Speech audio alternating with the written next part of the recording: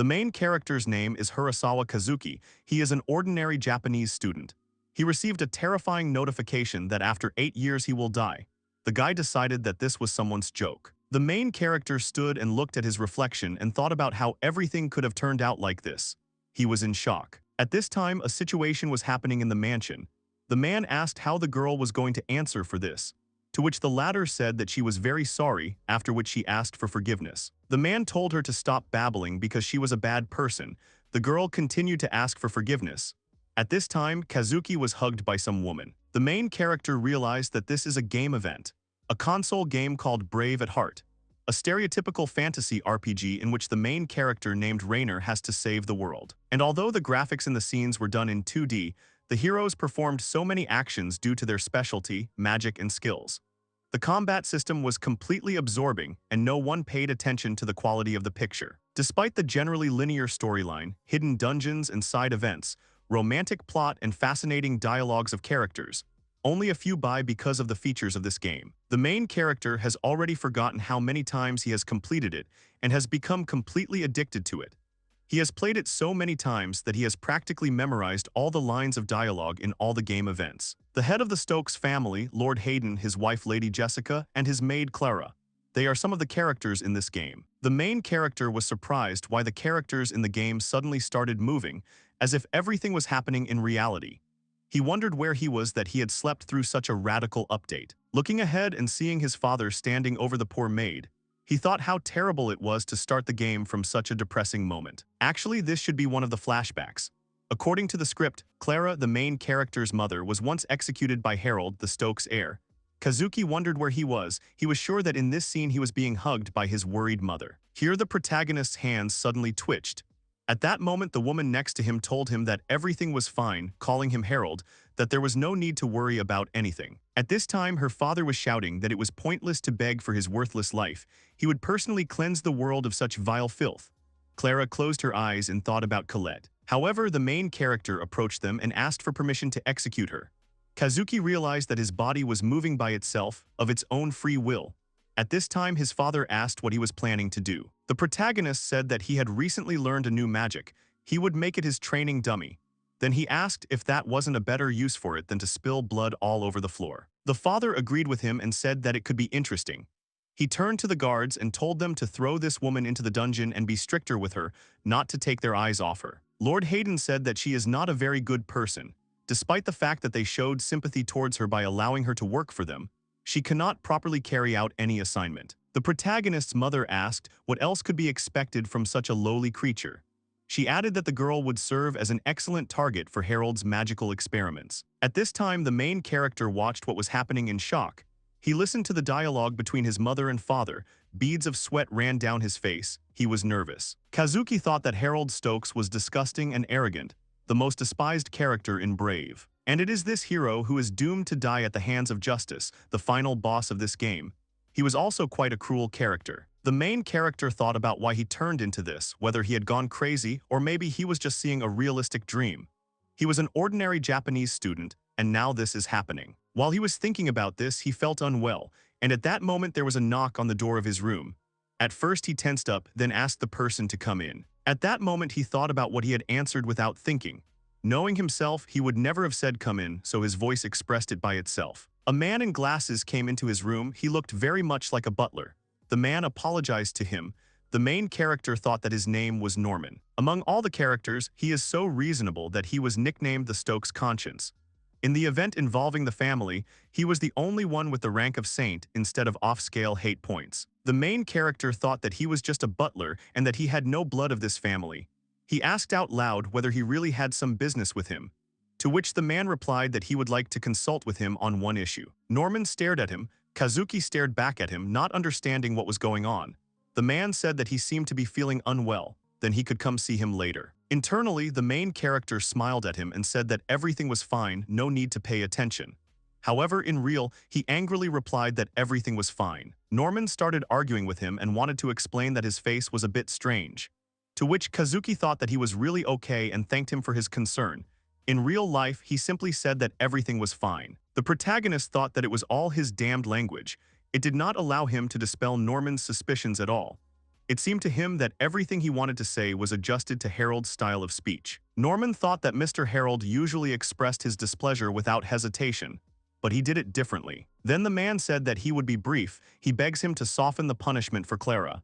Kazuki was shocked by his words. The main character remembered the maid and thought that right now the life or death of this woman was in Harold's hands. He thought that his mouth had simply read the script back then, but he had no intention of following it. The protagonist completely forgot about it in the shock of turning into Harold. He had to do everything to save her. Then he wondered if this was really normal. He also remembered Clara's daughter, Colette. He wondered what would happen after Clara was burned by Harold's magic. The orphan girl will be thrown out of the estate, desperate and exhausted. She will be taken in by the family of the main character, Rainer. If he saves Clara now, the heroes will never meet, and it will be a completely different story. However, if we follow the principle of inevitability, the heroes will still find each other no matter what.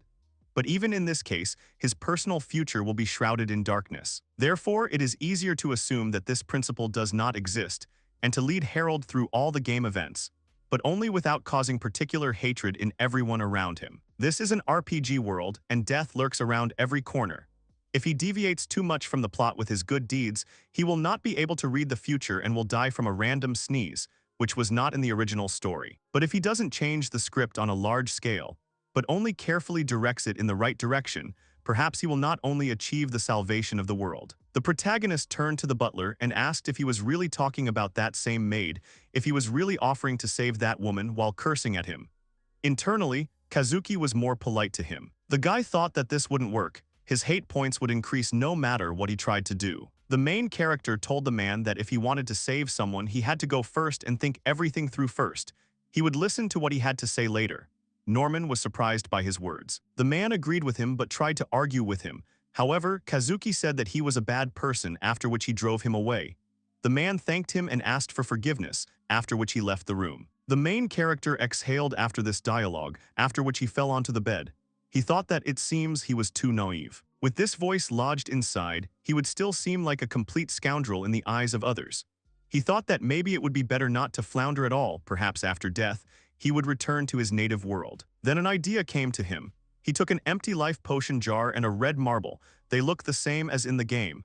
He also took a book of magic recipes and thought that it was written in Japanese. It was convenient. Kazuki thought that the best thing he could do was to follow the script until he figured out how to get out of this whole situation, but not to commit the bad deeds that Harold had committed if possible. However, the main character wondered if this was the same world described in Brave. Perhaps it was some other one, just very similar. Before doing anything, he needs to check his knowledge of the original story. He thinks that he won't get any other information in this room. He needs to get himself some good trump cards so that death will finally leave him alone. The main character went outside and reached the dungeon. He asked the guards how many people were inside, to which the guy replied that there should only be one for now. Kazuki turned to the guard and told him to stay there and make sure no one came in.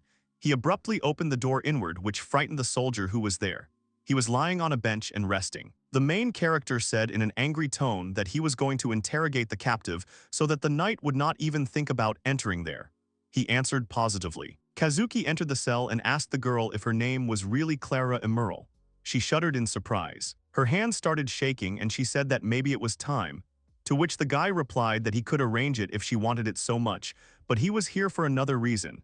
He asked her to answer his questions as truthfully as possible. The main character asked her if she had a family, to which she replied that she had only one daughter. Then he asked her what her name was.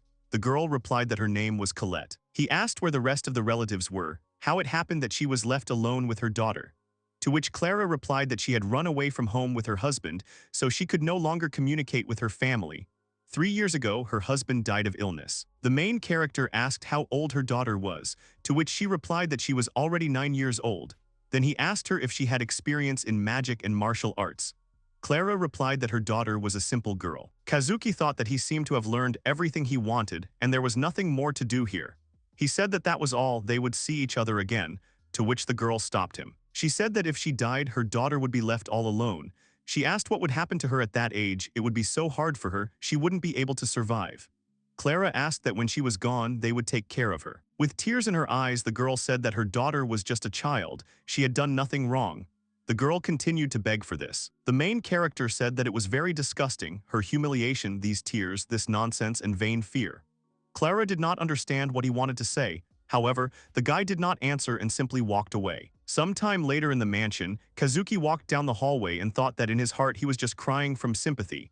But despite this, these were the best words of comfort that he could find for her with his bad voice. At that moment, Norman called out to him, holding various scrolls and papers in his hands. The protagonist asked what it was. They went into the room. The man put all this on the table and said that this was a map of the family's holdings. It depicted cities, villages on their territory and in the surrounding areas. The main character said that this thing is useful, after which he asked how he was going to save this maid. To which Norman said that it was hard for him to say such a thing, but maybe it would be better for her to leave the Stokes' possessions. To which Kazuki asked why it was hard to speak. Then he realized that as a future feudal lord he had to worry about his population not running away, catch them, hang them along the roads. But a single maid could be neglected. Norman was surprised by his words. The main character said that with Clara these taxes are like milk from a goat. Let her get lost in all four directions, his eyes would never see her. Then Kazuki asked where the man was going to evict her, to which the man pointed to a place on the map. It turned out to be the village of Bluch. The guy thought that this was such a coincidence, right where Rainer and his family lived. The main character thought that there was no doubt that after this the heroes would definitely meet. Kazuki also thought about how they would live in different families, and whether they would become as close as they did in the original story. He wondered out loud whether it was even possible to freely cross the boundaries of feudal domains, to which Norman replied that there were no special rules, unless he was a merchant or a nobleman, of course. But it would be hard for Clara to survive if she were sent to a foreign country without anything. At least some minimum was needed for the first time. Kazuki thought about the expenses ahead, and considering her daughter, there was also a carriage.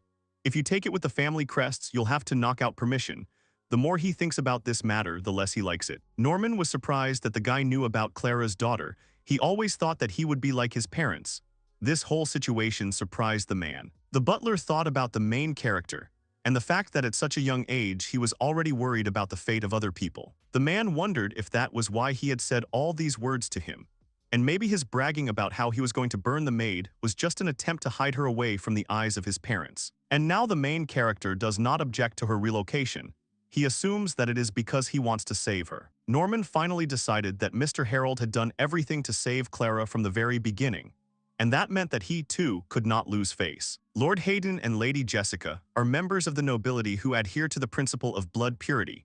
They look down on all nobles whose pedigree they doubt, and do not consider common people to be human at all. Norman said that it would be better to send them to a neighboring city. It would be easier to find work there, especially during the harvest festival. To which Kazuki said that the cost of living there is even higher than here. After the festival, they will be in a bad way. The man, looking at the main character, thought that if everything was so, this boy could become a real ray of hope for all the inhabitants of the Stokes estate. A new day had dawned. The protagonist walked away from the estate into the forest. He coughed, after which he spoke of the raging flames rising and turning evil into ashes. A pillar of fire appeared in front of him.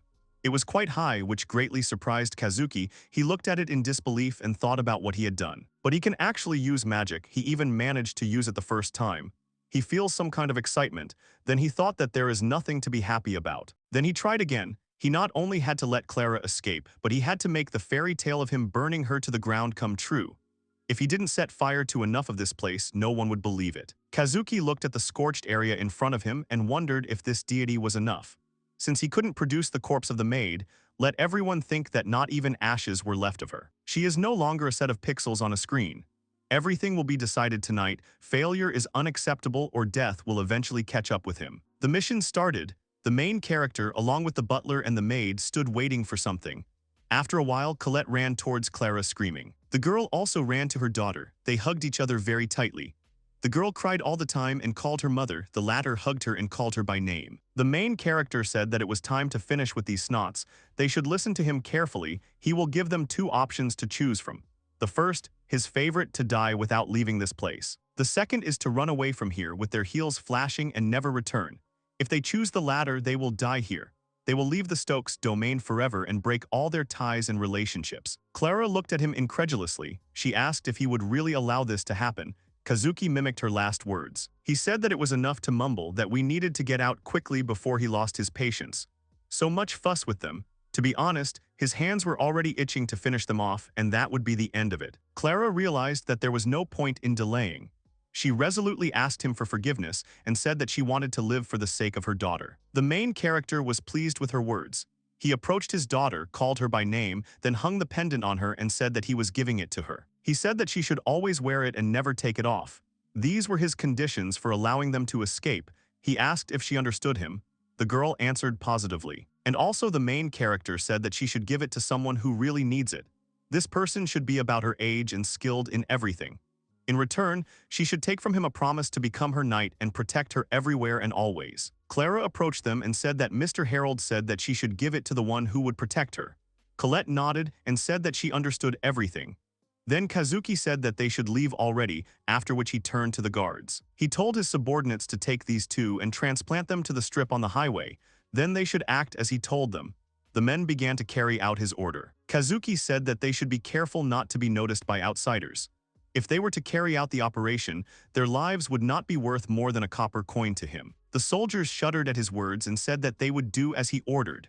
Clara bowed to him together with her daughter and said that she thanked him very much. After which they all mounted their horses and rode away. Norman turned to the main character and said that it was getting cold and that it was time for them to go too. However, the guy did not react to his words in any way. After some time, the main character turned to the man and told him to go first.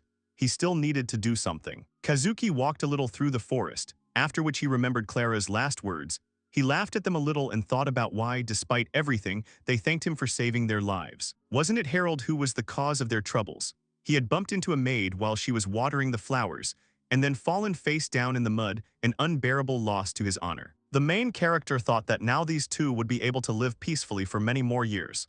But now he needs to do something. The butler listened to his words and wandered towards the house. He thought that for some reason Mr. Harold was very upset. The man wondered if it was worth it to make him alone right now.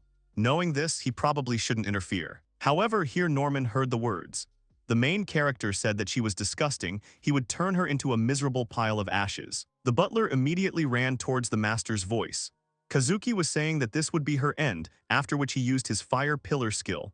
The man was watching what was happening at that time, after which he called him by name. At that moment, the main character was thinking that he was mindlessly reciting a memorized text again. It was as if he was adopting the behavior of his character. It was good that he had thought to send the butler away just in case. The contemptuous laughter and loud conversation with the absent Clara, if someone had overheard him, in his eyes he would have looked like a complete madman. Then the main character saw that Norman was standing and looking at him. He was thinking about why he was still here.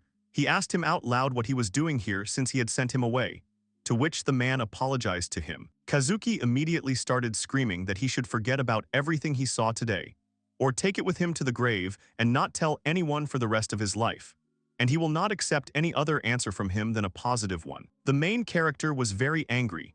The man realized that he was not worth arguing with, so he answered positively. He thought about why the guy was trying to hide his weakness. Norman wondered if he had always fought this battle alone.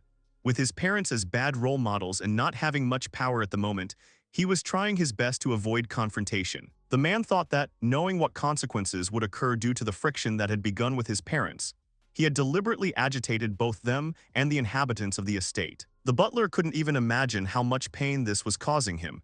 He couldn't even open up to anyone. Norman thought about why, over all these 10 years, he had never thought to get closer to this boy and had not even noticed his feelings. Thinking that one cannot simply regret, he has no other choice but to atone for these 10 years of inaction as best he can, until the heart of this innocent boy stops beating, under the weight of the evil surrounding him. At this time, Clara was on the road with her daughter and the soldiers.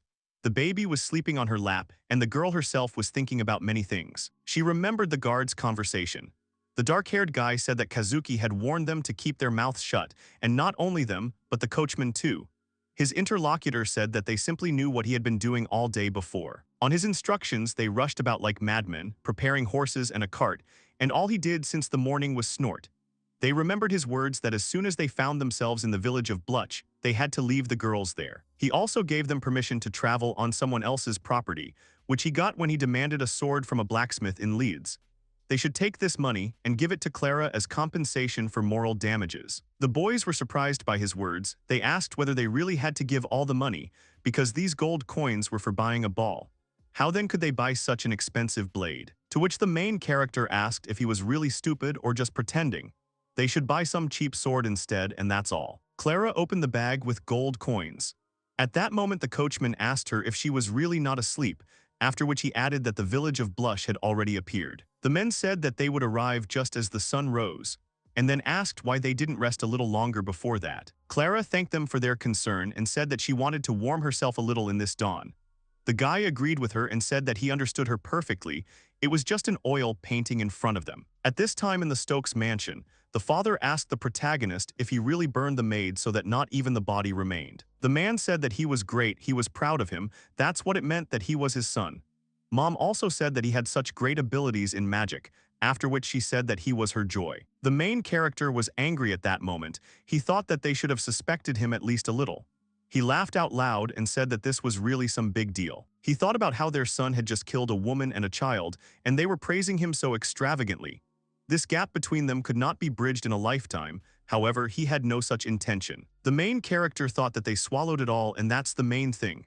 We should be glad that the rescue plan went well. At that moment the door to his room opened, there was a young guy there. He greeted Kazuki. The stranger asked what he was up to again, to which the latter replied that it was nothing to do with him.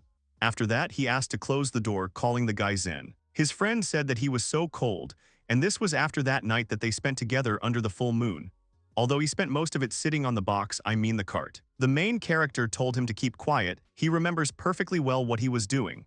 But Zen should forget about it unless, of course, he wants to become food for the monster fish. His friend agreed with him, calling him cute. The latter thought that he should give him a break. Zen thought that today he was no longer driving him away, that was good. Zen thought about who he was and who the main character was, but it seemed that the latter didn't care about the difference in status. He meant that today he even spoke to him, remembered his name. However, the main character didn't care about the guy's presence in his room. He was deep in his thoughts, thinking about the effectiveness of his actions. Zen looked at him and smiled. I looked into his notes and asked him what the carriers, Bruns and Groots meant, and whether he had really decided to do some gardening.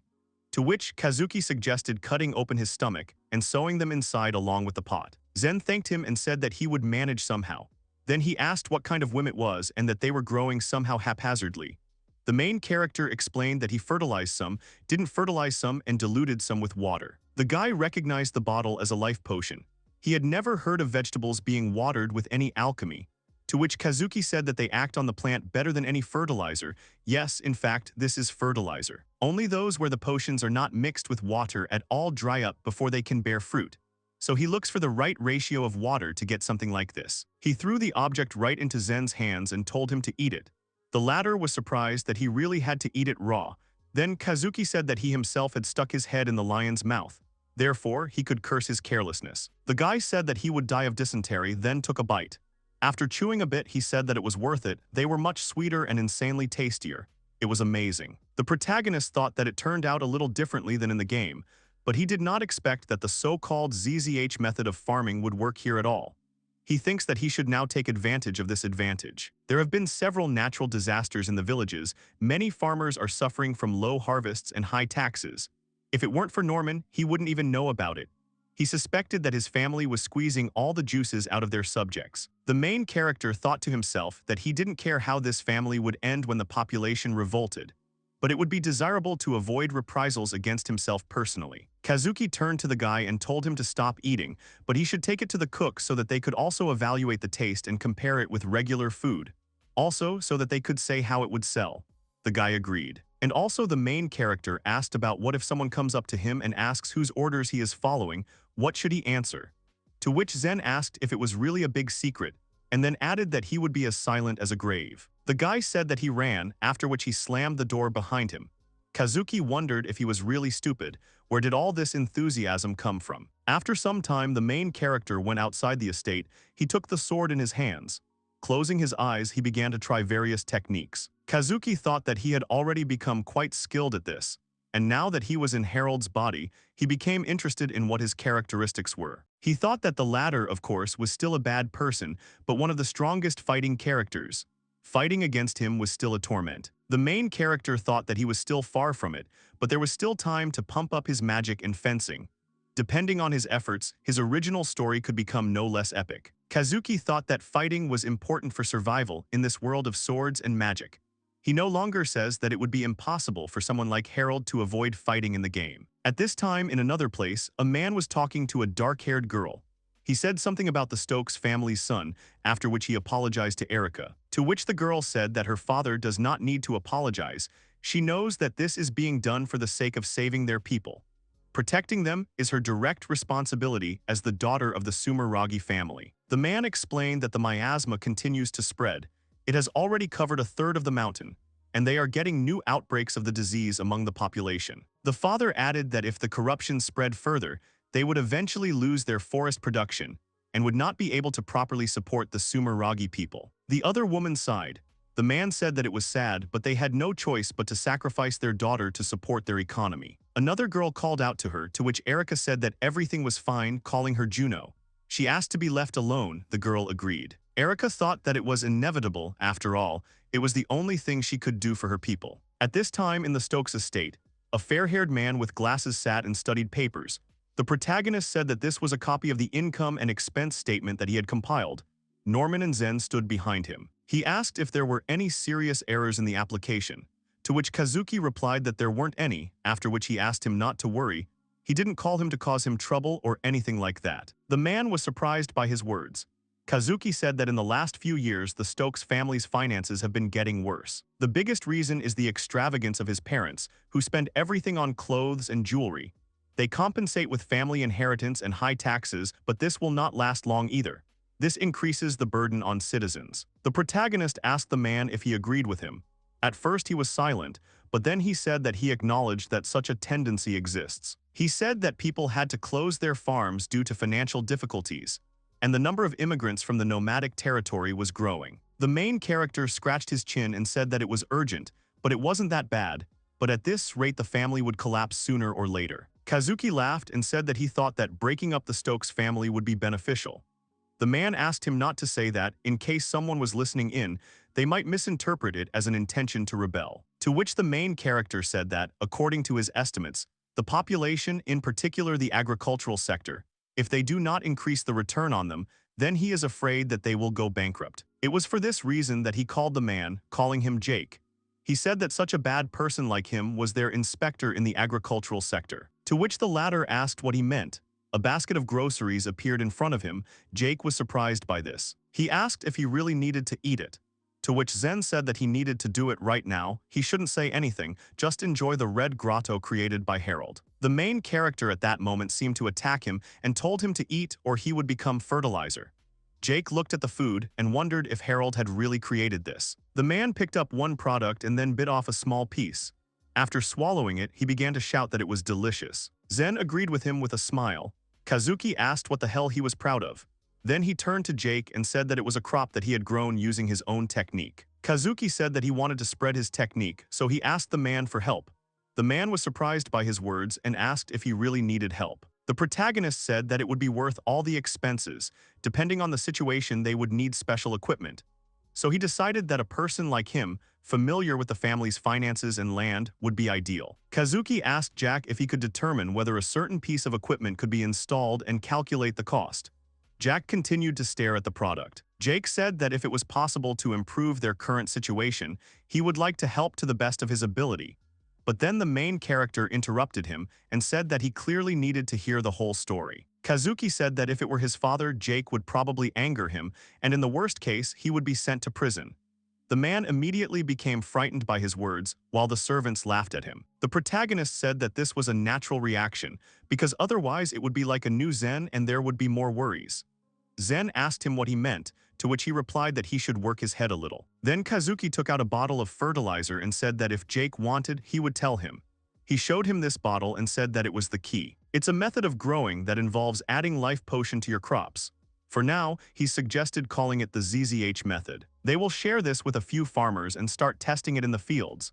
The biggest reason for them to follow this system is to reduce any financial risk. Small if luck turns out to be fatal, they will help farmers who cannot allocate more land for the ZZ farming method. And even if the method is successful, they will try to limit the spread of economic inequality between farmers as much as possible.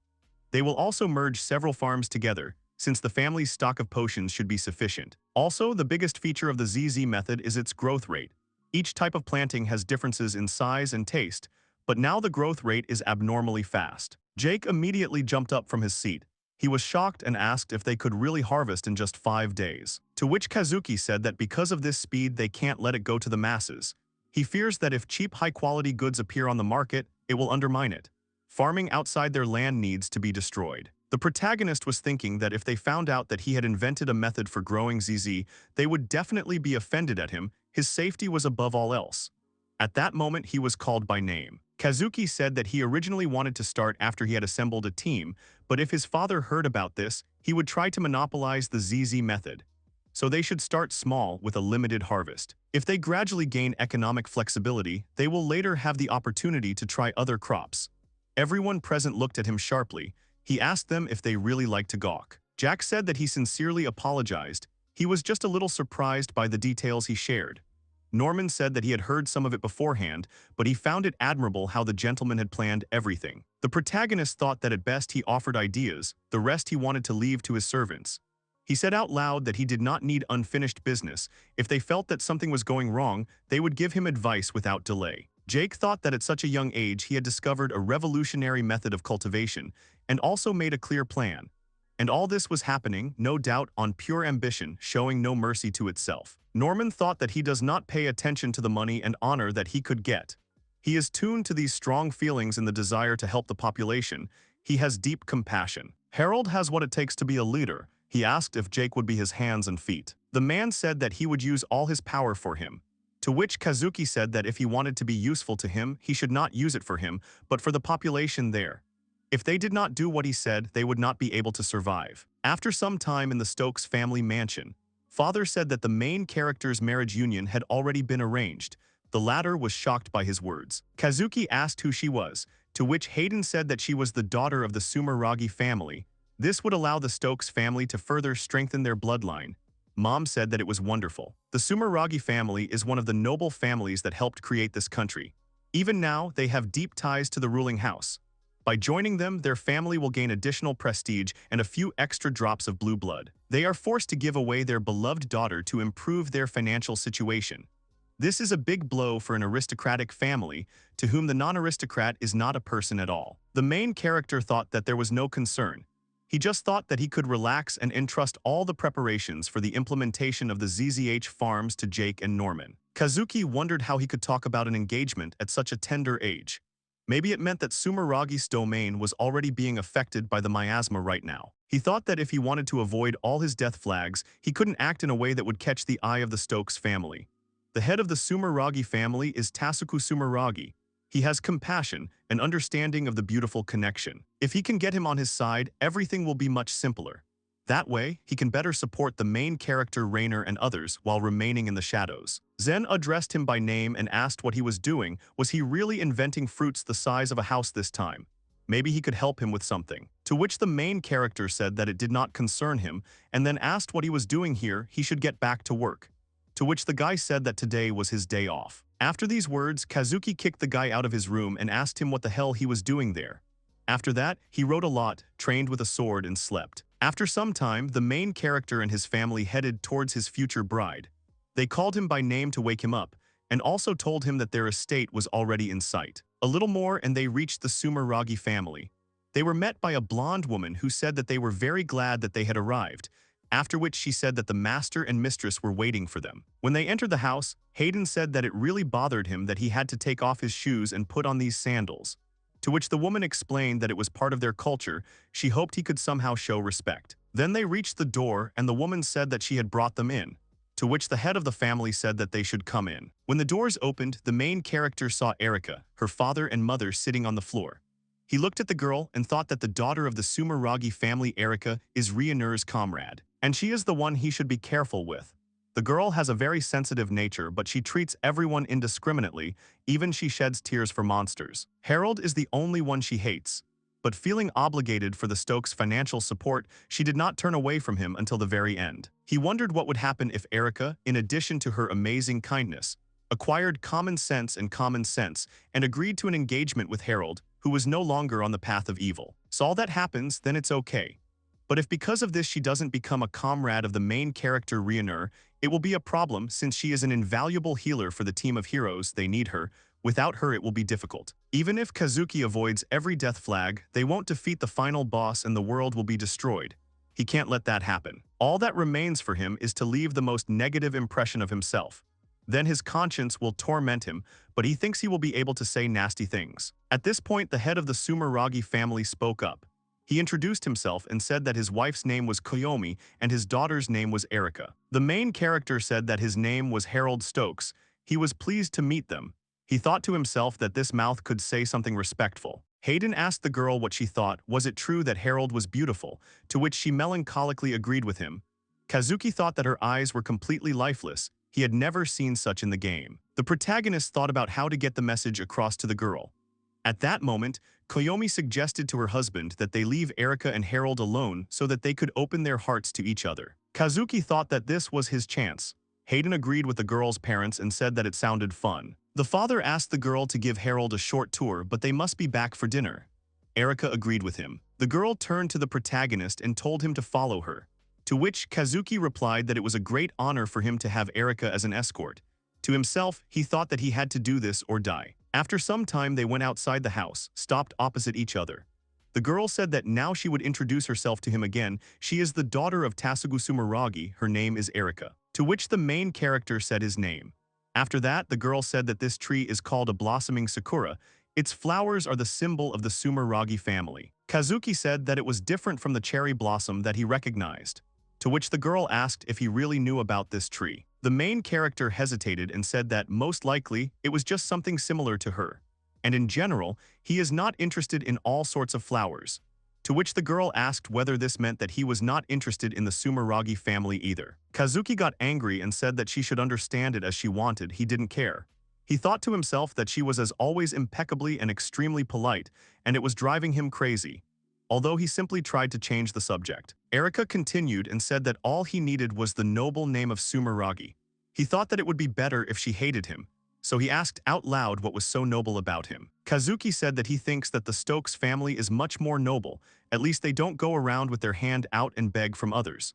Erika immediately got angry at him for these words. She asked about what he just said. The protagonist thought to himself that this was already like a blood insult. This could interfere with his original plans. Kazuki took an envelope out of his pocket and handed it to the girl. She asked what it was.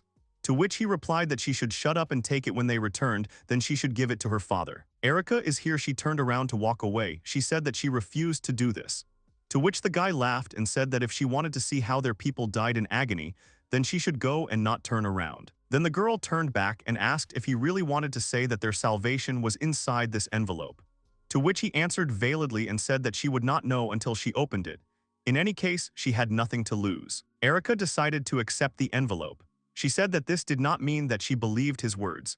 To which he replied that there was no need to believe words, she had to believe what she saw with her own eyes. The main character returned home. Norman greeted him and said that he was probably very tired from the road, he should rest and gain strength.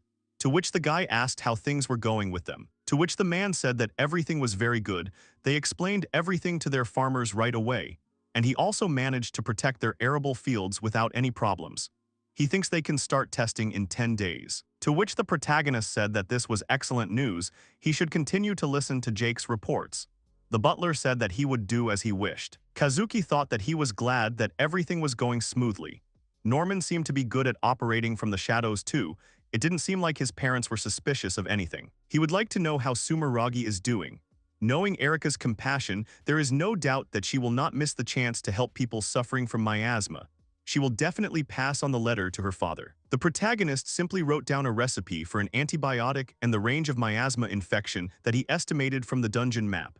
This will not solve the problem itself, but this will prompt Erika to eventually join the team of heroes to work together to figure things out. He doesn't know if Tasuku will believe some absurd letter written by a 10-year-old boy or if he will make the medicine.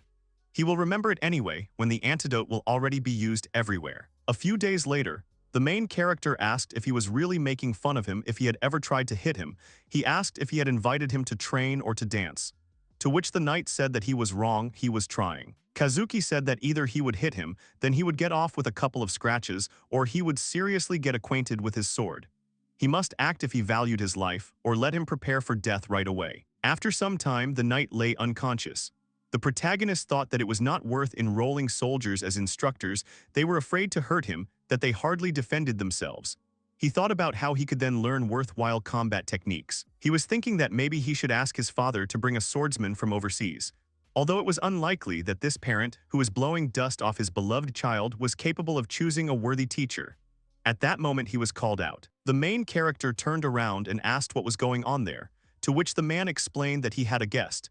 Kazuki wondered who had been brought to him. Did he really have any friends? When the protagonist approached the gate, he saw a girl standing under an umbrella.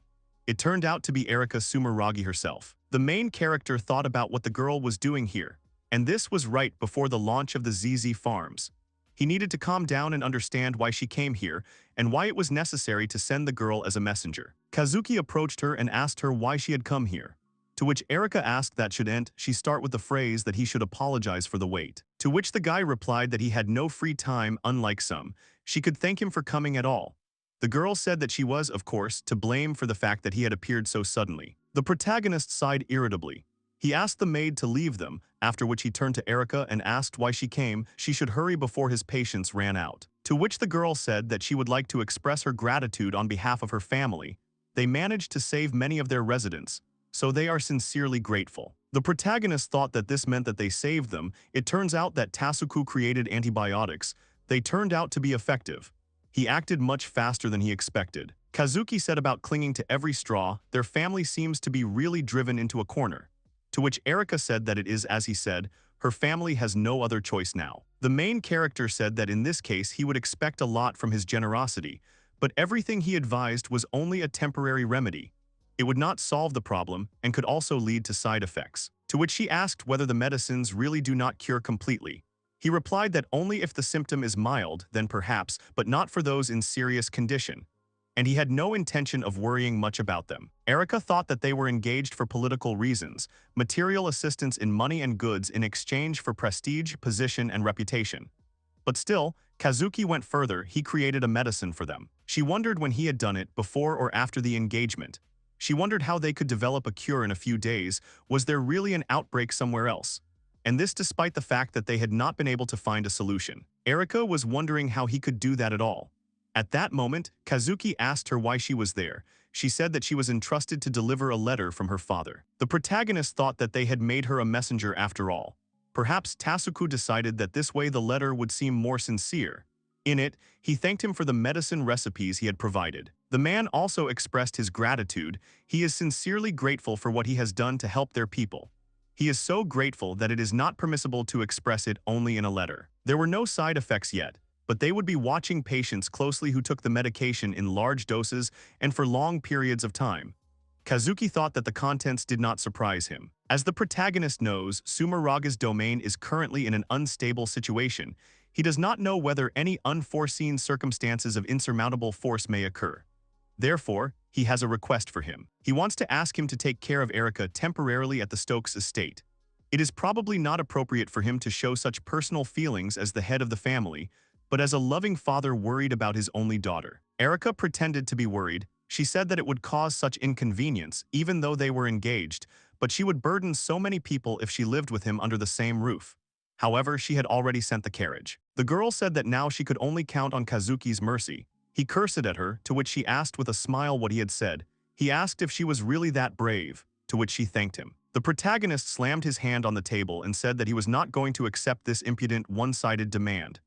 Erika said that he was so cold, he had saved so many people, but he could not show even a bit of kindness to his fiancée. To which Kazuki said that it was because he expected a lot in exchange for his generosity.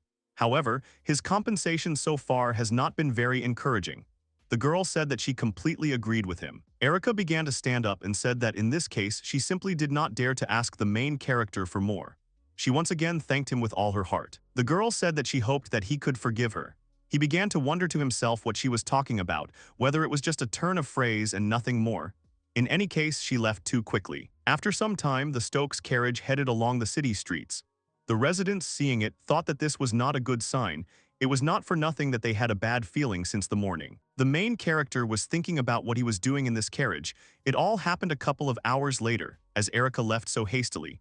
Hayden informed him that from today the girl would live in the house. Kazuki said that he was not going to live with anyone, it all smelled very suspicious. To which his father said that he should not be so modest, their families officially approved of their relationship, so he should act. Hayden said that she should arrive at the eastern gate of their estate, so he should take a carriage and meet her personally. The main character thought that a one-way trip would take a week. It is clear that she planned it in advance and even foresaw his refusal. And his father, like a stupid person, swallowed it. Kazuki thought that Erika had come here to spy, and then he broke away. However, he wondered what other intentions he might have. What's worse is that this development never happened in the original story, all because of this letter. Basically, he's reaping what he sowed. After some time, Erika appeared in front of him. She said that it was a great honor for her to be met personally by Harold himself. At the same time, another girl was standing next to her. Kazuki was surprised by this. The girl said that her companion Juno had come with her. She had been taking care of her since childhood and had never left her. The new girl said hello and said that she was pleased to meet him. Erika had told her a lot about him. The main character wondered who this girl was. He had enough problems with just Erika. He wondered if it was someone from the Sumeragi family, although he couldn't remember. He thought about how this was a new event with Erika and an unfamiliar character to boot. He needed to stay as far away from them as possible, otherwise he wouldn't notice when he got to the death flag. He said that he didn't have time to they care. The main character said that they could stay, but they shouldn't get in his way. The girls agreed with him with a smile. He thought to himself that if they understood everything, then why shouldn't they go back home? At that moment, Hayden came out to them, introduced Erika to the others and said that she was the fiancée of the Stokes heir, and also with her was her companion Juno.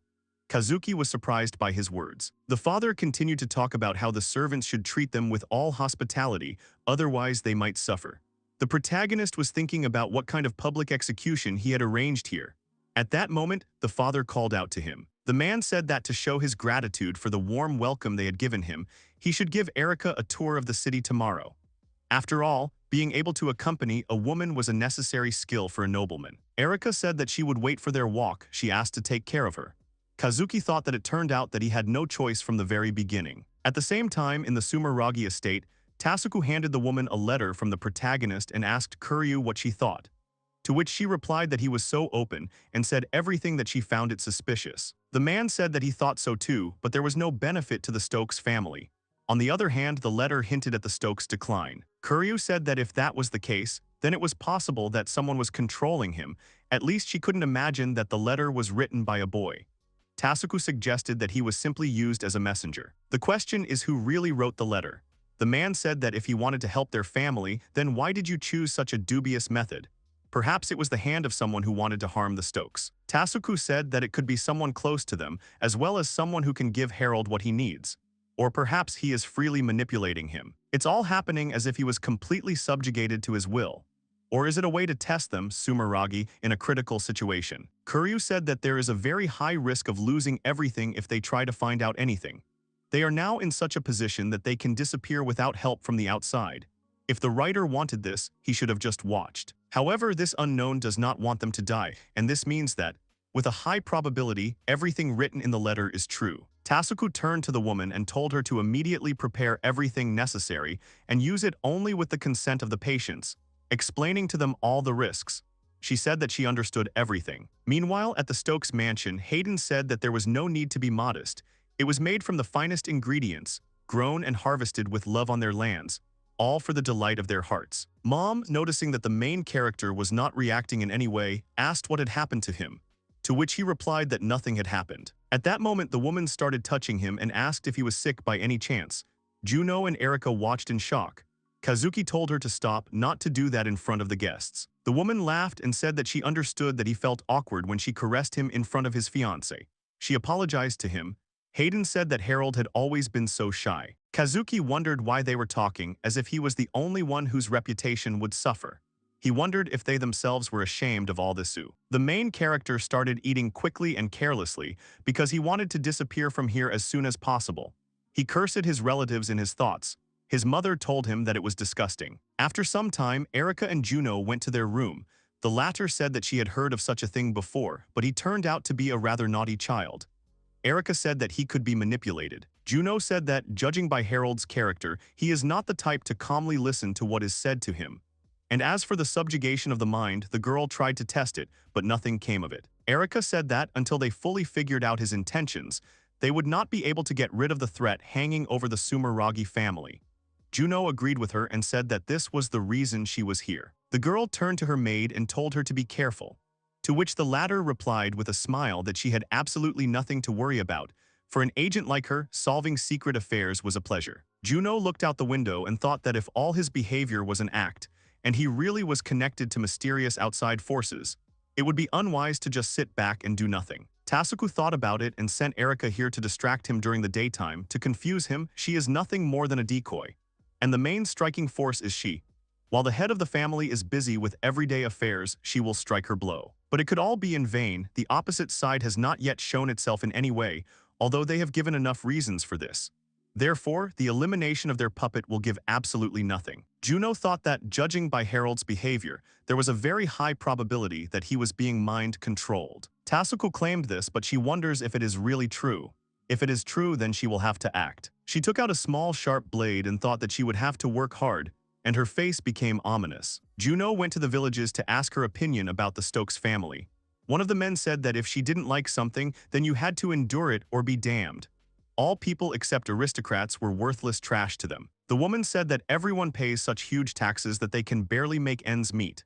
The young guy said that the Stokes are crazy about weapons. They have a huge army. They can't rebel because they will simply be killed. Juno realized what the queen's situation was like here. She asked one of the guys, to which he apologized and said that he couldn't talk about it. To which she replied that she just wanted to know what the city was talking about, nothing more. This guy hinted that recently their son Harold, but he immediately explained that if anything he didn't say anything to this girl. After which he whispered this information in her ear. Juno said that this couldn't be, that it was some kind of mistake. The guy explained that he himself hadn't seen it, but he'd heard it from a neighbor who worked near the mansion. If we're talking about Harold, then the rumor was probably understated rather than exaggerated. At this time, the main character and Erica were walking along the streets of the city. People, having just touched them from afar, immediately ran into their houses, after which they slammed their doors. Kazuki looked around and wondered where all those merchants had gone. The girl next to him just walked silently. The main character knows nothing about the city, it hardly appeared in the game and there were no maps of it. He had to ask his subordinates. Then he saw the merchants and called out to him. The latter greeted him. Kazuki told the man to give him everything valuable he had. He would get the money later. The merchant said that he understood them, after which, he told them to take the goods. Erica was clearly uncomfortable, her hands were shaking. She thanked him for the gift. The protagonist thought that he simply had a good reputation. Everyone was amazed by his kindness. Kazuki thought that when he spread the rumor about Clara's murder, he never thought about what it would ultimately lead to. He wondered if this was what the soldier had said, or if some careless servant had let it slip. Clara and Colette's safety was his top priority, so that their parents wouldn't start looking for them with torches and dogs. The main character turned to Erica and said that he had enough and was not coming back. The girl agreed with him. Juno was watching them at that moment. After some time, Kazuki returned to the estate and met with Norman and Jake. He asked about how their plants were growing, to which the latter replied that everything was growing well, the harvest was planned as they thought. The main character said that he wanted to expand production, to which Jake said that they did not have enough workers. Norman added that if farmers were not controlled, they would grow so much that they would collapse prices on the market. Kazuki asked decisively that they really couldn't bother anyone else. Why was there such a gigantic staff of servants in this mansion anyway? Norman thought about it and said that the situation was complicated. Ario and Moxon could be transferred as guards. They were on the hook for their participation in a well-known case. To which the main character said that this really meant tearing off the assignment of service and sending to the village. This is completely impossible. He suggested that he could hire some strangers whom no one knows. Norman asked if he was really suggesting taking in strangers. To which Kazuki said that he would ask his father. The main thing was to somehow enslave them so that they wouldn't run away. Jake said that with his permission he would finish the report. To which the main character asked him again. The man added that it concerned the soil. He said that no effect of the use of ZZ was observed on the depleted soil. In total, 7 harvests were taken with a rich red, 6 with an oversaturated color, and 11 with a blue color. The man also said that the chefs constantly taste them, and so far no one has noticed a difference. The protagonist said that this was good news, but it was not enough to say that there were no problems. He asked him to continue to observe and report on everything until they were ready for the next step. At this time, Erica was sitting in her room. Juno asked her if they had already returned. It was fast. The girl said that she had heard that Stokes had low public support, but she did not think it was that bad. She also recalled the behavior of the service yesterday. She thought about how sad it was, why she got such a man as a groom. Juno said that such hatred is not for their nobility as far as she found out. Erica said that in such a situation it would be stupid not to try to find out everything. To which her interlocutor said that here the thing is, it is worth shaking the first 10 skeletons in the closet, as another 20 come pouring out. Juno also added that among them there are such skeletons that even skeletons as such are not left. She does not even know how to tell her such a thing. The girl said that quite recently, Mr. Harold had a servant, whom he burned with his magic along with her entire family. A woman named Clara and her daughter Koritsudo, 9 years old, were killed. Erica said how this is possible. Why does she believe this ridiculous rumor? It's all untrue. To which Juno said that it was not impossible. That was all they were talking about in the city and outside the city, and the servants almost swear by it too. It didn't look like a groundless rumor at all. Erica began to tremble with fear. The girl thought that the main character talks dirty, looks tall and has a warning, but he gave them hope and saved the people of Sumeragi. So she thought that he was a different person, not like his parents. She really thought so. Juno said that she would not take her eyes off him, but Erica should also try not to be alone with him. It was scary to imagine what else could happen. Erica, trembling with fear, said that she understood everything. Her servant came up to her, began to stroke her, and then told her not to worry as she would protect her. Juno continued to stroke Erica and say that everything would be fine. The girl was very scared. At that moment, the main character was sitting with his servants and saying that there should be no problems. The maids were discussing among themselves that Mrs. Sumeragi doesn't even leave her room after a walk. It's been 2 weeks already, they're so worried about her. Erica herself was sitting in the room and looking out the window. The protagonist went outside the estate again to practice with the sword. He thought that it would be better to do it here than where he allegedly burned Clara. There would be fewer curious eyes. Kazuki smirked and thought that he could give it his all here. He then raised his sword, which was already emitting strong energy. He swung his sword and used his 1,000 thunder and lightning skill. He slashed the sword into the ground, and a huge energy strike appeared. The protagonist thought that this was no longer the same mosquito squeak, but it was still not enough for him. He sighed tiredly. He told himself that if he were to match his strength in the game, he would be able to do everything much better. At this time, Juno was behind the tree. She was watching the main character. The girl said that it couldn't be what she just saw. Kazuki swings a sword as big as himself, like it weighs nothing, with the speed of a swordsman. And he can use magic too. No wonder he keeps it a secret. She doesn't know if he's a threat to them, but she won't know until she talks to him. Only now she's in trouble. What if she says something he doesn't like? Does she have a chance to stay alive after that? At least she can disappear into the shadows at any moment. If something goes wrong, she will disappear before his eyes. However, at that moment she heard a strange sound. Peering out from behind the tree a little, she saw that a sword had flown into its trunk. Her body began to tremble. The main character asked about the bad person there. He told her to stop rustling in the bushes and get out. Juno thought that she was finished. The girl thought about what she should do. Maybe she should try to escape. However, she dismissed these thoughts since she would not be able to do it. Kazuki has seen all her secret movements from the very beginning. He is only 10 years old, but he already has such talents that he can easily detect her. The main character at that moment was worried and thought that his hand slipped. It was not on purpose. But he does not know who is there and why they are hiding. He came to a secluded place where there are no people, and as a result he ran into someone. Kazuki saw that this person was Juno. She apologized to him and said that it was her fault because she was following him. He thought to himself about what she was doing here. Was she really that interested in watching a child play with a sword? At least it didn't hurt her. He is glad that she was not hurt, but she must remain in sight so that he cannot hurt her. He said out loud that this was impudence. She should know her place. Next time he will not let her get away with it. Juno was happy with his words. She thought that everything would be over with her. But the main character decided to forgive her. Kazuki warned her that if she stumbled again, she would be in trouble. But there wouldn't be another time. The hint was clear as day. She couldn't even imagine that he would expose her so easily. It was good that the tree stood in the way of the sword.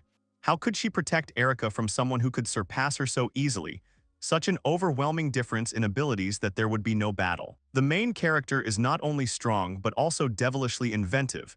She will not be able to compare with him. It is not humanly possible. It is a complete defeat. Kazuki asked her how Erica was doing, to which the girl replied that she was still not feeling well. She was very depressed because of the move and the unfamiliar surroundings. Then the main character asked if she was so homesick. Why don't they get out of here while it's still safe and sound? Juno said that he is so cold. Erika is his fiancée. What will he lose if he finds at least a little warmth in his heart? Kazuki said that she was naive since their relationship was doomed from the start, and he had no intention of tying himself to such a stupid relationship. He thought to himself that his tongue was a cursed artifact. Juno asked him what he wanted to say. It dawned on the protagonist that he seemed to have said too much. He cursed. Kazuki thought about how he couldn't let anyone know that he was going to break off the engagement. He said out loud that he didn't have to explain anything to her, and then turned around to leave. He wondered if Erika had gotten sick. He didn't remember her getting sick in the original story. There was no such parameter as illness there. At this time, Erika was still in her room. The window was open. She leaned out to look at the sky. There was sadness in her eyes. When the main character reached the estate, he suddenly remembered that he had lost his sword in the forest. There was panic on his face. He thought that he shouldn't throw weapons around like that because they cost a fortune.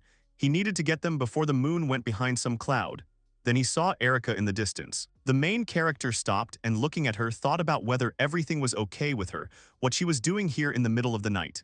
The girl, hearing the noise, turned around sharply. Kazuki thought that she was sick. He didn't think it was a good idea to breathe the cool night air in her condition. He didn't know what to do. He couldn't help her in any way, only if he took her to her room. The main character asked her what she was doing here at such a time. She was sick. Only someone like her could walk here at night, although she herself could not stand on her feet. It would be better if she returned to the room. He thought that he had insulted her in vain. However, Erika did not react to his words. Then Kazuki asked her if she had really taken water into her mouth, after which he told her to answer when she was spoken to. He thought to himself that at that age, when you encounter a bully who insults you endlessly, you can lose your gift out of surprise. It would be better for him to call one of the servants to see her out. Erika still didn't answer. Then Kazuki said that if her condition worsened, then she should blame herself. He didn't care at all, to which the girl asked him to wait. It was obvious that she was worried. She said that she wanted to ask him something, to which the main character asked what she was mumbling. Erika said that she had heard outrageous rumors that he had burned one of his maids alive. She asked if it was true. Kazuki understood why she was so worried. Since no one was making a big secret out of it, it was even interesting when the rumors would reach her. Perhaps he should clear up the misunderstanding. The main character said that it was not true. The girl immediately became happy and asked if it was really not true. Kazuki said with a grin that he burned not only the maid, but also her daughter, since she was interested in the exact number of people he killed. Erika asked him how he could, why he did it, to which the main character said that some reason was really needed. They themselves asked for it by their existence. For him, all these people are just talking animals. He kills if he wants or doesn't if he wants, exclusively at his own whim and desire. Erika asked him to stop. Kazuki said that now none of them would be lonely, so let them say thank you for killing them both. In the end, they are just lower creatures. They are only needed for him to eat them for breakfast, lunch, and dinner. Erika was very angry at his words. She raised her hand and hit him hard on the cheek. Fire and resentment burned in her eyes. Tears appeared in her eyes, and the girl shouted that there was no one worse than the main character. To which Kazuki asked what the big deal was. Erika said that she had nothing more to talk about with him, to which he said that this was wonderful news. The girl said that she was asking for forgiveness, after which she turned around and headed towards the house. After some time, the main character also returned home. He was standing at his door when Zen called out to him and greeted him. The guy asked Kazuki if he really went to practice today. He was there some time ago and now he came to play a little. Then he asked him what happened. Zen asked if something serious had happened. Maybe he could help with something. To which the main character said that he was tired, so that he wouldn't bother him. He left and closed the door from the other side. His friend immediately asked how this was possible. He was not a magician, he couldn't do it. Then Kazuki pushed him out of the room from behind. After that, he abruptly slammed the door behind him. Zen, looking at this, said that now everything was clear to him. At that moment, the main character sat down on the floor, leaning his back against the door, and thought that thinking about this as a reward was somehow not working. Kazuki remembered Erika's anger and tears and thought that those were indeed harsh words. He said them to make her leave him alone, but they were too much for her that she couldn't stand it. The main character thought that he should not flinch. If he does not get used to at least this, then it will be simply impossible to endure what awaits him in the future. The sun shines through the window. The protagonist's eyes widen. Harold looks at his watch and sighs. The boy thinks that he has overslept because it seems like it is already noon. He shakes his head and sighs.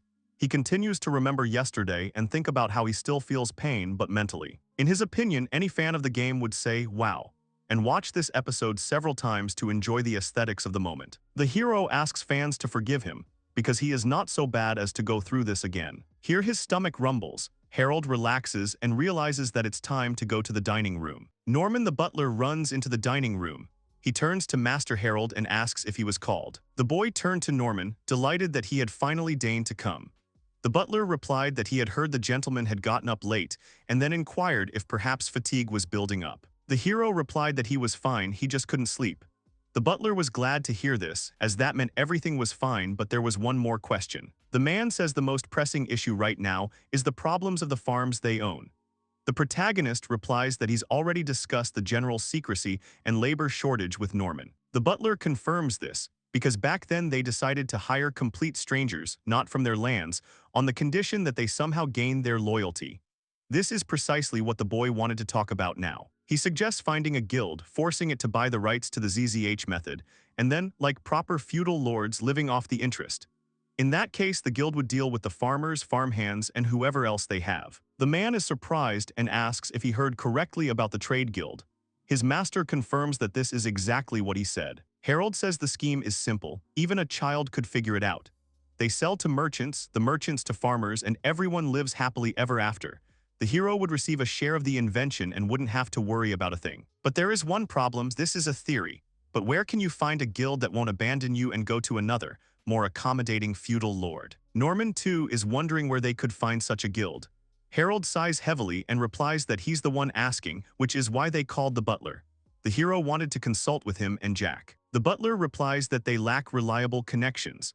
They have a certain amount of authority, of course, but it's still not enough to intimidate the major guilds, and any small fry won't be able to handle the task entrusted to them. The hero says that his parents probably have connections and more authority, but he cannot let them in on the secrets of the healthy lifestyle method. The man starts to smile and says that, nevertheless, he thinks Mr. Harold's idea was brilliant.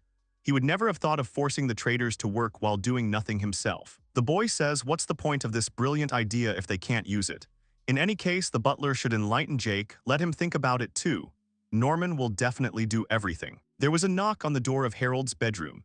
Zen approached it from the other side and started calling for Master Harold. The boy asked again if the hero was there, and then promised to come in whether Master wanted him or not. Zen doesn't hear anything in response.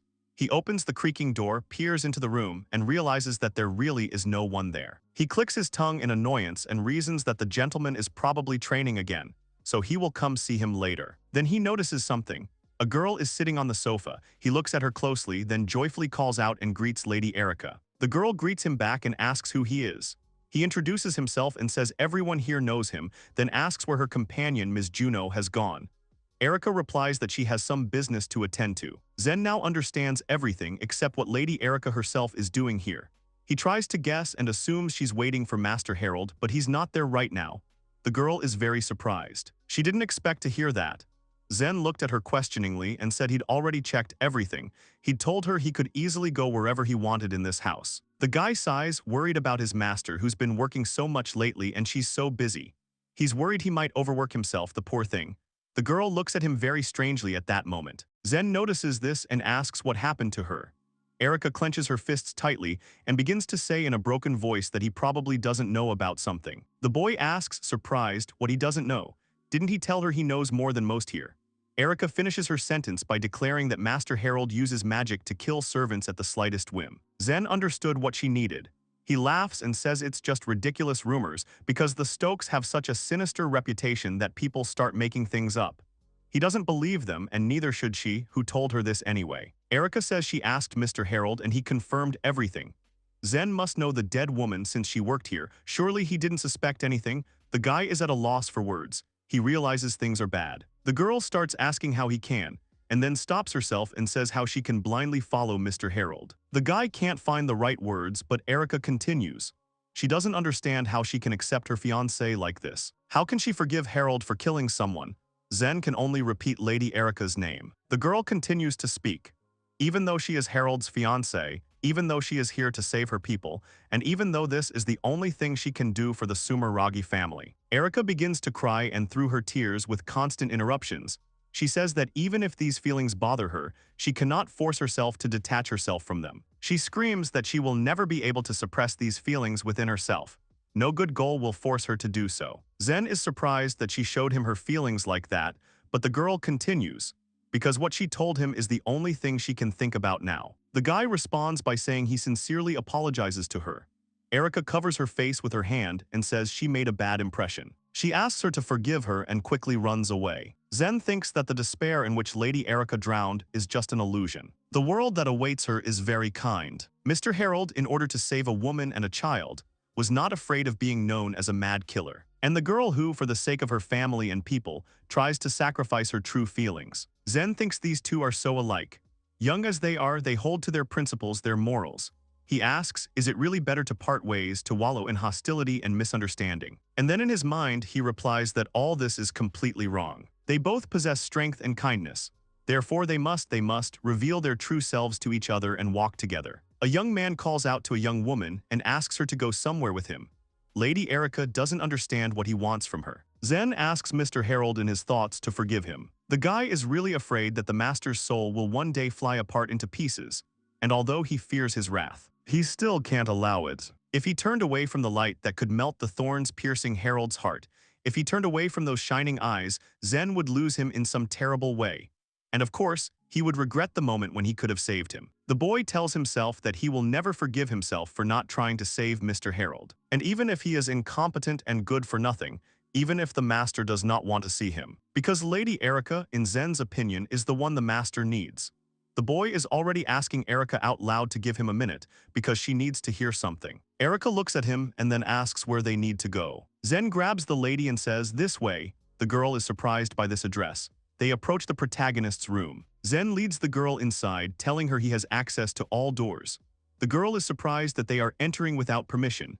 She asks why Zen-san brought her here. The guy asks her to be quieter. It seems that Mr. Harold is approaching. The girl ponders her words. Then she asks again in surprise if she heard correctly. Erika continues to ask what Zen-san is doing. He continues to apologize and ask him to be quiet before Mr. Harold spots them. The door opens and the hero enters. Zen starts screaming. Harold tusks, he's very angry. Zen gets into a fighting stance and stutters as he tries to pronounce his master's name. The boy calls the guy a dog and asks what he's doing in his room. Zen explains that he knocked on the door, but no one answered, which was weird, so he came in. Harold scolds him because if no one answers, then no one is there. He's surprised that someone could be so stupid. Erika is in the closet, wondering how she ended up there.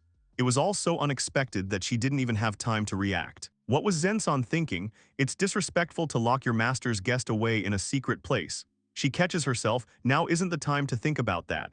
Zen continues asking where his master was. The guy says he's not here just for fun but to report. Harold asks for the report but quickly. Zen says it's hard for him to say, but it seems rumors about Clara are already spreading. It's all anyone talks about at the market. Merchants, townspeople, not to mention the prominent figures in the castle. These people begged him, threatened him, but he said nothing. He says he's the dumbest of all the dumb, but something needs to be done before the master's reputation is completely ruined. Zen has heard that these people are dreaming up all sorts of nasty things. Harold says he was just curious what the boy thought about it, since you'd never get anything intelligent from such a useless chatterbox. Zen turns to the gentleman and tries to justify himself. The boy repeats his words. The hero says that maybe he suggests sending a herald and announcing to everyone that Clara and Colette have safely hid in the village of Bluch, and that everyone who wants to can go there. Erika was very surprised. Zen started waving his hands and denying it. He wasn't stupid enough to suggest such a thing. Harold advised him to stop thinking about useless things. If his parents somehow found out that they were alive, of course they would suspect him of it. He was not saying that they would be in danger again, so it was a fait accompli. Zen understands this, but he needs to tell at least Lady Erika. She's incredibly depressed by these rumors. Harold looks sternly at the guy and says he'll never tell. Zen is scared of this and Erika doesn't understand it either. The boy still doesn't understand why he can't tell. The hero repeats these words to himself. He can't tell her, he needs Erika to hate him, as in the original story, otherwise the death flag will be unavoidable. Zen's kindness is certainly helpful, but it could also lead to Harold's death. The hero needed to come up with a suitable excuse so he wouldn't even think of telling her. The boy said out loud that she started crying like a little girl. He doesn't know whether these were tears for him, for having killed someone, or tears of sympathy for the innocent victims, but it doesn't matter. In any case, these are tears for someone else. And he adds that after this, she can only be considered naive and stupid. Harold says she's too kind, but that's the kindness of the weak, the kindness of someone who can't do anything. He believes that if such a person were to walk arm in arm with him, they would only experience a lifetime of suffering. Zen asks understandingly if that's why they're keeping her at a distance. The master is worried about Lady Erica. The boy replies that it's not just for her sake, but for both of them, as if he could marry an annoying crybaby who howls at every little thing. The servant says that this means that the master has no intention of marrying the lady. Harold sarcastically remarks on his quick wit and asks what the engagement is all about, then begins to explain so even such a man can understand. He says it's simply an engagement, bought with money. Several years ago, due to miasma infecting the forests, the lands of Sumeragi rapidly fell into decline. He says that the disaster was unprecedented for the entire continent, that others were in no hurry to help them, adopting a wait-and-see attitude since they could have been dragged down as well. And only the Stokes, for the sake of a marriage coveted by the family tree, did not think about anything. The boy wonders if such a break in the engagement might be fatal for Sumeragi. Harold replies that if that's what bothers Zen, he's already taken measures. After all, the boy, when they were in Sumeraga's domain, asked Erica to deliver a letter for Tatsuki Sumeragi. The girl remembered this. Zen asked what letter. The hero answers affirmatively and asks what Zen is asking, but Zen asks again. In the letter, he described all the methods of protection against the miasma, although this is more of a prediction about the likely scale of the infection. He continues that if the area is only slightly polluted, they can restore forest production with the help of medicines. And besides, the hero wanted to offer them his healthy lifestyle method. True, the method had not yet been fully tested, so in the letter Harold wrote vaguely that he was going to share the technology, and also wrote that they were ready to break off the engagement. The hero is confident that with the medicine and the healthy lifestyle method, people are quite capable of surviving the era of upheaval. By that time, they will have restored the forest industry and will not need help, so even if the engagement is broken, they will not suffer. Erica cries silently. Harold asks if Zen understands. He says he does in general, but he can't understand the extent to which everything was planned, given both the cure and the letter. Harold is surprised the boy understood everything. Out loud, he chuckles. The hero says that since his interlocutor is so smart, he'd like to warn him about his unenviable future. Erica is surprised. Zen asks what he means. Harold promises to tell him, but he needs to come closer. He had already spoken of the Stokes' imminent collapse. It was time for the guy to find a richer owner before he turned into a beggarly vagabond. Zen is very surprised. Didn't they plan to prevent this with miracle farms? Harold replies that it's possible to delay, but something also needs to be done about the ruinous taxes and senseless spending. Why should he even think for everyone? Let them figure it out for themselves. The servant worries about what will happen to the people then. The hero doesn't know the answer. At least everything will be okay with Tatsuki Sumeragi. The girl continues to ponder this. Zen doesn't understand what this man has to do with it. The boy says he wrote a letter asking for refugees to be taken care of in the event of the Stokes family's downfall. After all, if these weaklings aren't taken care of, they'll starve to death. He needs it more than anyone, I suppose. Tatsuki might not fulfill the request, but he's been sold so many favors, so the hero believes in him. Harold glares at the guy and says that this is the backstory, but someone already knows too much, so how can they keep it all a secret? Zen is very scared. The guy says he understands everything and he's speechless to anyone, not a single living soul. The girl in the closet is silent. The hero asks the servant to leave before he changes his mind. Zen had actually been meaning to do just that, but there was a problem. He asks what the gentleman wants to do next. Harold gets angry because it's none of his business why he's bothering him. Zen tries to lure the gentleman away to a fencing match. Harold doesn't understand what the boy has to do with this. Zen, beaming, replies that fencing is his secret passion, and he dreams of witnessing the master's legendary skill and style. He asks to be taken along. He'll just stand and watch. Harold is very surprised. Here the boy asks to wait. The hero imagines a scale where fencing practice outweighs the idea of introducing the chatterbox to lightning. Harold says it's good there's a volunteer because they need to test the secret technique. Zen calls the gentleman by name, trying to get his attention. Then the guy asks why the hero needs two swords. It's a special fighting technique. He's not going to make the servant his sparring partner. The boy drags the guy and asks him not to twitch. They won't cut him, it's not interesting at all. He just needs to run as fast as possible if he doesn't want to die, because movement is life. Zen is frightened, wondering if the master has decided to turn him into a target. The hero asks the boy to shut up and stop screaming. The servant asks him to be gentle with him. The door rustles in the bedroom. Erica comes out of the closets. She walks down the corridor, recalling the hero's words about sending a herald to announce that Clara and Colette had safely escaped to the village of Boucher.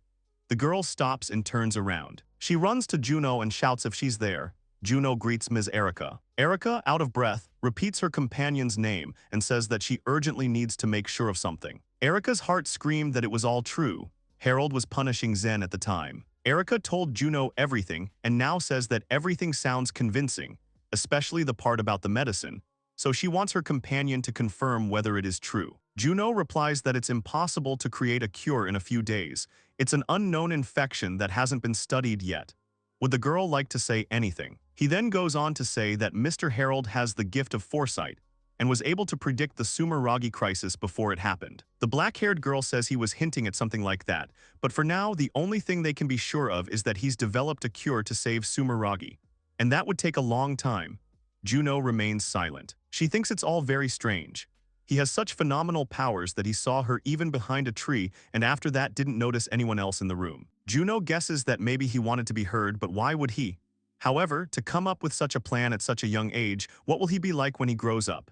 She's already shaking with excitement. The girl calls Harold her boy and thinks that, unfortunately, their romance is unlikely to happen, because enemies at that age who inspire boundless horror must remain children forever. The hero sighs and reasons that it's been 3 weeks since he was hit in the face and a month since the beginning of their visit, and somehow it's all suspicious. He's waiting for the girls to finally leave. Anyway, let them do what they want. He needs to find a guild he can milk later. His expression shows his preoccupation. There's a knock on the door asking if Master Harold is there. The boy silently says he's being interrupted, but out loud he asks to come in. The butler apologizes for the intrusion. The hero asks what he wanted. Norman announces that His Grace Lord Hayden urgently requires Harold's presence. The hero is greatly surprised. The Lord says that, as the boy probably knows, Lady Erica's health leaves much to be desired. So he heeded her persistent pleas and decided to let them go to the Sumeragi domain. The hero smiles and asks if this is really true. He's so sorry and so reluctant to part with her. But in his thoughts, he's more like seeing her off. The father replies that he won't have to part because he's going too. Harold is very surprised. The Lord continues that the boy will only stay for a short time. They need to strengthen their relationship. The hero struggles to find the right words and asks why he must go. The man says that Lady Erica is the most important pearl in the Sumeragi domain, and his son wants to get the pearl. He must be attentive to her and not forget that she is his future wife and the mother of his children. He must win her over and charm her. Harold gets angry when he hears the word charm, because the Lord simply wants to show everyone that marriage is a done deal. It couldn't be worse since he needs to stay away from her, and going to her lair would be like stepping on a landmine himself. Although this could be a great opportunity to spread the ZZ method, the hero will be able to negotiate with Sumeragi and sell them the technology on behalf of the Stokes, as he had planned after all the experiments. The timing isn't right now, but since he'll be visiting Tasuku Sumeragi, the boy understands that everything is decided. He's going. The meeting is paramount now. This is the best option. There won't be another one. He's betting on Tasuku agreeing. Out loud, he says he understands everything and will go prepare for the trip right now. Lord starts laughing. A cheerful dad means a happy family. The man says his son has everything under control. The way he looks at it, if they're so worried about her, it means their relationship has deepened. Harold mentally wishes he could get away, preferably forever. A mountainous area comes into view. It's the village of Blush. A man approaches. He greets a villager and asks if he can ask him something. The man says of course he can. The blonde guy says he's actually going to see a woman named Clara Emerald. The mysterious stranger is looking for Clara, and there's more to come. In the distance, a small house can be seen, surrounded by small hills. Next to it, a girl is hanging out laundry. She's humming something. Clara hangs out the last of the laundry, pleased that she seems to have finished with it. The woman walks toward the house with a basket, her hair blowing wildly in the wind. The woman thinks about how pleasant the breeze is. Then she falls silent, and then remembers that 5 months have passed since then, and she still feels like she's in a dream. That day, she was supposed to be executed by the feudal lord and would have left this world forever.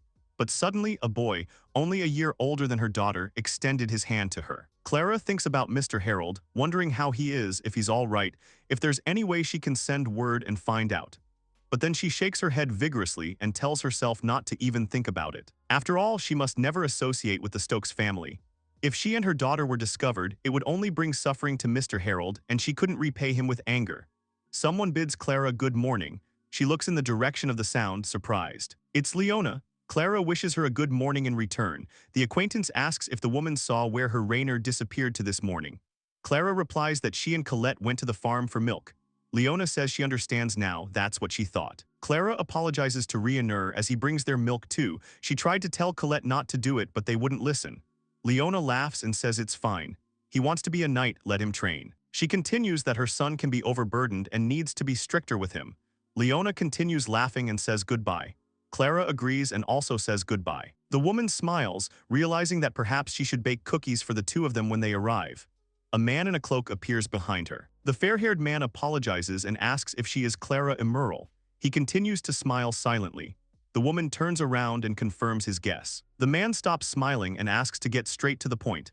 He wants to know if she knows anything about a boy named Harold Stokes. The woman is very surprised and frightened. Clara doesn't know what to say. The man continues to say that rumors are circulating in the Stokes estate that this boy killed a servant. He asks if she will confirm or deny this. The woman remains silent, pondering her response. She doesn't know this man and doesn't understand why he's asking her. She assumes he was sent by the Stokes family, but in that case he would have attacked her immediately upon hearing her name. She clasps her hands, thinking that it's no better in any other situation. Clara says she doesn't know what he's talking about and asks him to leave her alone. The man says he'll leave but come back again. The woman stands alone again. She continues to ponder this incident. Perhaps the feudal lord really does have suspicions about what will happen to Master Harold. She folds her hands tightly and prays to God for help. She asks him to protect Master Harold. The hero himself heads to his fiancée's estate. Tasuku comes out to greet and congratulate Erika and Juno on their return home. He then greets Harold-kun. The man assumes everyone is tired from the journey and will arrange for them to be shown to their rooms. He then wishes everyone a pleasant rest. Then Harold calls out to Tasuku. He says he has an important conversation to have with such a loser, so the man should find time in his schedule and liven things up. The boy was consumed with frustration. Could he really only speak politely in the presence of his parents? He remembered Lord Stokes's laugh. Harold thinks Tasuku will definitely get angry because anyone would. The man says he'll certainly free her, but he still has things to do today. He asks if they can meet tomorrow. The boy politely agrees. Tasuku leaves. The hero is still surprised that he's not angry even though it's Tasuku after all. He's just as cool-headed as in the original story. Juno looks at the boy silently. The girl calls out to Tasuku-sama. The man turns and asks what she wants from him. Juno hands over an envelope and says it's a report on the state of the Stokes estate and Harold. Tasuku thanks her, he'll read it later. She's done a great job. She bows goodbye and then looks out into the street. She doesn't think the successes are all that remarkable. Harold's three confidants are silent, as if they've been holding their tongues.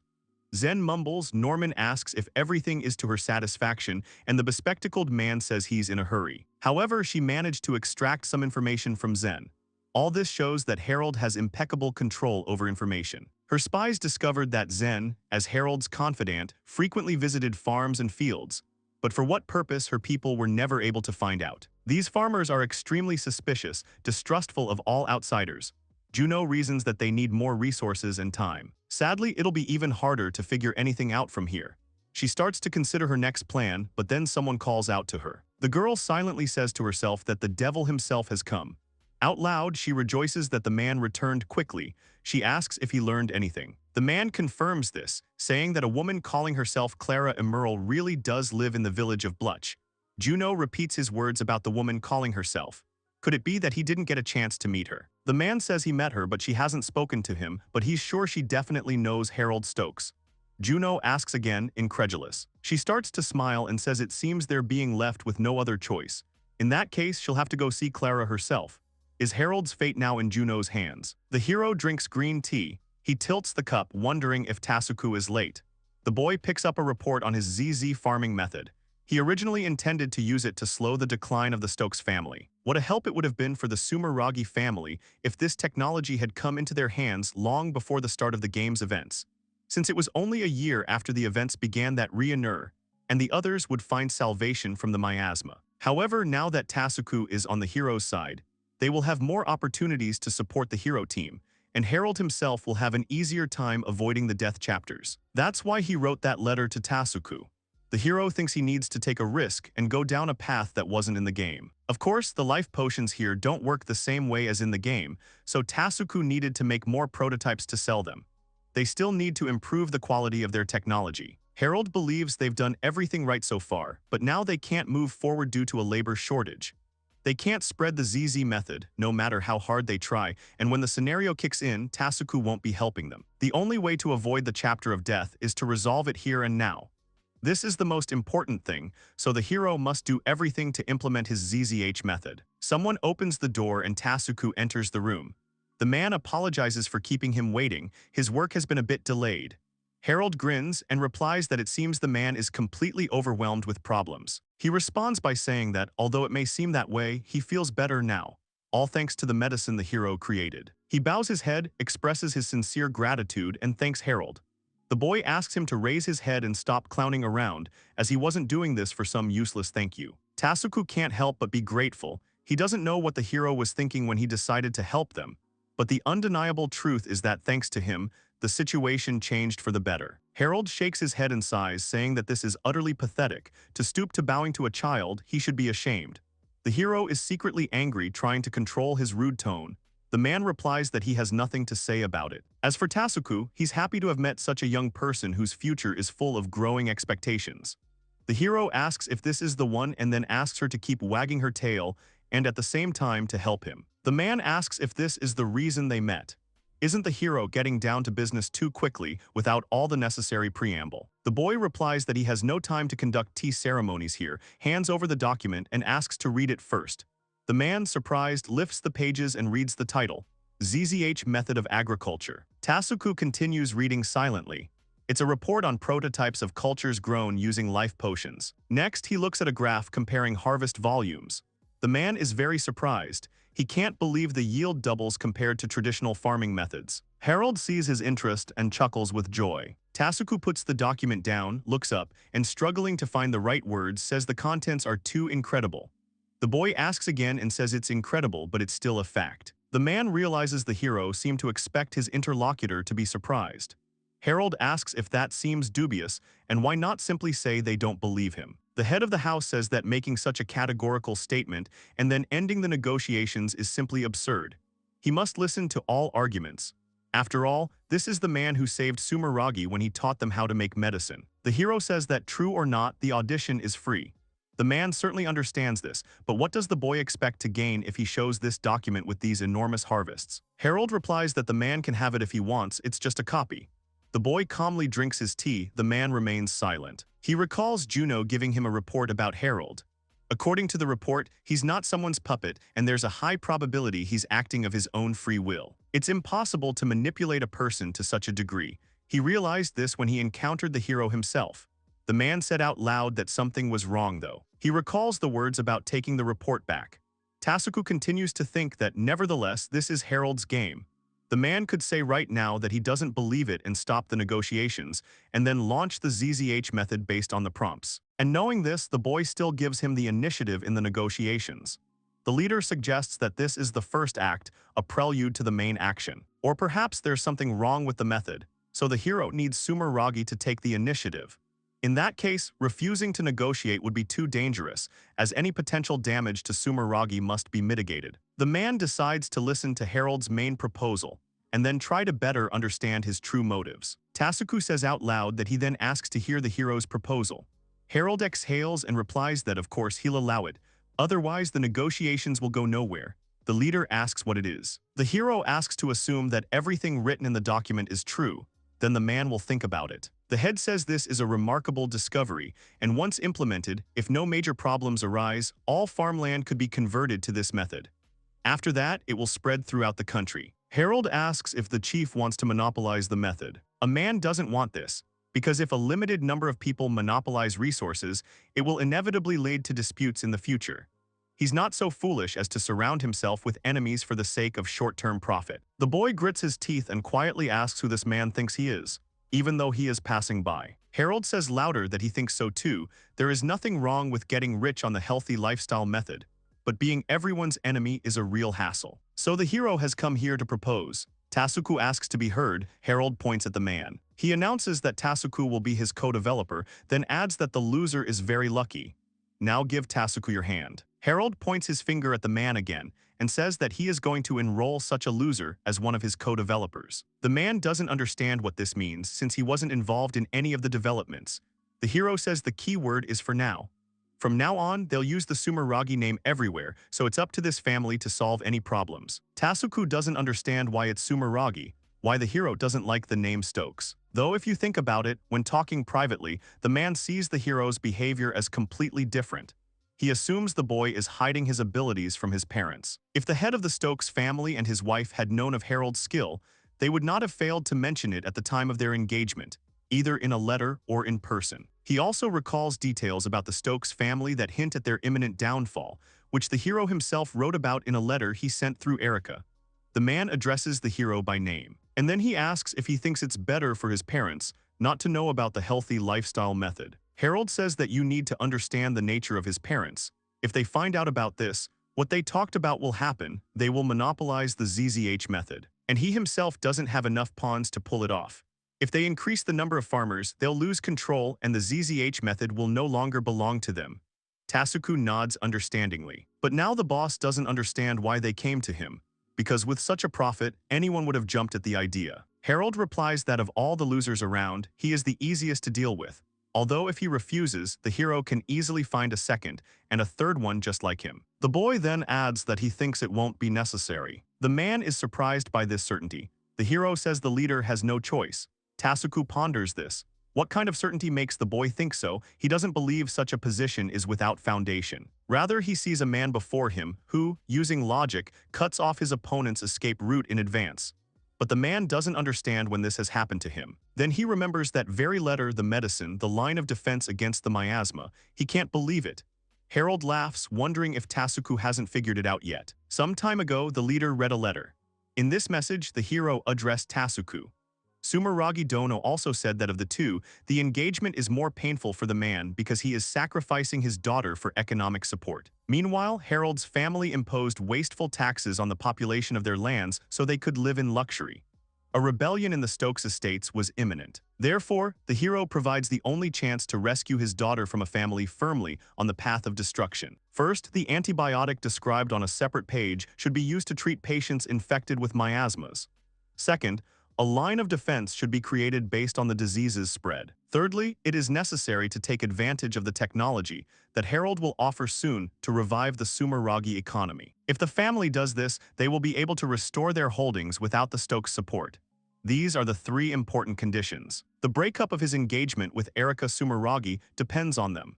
Tasuku realizes that the ZZH method is the very technology described in the letter. He's surprised the boy has calculated the situation so far ahead.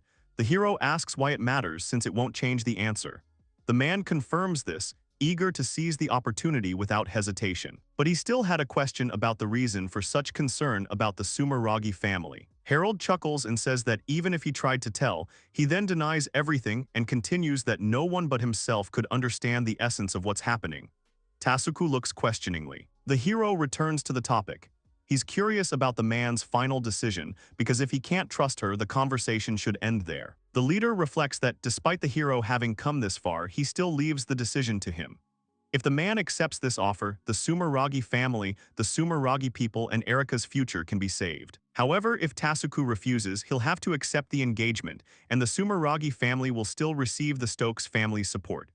If the head does this, Harold will lose, and all his efforts to spread the healthy lifestyle method will be for naught. Despite this, the boy strictly adheres to the negotiation process, offering Sumeragi a choice that won't leave them at a disadvantage. The man understands that this is difficult to comprehend. Tasuku announces that she accepts Harold-kun's proposal. The hero had no doubts and says that perhaps the man should be commended for such a quick decision. Now he needs to prepare the fields and Sumeraga's men. He'll soon instill the ZZH know-how into their heads. The hero believes this will be enough for now. However, in the future, he will need a trading company or an entire guild with a large reach and complete control. He leaves this question to the loser. Tasuku replies that he understands everything. They're using the company to capture other markets and promote the technology, gradually spreading their influence across the country and continent. Harold is pleased that Tasuku has more brains than the other underlings. The man stands up and says that if the boy doesn't need anything else, the hero interrupts him, not understanding what he means. Tasuku concludes that if Harold needs anything, he'll do his best to prepare it so he can use it without any restrictions. Harold pauses thinking, and then he announces that he must find him a stronger instructor so that while the hero is here, he can gain more combat experience. Hot springs, Harold rejoices in the fact that he's finally beginning to come to life. He can only experience the one moment of supreme bliss in the Sumeragi domain. The Stokes, as is well known, don't have such a culture of ablutions. The hero is glad he managed to reach an agreement with Tasuku so easily. It seems he quickly found him a sparring partner. Things are going so well that he can't stop smiling. A petal splashes onto the water. The boy is amazed by the cherry blossom petal. He thinks it's very aesthetically pleasing. At that moment, someone in the house suggests they begin. Tasuku says it seems Juno has something to report. The girl confirms this. On Lady Erika's orders, she's been observing Master Harold for a long time. The leader asks if he heard Harold's name correctly. Erika apologizes to her father for using their spies unauthorizedly. However, there was one thing she had to check no matter what. Tasuku asks what it was. The girl asks if her father is aware of the rumors that Master Harold allegedly killed the maid and her child. The chief says he has, as the report noted that such rumors are circulating in the markets and streets of their city. Erika wanted to confirm that these rumors were untrue. Her father was surprised. They were untrue. She couldn't possibly be claiming that her father and child were alive. Erika explained that she had enlisted the help of Juno and her team to find out the truth. She asks Juno to elaborate. Her companion nods and says the rumor-mongers were inaccurate. The maid, Clara, and her daughter, Colette, currently live in the small village of Bluch outside the Stokes estate. Clara hasn't changed her name, so finding her wasn't difficult. However, she refused to talk about the incident. After that, Juno went to see her herself. Memories of a trip to Blush. A girl knocks on the door asking if it's Madame Esmeralda's house. Clara opens the door asking who it is and what she wants. Juno once again apologizes sincerely for such an unexpected visit. She introduces herself and says she is a representative of the Sumeragi family. She wants to clarify something. Clara is at a loss for words. The girl says that the woman would probably have guessed already, even if it had not been mentioned, that this concerns Mr. Harold Stokes. Clara guesses it was their man who came earlier. Juno confirms this and apologizes for the subordinate who may have behaved rudely. The girl gets down to business. She says that at the moment, Erika from the Sumeragi family and Harold Stokes are preparing for the wedding. But due to the possible involvement of Mr. Harold in the murder, many in the Sumeragi family are expressing concerns. The woman screams that Mr. Harold didn't do it. Then she stops and falls silent as if she's given away a secret. Juno says she personally doesn't believe Master Harold is capable of such a thing, considering she's dealing with a living, healthy servant. The problem is, Master Harold is the one spreading these rumors. Clara is surprised. The companion explains that the hero has taken upon himself the stigma of murder and personally admitted his guilt for such a deed, enduring the hatred and contempt of the peasants and townspeople. Although the master doesn't show it, he is very tormented. Clara didn't expect this. The girl declares that she has no intention of revealing the truth to everyone, but if they tell her everything, Master Harold will gain a valuable supporter in her. She asks if the woman could help her save the young man. Clara begins to cry. She remembers what Mr. Harold looked like at their last meeting. She realizes it's all her fault, so she falls to her knees and begins to sob. Juno says he can roughly guess what happened and understands the woman will likely hesitate to share the truth, but they can talk anyway. The girl takes her interlocutor's hands and concludes that even if it ultimately harms her, she will still do everything she can to help Master Harold and Miss Erika. Clara begins to say that she'll do everything she can. Then she pauses and continues that she understands Juno, asking him to come with her, as this can't be discussed on the porch. She too, even if she's just someone in need, will do everything to help Master Harold. Juno goes on to say that it all started when Clara almost injured Mr. Harold. After this, they wanted to execute the maid, and in order to free her from the revenge of Mr. Hayden, the head of the family, Mr. Harold said that he wanted to use her as a test subject in magical experiments. He then locked her in a dungeon, buying himself time to prepare an escape plan. Finally, he brought her out with her daughter. It seems the carriage, the house in the new location, household items, and money for the initial stay were also provided by Mr. Harold. The girl ends the story by saying that Mr. Harold bears the stigma of a murderer, even now worrying about the fate of Clara and her daughter. Juno believes he did this only to protect them. Everyone is silent and thinks about what they heard. Erika gets up and walks away. Her father calls out to her and asks where she's going. The daughter replies that she owes Mr. Harold an apology.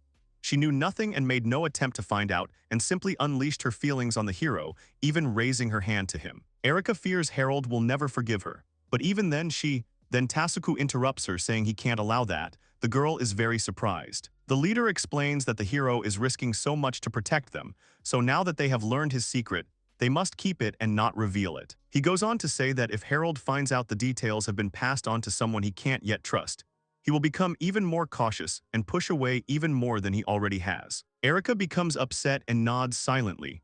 Her father understands that it's normal for her to want to apologize. However, he doesn't understand whether this is truly because she offended him. Can the girl solemnly swear that she's not apologizing to console herself? The girl begins to tremble, not knowing what to do. She screams what she should do if she can't fix her mistake, and even bows her head to apologize. Tasuku touches her head. He says that his Erika can become the person who supports Harold-kun in everything. The headmaster considers the boy exceptional, but at the same time too exceptional, and this is often off-putting. If the girl wants to atone for her actions, she shouldn't beg for forgiveness, but try to get closer to him. The father asks her to pay attention to what the hero is trying to achieve, to trust him, and to become someone who tries to understand him. The girl continues to cry quietly and repeats the words that she needs to get closer to him and become someone who tries to understand him. Tasuku continues that this is definitely not an easy task, as Harold is so brilliant that, although he will need allies, he will probably have no room left for friends or even for Erika, his fiancée. The girl is surprised again. The man believes that no matter how much she devotes herself to the hero, there will be no exception, and their hearts may never be destined to meet. The father firmly asks the girl if she has the resolve to believe in such a man and follow him. The girl is hurt by these words and doesn't know how to respond. Tasuku says she doesn't need to answer now, she can decide what to do while she's watching Harold. After these words, he looks up and says that Erika can now apologize for raising her hand to the hero. The girl turns around, says that she will do so, and then slams the door. Her mother exhales and says that after they announced their engagement, her daughter was very depressed, and now her mood is exactly the same, if not worse, only for the opposite reason. Tasuku agrees because that's how children grow up. The woman laughs that the man speaks as if they're watching their child grow up for the first time. The father also chuckles, because looking at his beloved daughter torments a person with these feelings much more intensely. Meanwhile, Juno runs after Erika. The creaking of wheels and the clatter of hooves are heard. The carriage is approaching its destination. Harold announces that they have finally arrived. Tasuku points out and explains that before them is the largest martial arts temple in the Sumeragi domain. Children and adults alike train here every day to learn martial arts, archery, fencing, and magic. Harold understands this. The boy points to Erika and asks why they brought this girl with them. The leader says he took her because the hero's future adversary insisted on it. The boy continues to look at the girl. He truly doesn't understand anything, but he leaves it all to them because he doesn't care. The girl remains silent, embarrassed. Harold comes out wearing his training suit.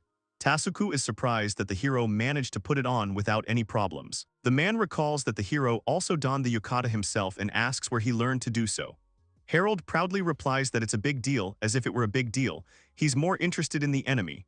Tasuku tells him not to worry, he's already here. A man calls out to a person named Itsuki. The boy turns his head, exclaims, and while Tasuku begs for forgiveness, as Itsuki only returned this morning, he slips past. He hugs Erika, lamenting that he hasn't seen her in so long, and yet she has become so beautiful. He asks if she missed him. She must have, he missed her so much he couldn't sleep. If she's eating well, he's made her a bunch of souvenirs and can't wait to give them to her. The girl tries to break free, begs him to let her go, she can't breathe. Harold watches all this silently. Then he asks Tasuku if this is a joke, if this is really his opponent. The leader understands his doubts, but the man's power is absolute. The hero remains angry. He clearly remembers that he ordered someone extraordinary to be found, but no matter how you look at it, this marvel is just a child. Itsuki asks if that applies to the hero too. Then he raises his head and says with a smile that he wants to introduce himself first. He is Itsuki Sumeragi, Erika's older brother. Harold silently repeats the words older brother. Itsuki calls Harold by his full name. He approaches the hero, the floor creaking under his feet. The boy asks if that's all, if they missed an important detail. Then Itsuki grabs Harold by the shoulders and angrily asks if he's his sister's fiancé. His face draws ever closer, and the flames behind him simmer and blaze ever more fiercely. Itsuki slowly pronounces that before him stands his beautiful little sister's fiancé. The boy continues to shake the hero. His father asks him to stop, but Erika doesn't know what to say. Harold grows increasingly angry. He doesn't understand what kind of complete sister lover this is. A guide on how to tell Harold from Itsuki. 1. Itsuki has a mole under his right eye. 2. Harold has a P parting of his hair while Itsuki has a triangle. 3. Harold is almost always on the left in battle. 4. Harold is shorter and makes scary faces. There's a commotion all around. One of the boys attracts attention, saying that a fight is currently going on down there between Itsuki and Lady Erika's fiancé. The others are surprised. One says this is a great chance to witness Itsuki's legendary swordsmanship. Another suggests running, and the third agrees. The sound of their feet is heard. Itsuki continues to hold Harold by the shoulders. He's angry because he's heard rumors, so now is the perfect time for a duel. Harold gets even angrier and begs the piece of shit to let him go. Actually, he's asking politely because he's in pain. Itsuki is delighted because the enemy is already burning with anticipation. It's time to draw their weapons before the ardor fades. The boy begins searching for bamboo sticks. Harold wonders if this is Erika's older brother. He's delighted that his sister brought them for him and asks if Erika knows she's an angel. The hero now understands what this scarecrow is. In the game, other characters only mentioned it in passing, so he didn't know it. In the background, Itsuki joyfully says that he'll give his all for his sister, so she should support him with all her might. Harold thinks, what a pain in the ass. Nowhere did it say Erika's brother was such a siskin. Itsuki tosses the hero a stick. He grabs it and asks if that's really what they specialize in. Harold swings the instrument several times. The sword makes a hissing and rustling sound. Itsuki is surprised by what he sees. The hero examines the object and says it's just a stick. She seems so easy. He can't tell if it's because he's been training with a steel sword all this time or because of his character's in-game stats. People are filling the stands. Harold doesn't like it because this isn't a show and his nerves are already on edge. The boy glares at his opponent. Itsuki Sumeragi, though he didn't appear in the original story, is, after all, a world of swords and magic and plenty of monsters to boot. Of all the candidates, he was chosen by Tasuku as his opponent. He probably shouldn't be weak. The hero recalls his fight with the original Harold and begins to feel a certain uncertainty. This mesmerizing speed, this amazing miracle technique, all these strengths are now his. He also trained a lot, so he knows how to handle this body. Harold clutches the sword, so he still won't lose. Tasuku begins explaining the rules. Bamboo swords are the only weapons allowed. Attacks on vital organs, including the head and face, are prohibited, and the use of magic is forbidden. There's no time limit. The winner will be determined as soon as one of them is no longer able to fight. Otherwise, it will be no different from a real fight. The leader clarifies whether there are any issues with this. Itsuki replies that there are none. Harold wants to say that he has no objections but exclaims out loud, "Are they really playing games here?" He can't stop it. Tasuku continues that even if there are objections, he wants to avoid injuries and serious harm at all costs. He wouldn't impose such restrictions if they were wearing protective gear. Harold replies that he'll agree to these stupid rules for today. She's secretly glad he agreed. Itsuki thinks it's only natural for her father to do this. He has already fought with adult fighters. He is strong enough to leave his peers behind. It's a shame because he thought he'd have at least one moment of fun in all this time. However, his opponent is just the young son of an aristocrat.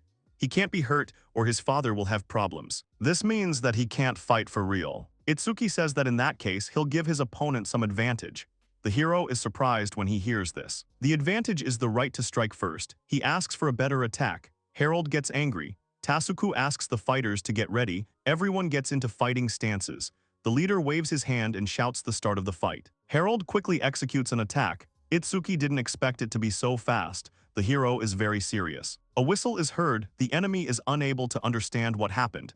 The hero's face is hidden by his hair. Itsuki's bamboo sword flips in midair and falls to the floor with a thud. He stands silent in shock. The people around are whispering, unsure what happened, whether anyone saw anything. It happened so quickly that no one noticed. Itsuki looks at Harold. The hero asks if this had been a real fight, he'd be deader than a corpse by now. The boy continues speaking with glee. Is the opponent wetting his pants with joy before they take him seriously? After a while, Itsuki replies that he didn't think the opponent was so strong. He thought he was caught off guard, but Harold had anticipated his movement and altered the trajectory of his blow at the last moment. He could have struck him, but he deliberately knocked the sword away, as if asking for a real fight. Itsuki now understood that this was exactly what the hero had been seeking in this arena. They were both seeking an opponent with whom they could fight at their full potential. The boy says out loud that the hero is right and apologizes for looking down on him. Does Harold want to have a serious fight with him? The hero asks if he's mentally retarded, since it was precisely for this fight that they traveled to the ends of the earth. Itsuki nods, of course it is. He swings his sword. And he says that this time the first blow is his.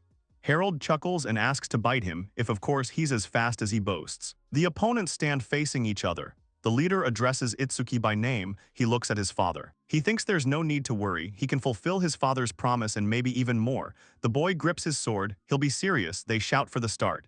Itsuki takes off. Harold leaps forward, the sound of a whirlwind audible. Itsuki judges that the hero is indeed fast, surpassing him in speed, but it's not that simple. The hero continues to strike, their swords clashing with a loud clang. Harold is irritated. Itsuki triumphantly declares he's figured him out. He pushes the boy away, causing him to lose his stance. Harold tries to defend himself from the blows. Itsuki realizes everything is happening as he expected. Now he'll see how long his opponent lasts. A man in the stands remarks that Itsuki is improving. Another responds that he sees it. The boy is certainly fast, but that seems to be all he has. A girl in the background holds a sign that reads, "I love Itsuki." The man continues to say that if Itsuki doesn't allow him to use speed, the enemy's actions will become predictable. The power of his blows will decrease, and it won't be difficult to parry them. Moreover, the boy does not have the skills of a real fight, and rushes at every feint that Mr. Itsuki gives him. The other man asks if he's really trying to counter every blow. He understands what this means. The other man interrupts and confirms this assumption. The hero's swordsmanship is no different from that of an amateur. Therefore, he won't be able to predict his opponent's best attacks. The man says that, although his speed is currently compensating for this, he won't last long. Thanks to his experience, Itsuki constantly seizes the initiative. It's only a matter of time before the boy runs out of stamina. The fight will be over. Victory will be Itsuki's. Harold fights back fiercely. Erika's brother asks what's wrong. Has he really gone on the defensive? The hero asks him to stop talking as he's out of breath, like a worn-out nag. Itsuki responds in kind. He pushes his opponent away and Harold begins to fall backwards. Everyone gasps in surprise. Itsuki screams that his opponent is caught. The hero tries to defend himself, unable to believe that the end is already upon him. Harold lets the sword fall from his hands. Itsuki wonders if his opponent actually dropped his bamboo sword the moment he struck. The hero slams his foot on the floor and clenches his hand. The opponent curses, realizing something is about to happen. The boy delivers a powerful palm strike. The opponent begins to fall with a loud thud. Itsuki hits the floor hard, groaning as he tries to stand. Then a sword jabs him. Harold chuckles and gasps for breath. Tasuku waves his hand and declares the duel over. The boys are breathing very heavily. The hero steps back, giving the enemy time to get up. Itsuki clutches his shoulder, annoyed at losing to a boy 3 years his junior. He laughs, as if he's facing an opponent who's improved in just one friendly match. The guy says that even though he lost, he's not the least bit upset. It was amazing, they should do it again sometime. Harold chuckles and replies that next time he won't lose. Itsuki doesn't understand what they're trying to tell him. The hero smiles and asks if he is really that stupid, since they were clearly told that the weapon is a bamboo sword. The boy didn't even think that the next head of the Sumeragi house had such a chicken brain that he couldn't even understand the rules of a duel. Or he thought that he was knocked down by a sword strike. Itsuki laughs. The hero doesn't understand what's so funny. He replies that it's nothing, he just thought the opponent was very strong. Harold threatens to rip out his tongue for such sarcasm, but secretly wonders why he's saying it. Itsuki asks him not to say such terrible things. He nods and thinks that having Harold-kun as a rival and son-in-law would be a good future. Harold turns around and chuckles. The guy jokingly asks where he's going, calling him his little son-in-law and brother. The hero shouts that it's nothing to worry about but silently thinks he needs to cool it. Itsuki decides he's been joking around too much. The road creaks under Harold's feet. He reflects on what a strange boy he was. His friendliness was too sudden, even despite all the hostility from the hero. He just won and immediately started calling him bro. The boy thinks it's easy to say he can't be beaten. In a real fight, he couldn't do anything against that final attack. Losing to a child by disqualification is worse than losing in real life. He understands he needs to train more. Harold approaches the fence, the wind whistling around him. He looks ahead and groans. An entire village surrounded by mountains spreads out before him. He looks around the houses and thinks there aren't a single pushy merchant around, but it still reminds him so much of his native Japan. He falls silent, and he sadly says that this isn't Japan. 5 months have passed since he found himself here as the local antagonist. He will die in 8 years, that's the fate that awaits him. He lived, constantly tormented by uncertainty. He wonders if death will find him before the hero tells his story. Even if the hero defeats the final boss and saves the world, will the hero himself be able to return home? Or he'll simply forget who he was and what he did and end up living his life in this world as Harold. The hero begins to sob at this realization. He says out loud that he can't give up. He laughs to himself because the real Harold would never cry. It's just shameful. Then he hears the sound of shoes behind him and Erika calls out to him. He's startled, he didn't expect her to come. Harold looks at his hand and laughs, because the real Harold would never cry, it's a shame. A girl calls out to him. He turns his head and sees Erika standing in front of him. The girl recalls what happened in the hall. Her brother chuckles, perhaps calling the hero brother too soon, though there would have been reason to be embarrassed. Her father says it was all because he teased him too much. He scolds his son to think twice next time. Itsuki apologizes. The girl listens silently, then thinks she should apologize for hitting her fiancé. Then her brother asks if she wants to go after Harold. She's surprised by the question. Itsuki explains that the hero seems upset she could show a little sympathy as his fiancé. She asks if that's true, the memories end. The girl wonders if Harold really needs sympathy, she's never thought about that. She's looking for the hero, certain he's headed that way. Erika spots him and tries to call his name. Then she hears the hero's final words saying he can't give up. The girl sees him rubbing his tear-stained eyes. She recalls her father's words about a hero being exceptional, yet at the same time too exceptional, a strength that often alienates. Erika watches Harold, mentally addressing him by name. She wonders if he always fought alone like this. No matter what predicament Harold found himself in, he always faced it with an open face. Erika considered him the kind of person who could overcome anything with ease, and his arrogance was a sign of his confidence. But she was probably wrong. It's not like people have only one strength, but Harold never had anyone to whom he could show his weakness. Even in the presence of those he took upon himself to protect, Harold was driven by his pride and arrogance, completely isolating himself. The girl clasped her hands tightly. She presses them to her chest and thinks that this is probably the same desire to become someone who understands Harold that her father told her about. Erika calls out to Harold again. The girl can no longer hesitate, even if she can't do much yet, even if she lacks so much. She looks at the hero sincerely and promises that someday she will definitely become the one who will help him bear his burden. Harold glares at her. Erika smiles and says it was a fascinating duel.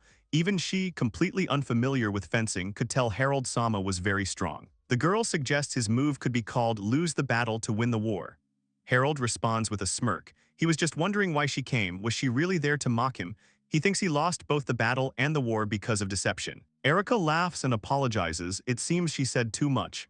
The boy continues to glare at her. He doesn't understand what she's up to, how she can be so nice to someone she hates. It's also suspicious. He wants nothing to do with her.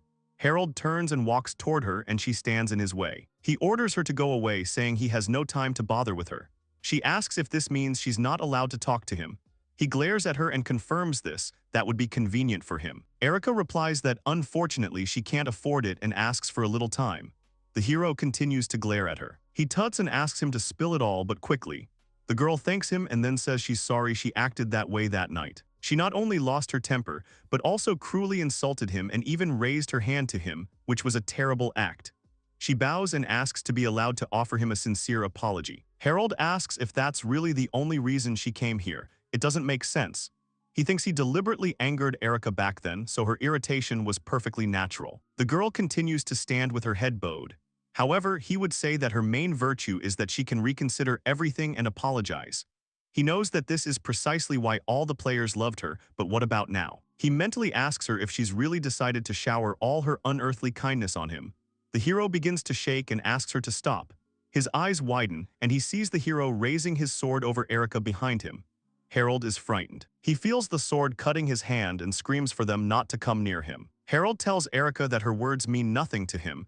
She just looks like an idiot when she bleats something unintelligible, and even in one breath. He shouts that no one needs her deceptive kindness. Already sick of her ostentatious friendliness, the hero orders her to go play with the maid and not dare stand in his way, so that he never sees her again. He says with a scary face that she is looming here like an eyesore, that she is simply a disgusting creature. Erika only bows her head in response. The hero grows even angrier and chuckling walks past. He realizes he's gone too far, that he's unleashed all his pent-up frustration on her. The girl is right, there really is no one worse than him. Erika watches the hero go. She remembers his words about how her kindness was invaluable. She says that she truly lacks so much: the strength to withstand the blows of fate and the kindness to scold the weak. The girl understands that for his own good, the kindness of refusing, observing attentively, and the kindness of inaction also exist. She must accept this if she cannot do so, no matter how many insults are thrown at her. Erika believes they are the best way for her to understand Harold and be someone who can support him. She looks into the distance and says that she will not ask her to wait. but she will definitely catch up with him herself. She will never leave the hero alone. This determination comes from her heart. Somewhere on the Bina Plateau, a rumble echoes across the field. The knights are fighting the monster. One shouts at them to stay out of its way, another orders them to surround it and attack from behind. One of the men gets scared. He asks them not to approach as it's dangerous. The one they're addressing asks how much longer they plan to fight. They're only wasting their time. He asks everyone to step back. Weapons jingle in their hands. The knight shouts that his master mustn't. He continues calling for Mr. Harold. His interlocutor is 13-year-old Harold Stokes, formerly Hirasawa Kazuki. The hero stares at the monster in silence. The animal begins to scream hysterically. The boy tusks and says the beast roars more than it butts, or so they say. The monster rushes forward, the only sound is its stomping. Harold prepares to attack. He quickly flies up to the beast and strikes it. The animal only manages to open its mouth. Chunks of flesh and the enormous horn fall off with a nasty sound. The knights scream in terror. Harold suspects the blacksmiths will flock to the horn like flies to honey. He says it's a small thing but still asks them to pick it up. The monster rises and with a loud roar attempts to attack again. A pentagram appears on the ground. The knights don't understand what it is. They can't believe the monster is casting a spell. The beast strikes with its paws and casts the spell Executioner of the Earth, causing the earth to crack in two halves, lightning flying around it. The earth opens up in front of the hero with a strange sound. Harold jumps. He runs across a shard of earth, lightning whistling behind him. The boy runs up to the monster with a bang and jumps. The hero leaps high above the ground and begins casting a spell. The sword glows and crackles. Harold tells his opponent that his futile struggle is over. He will kill him with a single blow. The Stormbringer spell is cast. A pillar of flame strikes the monster, creating a deafening explosion. The hero lands just as the beast is completely engulfed in flames, hissing. Harold looks at his fallen opponent. The knights are shocked. They can't believe it. This can't be happening. How could a hero single-handedly defeat a thug? He was a mid-level monster. The boy asks how long they'll be standing there like a pillar. He orders them to clear the way quickly. The knight, stuttering, accepts the order. The man shouts to the others. He orders the first squad to bring the horn and the rest to drag the carcass. He urges everyone to hurry as they're no longer fit for anything. Master Harold can handle the rest himself. The knights discuss what happened. One asks if the master has always been so strong. The other answers in the affirmative. He's still a newcomer and doesn't know everything. The guy explains that almost 3 years ago, Mr. Harold started a conquest campaign. He was quite powerful back then, but now there's no comparison. The newcomer can't believe it. He says that no matter how weak or strong the lord, he still remains the heir to the Stokes. He tries to mention the wounds, but the other interrupts him. He replies that the lord and lady were of course against the idea. However, they had to agree after Mr. Harold demonstrated his skills. The guy remembers that at the very beginning the hero was actually wounded. If they find out about this, the captain and several guys will literally get acquainted with the axe. The man starts shaking and says they're having fun here. The knight asks him not to, as such a thing will never happen. He's confident the newcomer will soon figure it all out on his own. 3 years ago, it was raining in Sumeragi. The captain and the dark-haired knight burst through the gates with a loud bang. They were holding the wounded Harold and shouting for help. Juno was the first to see them. She screamed, asking what in heaven's name had happened to Master Harold. The captain replied that he had been wounded by a monster during the conquest campaign. Juno was surprised to hear about the campaign and what had come over her at such a young age. The man replied that he would answer all her questions later, asking to be shown to the room quickly and to call a doctor or someone with healing magic. The knight cries, asking for forgiveness as it's all his fault. He says Master Harold protected him during the monster's attack. Juno looks at the hero in surprise. Harold calls the guy an ungrateful bastard. Does he really think he wasn't worth saving? The knight starts to deny it. That's not what he meant. The hero interrupts him and tells him not to look at him like a child. They all fight worse than the dead, and if he doesn't like that assessment, they should swing their swords better next time. The guy once again sincerely apologizes. The hero says that's enough whining for today and then asks to leave him alone. The boy turns to Juno with a demand that not a single living soul know about his injury. If the news reaches his parents, all campaigns will be over for him, and then asks to make sure that all the soldiers understand this well. The knights replied that they understood everything. The young man fell silent, still ashamed to be protected by the one he had sworn to protect. He owed him more than that, for Master Harold had also saved them from the punishment the cruel lord would have in store for them. What a shame, if only he had been stronger. The knights following orders carry the monster's horn. The boy continues to reflect that he will definitely become like this. He'll become strong enough to protect his master. Harold, meanwhile, reflects on how he's already gained enough experience slaughtering all the monsters in the area. Although there were still monsters he'd never seen or encountered, he shouldn't delve further into such depths, risking losing his men. It would make it even harder for his soldiers to support him. Then the hero remembers Tasuku. He wonders if the man was able to achieve any success in their business. Harold looks at the endless field ahead and muses that perhaps he should stop at the Sumeragi estate. It shows how the hero has grown over these 3 years. Harold was met at the door by a guy in a long suit. He told the hero that he had heard that he had handled the campaign superbly this time too. In response, Harold asked how the negotiations with Hayden had gone. The guy who met him said that the exemption of farms from fees and the reimbursement of taxes on crops went smoothly. The Stokes family will be able to use the new method of farming, and they will finally be able to spread it everywhere. The hero chuckled and said that it would be much better to agree on joint management and a complete merger. To which his interlocutor replied that they had decided to wait until the two officially got married. Harold, chuckling to himself again, thought that he was even interested to see his reaction when he finally found out that the engagement would be called off. Stopping on the bridge, the guy in the suit asked the hero if he was hurt, because this time he was fighting a thug. To which the hero replied that after each campaign, each of them asks him the same thing. The interlocutor said that even if he said so, he had seen him return here many times with serious injuries, so he couldn't help but worry. The hero, angry, asked if he meant to say that the young man would allow some monster to hurt him, and advised him to think first and then speak. The interlocutor was surprised that Harold would say such words at such a young age. The hero told him to take better care of his son. This made the boy laugh, and he hoped to see the hero fight again someday. Suddenly, the guy in the suit says that he completely forgot that he has a message for the hero. Harold asks what the message is. The guy asks why the hero doesn't take part in the fighting tournament in Delpit. He explains that the participants are divided by age, so he won't be able to fight Itsuki, but he thinks the experience will be useful for him. He asks him what he thinks. The hero asks again about the combat tournament and reflects on the fact that he will have to fight other people there, but at least not to the death. After which he says that it is tempting, he will participate. The interlocutor said that he would inform Itsuki about this, and now he had to get back to work.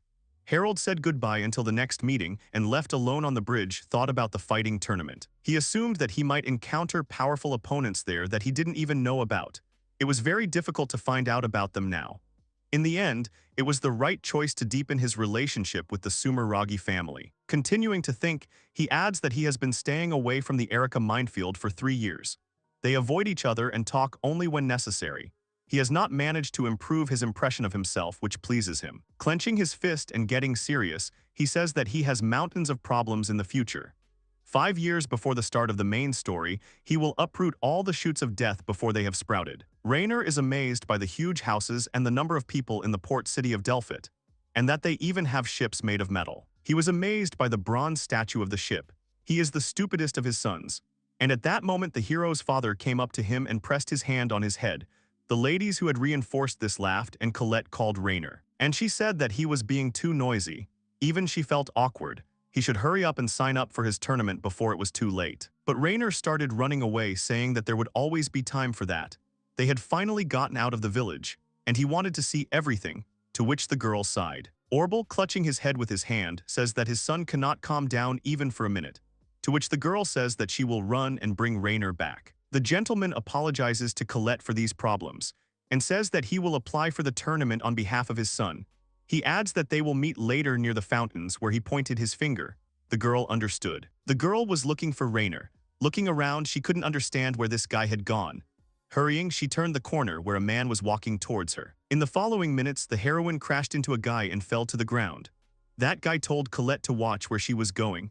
The girl apologized, and almost immediately she heard someone nearby ask if she was badly hurt. The one who inquired about her situation turned out to be a beautiful lady in a long kimono and with her hair down, with a flower-shaped hairpin between her hair. This lovely woman turned out to be Erika Sumeragi. Colette opened her mouth at Erika's beauty. At the same time, she noticed that the heroine had hurt her knee and suggested that she go somewhere less crowded and do it faster. Colette, confused, said that she did not want to disturb the lady. The lady asked him not to think that it bothered her. He was not one to close his eyes to such things. Colette thanked him, then Erika asked her name. The girl introduced herself as Colette Emerald. Erika continued to look at the heroine and her wound, after which she put her hand to the wound and began to heal. After the girl sat down and Colette asked if this meant that the gentleman could use healing magic. Erica replied that she was still learning, so she was not experienced enough. The heroine asked again and clarified that the lady had also come there to participate in the tournament. Both of them did not understand each other for a minute. After which, Erica said that she was there only as support.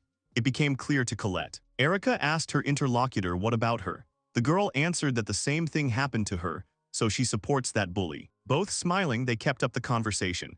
The lady said that it seemed he had a wonderful dream. The heroine confirmed it and added that he was stronger than all the boys from Bluch and even the adults. Erica was surprised by what she heard. Then I asked if they lived in the village of Bush. The girl answered positively and explained that due to various circumstances, she and her mother moved there 3 years ago. The lady muttered under her breath that she was exactly as she had imagined. But the heroine did not hear it and asked to repeat what Erica had said. Erica said that it was not worth paying attention to. After which Colette noticed how the wound had healed. She immediately began to thank the lady and say that she had to repay her somehow. The lady asked not to worry about it and asked because she still needed to find her friend. And she continued to say that if their meeting formed a strong thread, they would definitely see each other again. And then they would definitely become friends. The heroine was shocked by what was said about friends. The mistress, seeing Colette's reaction, asked if she wanted it. The girl, confused and with her head down, said that it was not about that. She simply did not know if someone like her would suit the mistress. The lady, encouraging the girl, said that if they manage to meet again, it will be proof that their connection is real. And isn't it natural to become friends in that case? Colette thought about these words and agreed, and Erica asked her to keep the feelings that the girl now had in her heart until their next meeting. Colette firmly answered yes. Afterwards, Erica stood up and began to say goodbye. And the heroine, calling the lady after her, shouted that she would be impatiently awaiting their meeting. Erica smiled sweetly back. She met her assistant who had been looking for her everywhere. Harold was sitting on the couch, and a guy in a kimono appears in the room asking the hero for forgiveness for waiting. And he said that he finished the register, so now they can have a snack. The boys entered the dining room, and the guy in the kimono immediately turned to Erica and apologized for being a little late. Harold winced, and Erica looked at the boys questioningly. Harold didn't understand why Erica was there. The girl's face changed and she turned to Itsuki, her older brother. And she asked because he said that they would have lunch together. Her brother answered her, how about having lunch with Harold sometimes? But if he was in their way, he could leave. Harold and Erica turned sharply to him and screamed at him to stay put. Harold thought angrily that it would be a shame to stay away with Erica. And the girl said sadly that it would be disrespectful to leave, but she didn't want to cause Harold trouble. Already sitting at the table, the guy in the kimono told Harold that he could get injured at the tournament. So he thought that he needed someone with healing magic, so he asked Erica, since the rest of the family did not have time. Harold indignantly said that nothing would happen to him and that he had set it up on purpose. To which Erica's brother said that it was better to be safe than sorry. Therefore, Eri was ready to accompany them. At this point, Erica intervened in the conversation, reminding them of their agreement that she would not contact Harold unless absolutely necessary. The brother turned to her with a smile and said that he thought such a meeting was simply necessary because if something went wrong, they wouldn't have to waste time explaining. The hero thought about it, and he came to the conclusion that his interlocutor was probably right about something. After lunch, the guys and Eri went their separate ways.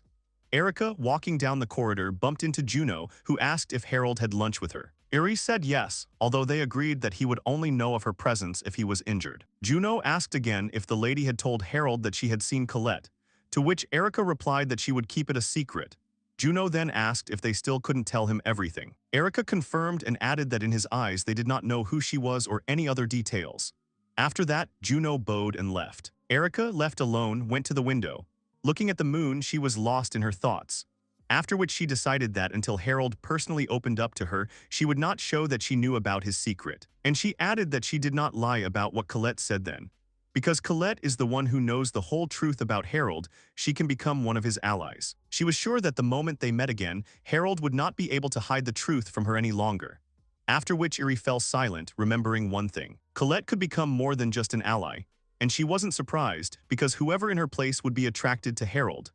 These thoughts made Erica squeeze her hand and imagine what would happen if the hero confessed to her. The girl smiled warmly. She thought that such a sweet and loving rival could suit her. She might not be against it. If Colette makes Harold happy, Eri won't mind.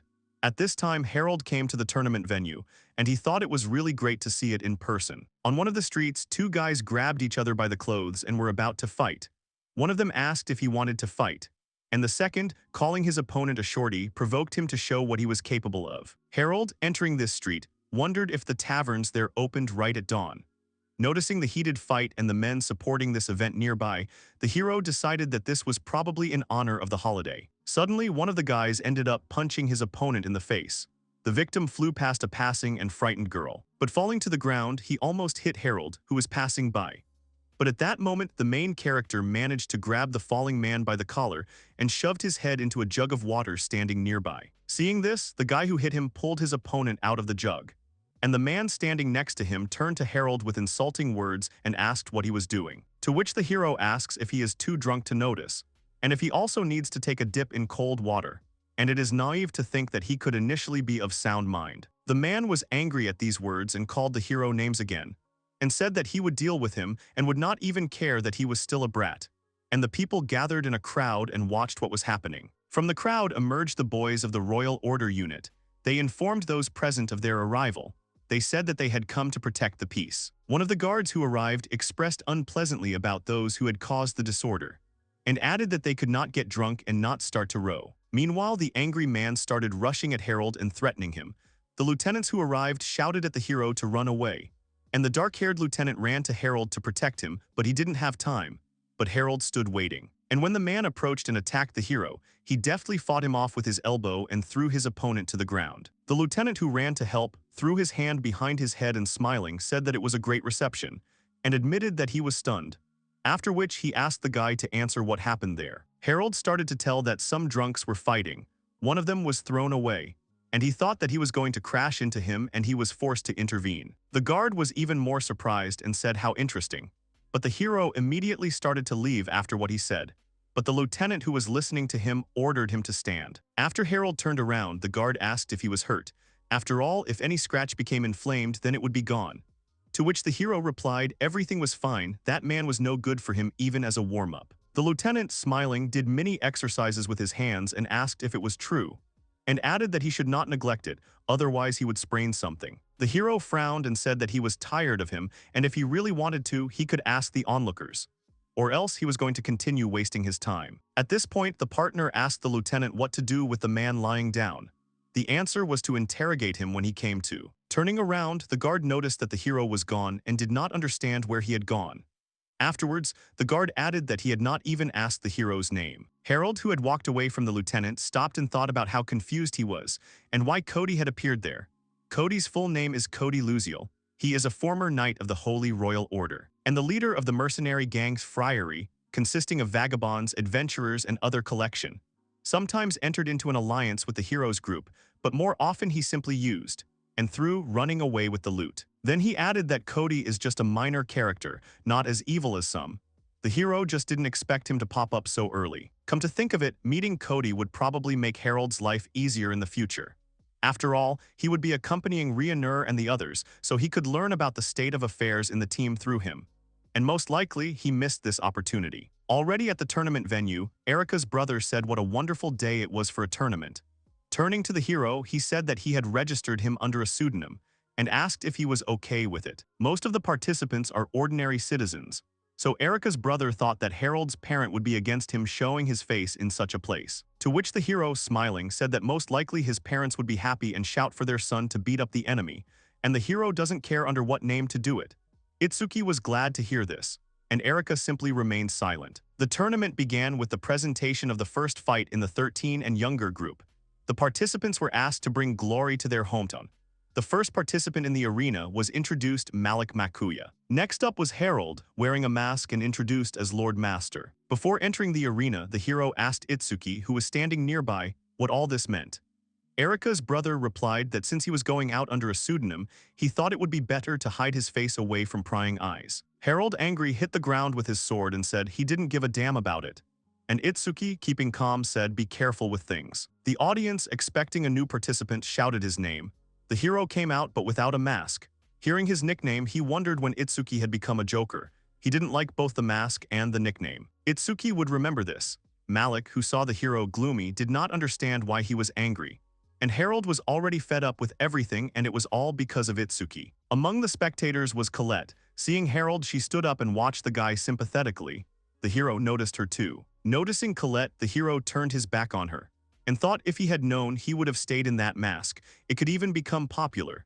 To hide the identity and cause merriment, what is not the greatest artifact in the world? Suddenly it dawned on him what was happening, but his thoughts were interrupted as the start of the battle was announced, as lightning struck right next to him. This blow was delivered by Malik Makuya, but the hero, quickly gathering himself, parried the enemy's next blow, threw his sword aside and brought his own to his neck. Malik immediately surrendered. Lord Master was declared the winner, and the heroes immediately left, and began to think that if Colette was there was a high probability that he was there too. He was referring to Braveheart's protagonist Rainer Griffith, who would become his archenemy 5 years later, and he had no business meeting him right there. Harold really hoped that Rainer would just sit in the audience. The announcements for the next fight began, and they introduced a new participant to the arena who came straight from the village of Bluch. It turned out to be Rainer Griffith. At this point, Harold was dumbfounded. He didn't understand what made Rainer come here, and he wondered if he didn't first get to Delpit at the beginning of the game. He even delivered a whole monologue there when he saw the ship on the pier. The hero kept thinking whether he should drop out of the tournament before they met. Although he acts as he did in the morning, he tries with all his might to avoid meeting the game characters. Rainer's hatred of Harold in the original story arose because of the murder of Clara, but he has already dealt with the Clara problem, and from now on, he plans to lead a quiet, respectable life. The hero thought so. Now Rainer has no reason to hate him until he managed to open his mouth, and he avoided Cody because he was a game character, but it would be wiser to be friends with him. The guy decided to meet Rainer there and assess his current strength. Maybe he could even gain his trust. And there, with his knowledge of the original game, he will be able to give him advice, direct control. He will go where he sends and level up faster. And then, lo and behold, he saves the world earlier than it was in the game. The hero decided that such a chance could not be missed. At this time, Rainer's fight ended, where he turned out to be the winner. There was noise and shouts from fans all around. The hero was still thinking and decided that it was high time to put the plan into action, and he wondered how he should address Rainer. At that moment, Rainer passed by him. The hero watched him with a mental grin. Hearing something, Rainer turned around and recognized the hero. He approached Harold and asked if he was the fast hand at the tournament, and he continued to talk about how he did it. Finally, he asked if he could learn it. Adding this trick is wonderful that Harold should reveal its secret. And if he can't, then at least tell what technique he trains in, because he ran with weights but still can't move like a hero. All this irritated Harold. The hero imagined how he angrily covers his mouth with his hand and tells him to stop talking first. Returning to reality, Rainer realized that he had not yet introduced himself, and holding out his hand, he said his name. Harold also introduced himself and shook his hand, telling him that he could call him whatever he wanted. In response, Rainer smiled amiably and said that he hoped they would get along. And the hero told his interlocutor that he seemed capable of something, no comparison with all these weaklings, meaning the other participants who were not far behind. Rainer thanked him for these words. Harold continuing to say that he was not going to explain anything. If he wanted to know his trick, let him study it on himself. And adding, if he doesn't fly out, of course, in the next round. To which his interlocutor, blinking an eye, confidently said that the challenge was accepted, and he hoped that the Lord Master would not lose either until he met him. But the hero began to speak rudely. Let him think about who he is talking to. The only thing he can understand is that the difference between them is like the difference between heaven and dirt. Rainer was indignant, after which he got ready and said that he could think as he wanted. And with that, he said goodbye until we meet in the arena. The hero, noticing the gaze of those around him, thought that they seemed to have stirred up the entire area, because they were talking, regardless of faces and opinions. Now their aggression would spill out on them in the upcoming fights. Looking at Rainer, the guy was sure that he would easily overcome something like this, because he was the main character of the game. After all, Rainer is the one who will save the world in the end. That's what makes fighting him so fun. He clenched his fist as he said this. Harold stood ready to enter the arena. The announcer announced that the moment they had all been waiting for had arrived. The entire crowd began to roar. The next match in the group would be between Lord Master and Rainer Griffith. There were screams and shouts all around in anticipation of this match. Colette was also sitting on the spectator bench, and she was anxiously watching the participants, pinching her hand. The boys stood in the arena facing each other. Rainer said that, as promised, he got to the duel with him. Harold replied that he could see it anyway. Now he would see if he was as strong as he said. The host told the participants to get ready because the duel was starting. After the start, Rainer immediately started running with his sword towards Harold, and he prepared to defend himself. Rainer began to attack the enemy with his sword, but the hero calmly fought back without much effort. Seeing these weak blows of Ryunur, he thought that this is the hero who will save the world. The audience did not understand what Lord was doing and why he did not attack at all. They asked to fight more seriously, while Raynor wondered why he couldn't hit his opponent. The hero said what a disappointment it was and what a tragedy it was for the world. Raynor asked angrily what he meant. Harold asked in response, if this is not true, then the attacks of the savior of the world are not able to touch him. Everything is hopeless, no matter how much he attacks. Ryunur in response said, why then does Harold himself not attack him? The hero called his opponent a name. He lunged forward and smashed his opponent's weapon with his sword. Ryunur's sword shattered into pieces. Ryunur looked at his sword in shock and couldn't understand how his opponent could do this, since he had the exact same training sword as him. Afterwards, the hero said that those who can't even react to something like that only cause him contempt. These words touched Ryunur so much so that his face changed. He fell to his knees and thought how offensive it was. After all, he always endured all the training, and endlessly practiced with his father and his friends, former adventurers. Raynor said that he had never lost to anyone except adults. He was annoyed that some kid could beat him. The opponent couldn't understand how the young man could do it so easily. And then the leader waves the flag and is about to announce the winner, when suddenly he hears a question addressed to him about what he is doing. It was Lord Master who approached the presenter. The hero, holding his sword to the announcer's neck, asks why he is stopping the duel when his opponent has not yet admitted defeat. The frightened host began to explain the reason for the end of the duel, but Harold interrupted him, saying that there was no other sword around. And the hero turned around, going backstage, and the host began to shout after him. Harold, having come to the other participants, began to take the sword from one of them. But that participant showed his resistance, to which the hero says, does he know what will happen if he refuses to give up the sword? At this time, everyone in the arena was tense. And then the spectators saw Lord Master returning. He was carrying a sword which he threw to his opponent. After which he told Raynor that if he still had the will to fight, then let him stand up and pick up the sword. The hero asked Raynor why a bass-clothed man like him wanted power. Raynor flinched at the question. The main character of the game began to remember how it all began. He always admired knights and wanted to become like them. However, he himself did not know the reason. Ryunur thought that by becoming a strong knight, he could save many lives. Raynor began to remember events from his childhood, how two bullies took a pendant from a girl. They teased her and made fun of her. The girl whose pendant was taken was Colette. One of the bullies mocked her name, and the second lisped and teased her to run and call her savior Raynor. Colette couldn't take it anymore and slapped one of the guys and told him to stop. The guys got angry at this action and started yelling at the girl, pulling her hair. At that moment, Raynor arrived. Cursing angrily, he addressed the hooligans. He asked how they were not ashamed to offend those who were younger than them. The girl was very happy to see her friend. The bullies also noticed him and began to tease him, calling him a hero of justice in sparkling pants. They were already tired of watching him play knights. Raynor got angry at them and indignantly asked again. To which the guys answered that anyone can say that he is a knight and then run and cry to his mother. The hero said that today would be different. In response, the bully clenched his fist and pointed it at little Raynor. He said that if he wanted to get hit on the head so much, he could help him with it. The bully hit him and wounded him. Colette, applying a handkerchief to the wound, apologized to Raynor for what he was getting because of her. The hero said that there was no need to apologize. He probably looked pathetic that he was constantly beaten when he tried to save her. Then winking, he says contentedly that he was able to return her pendant after all.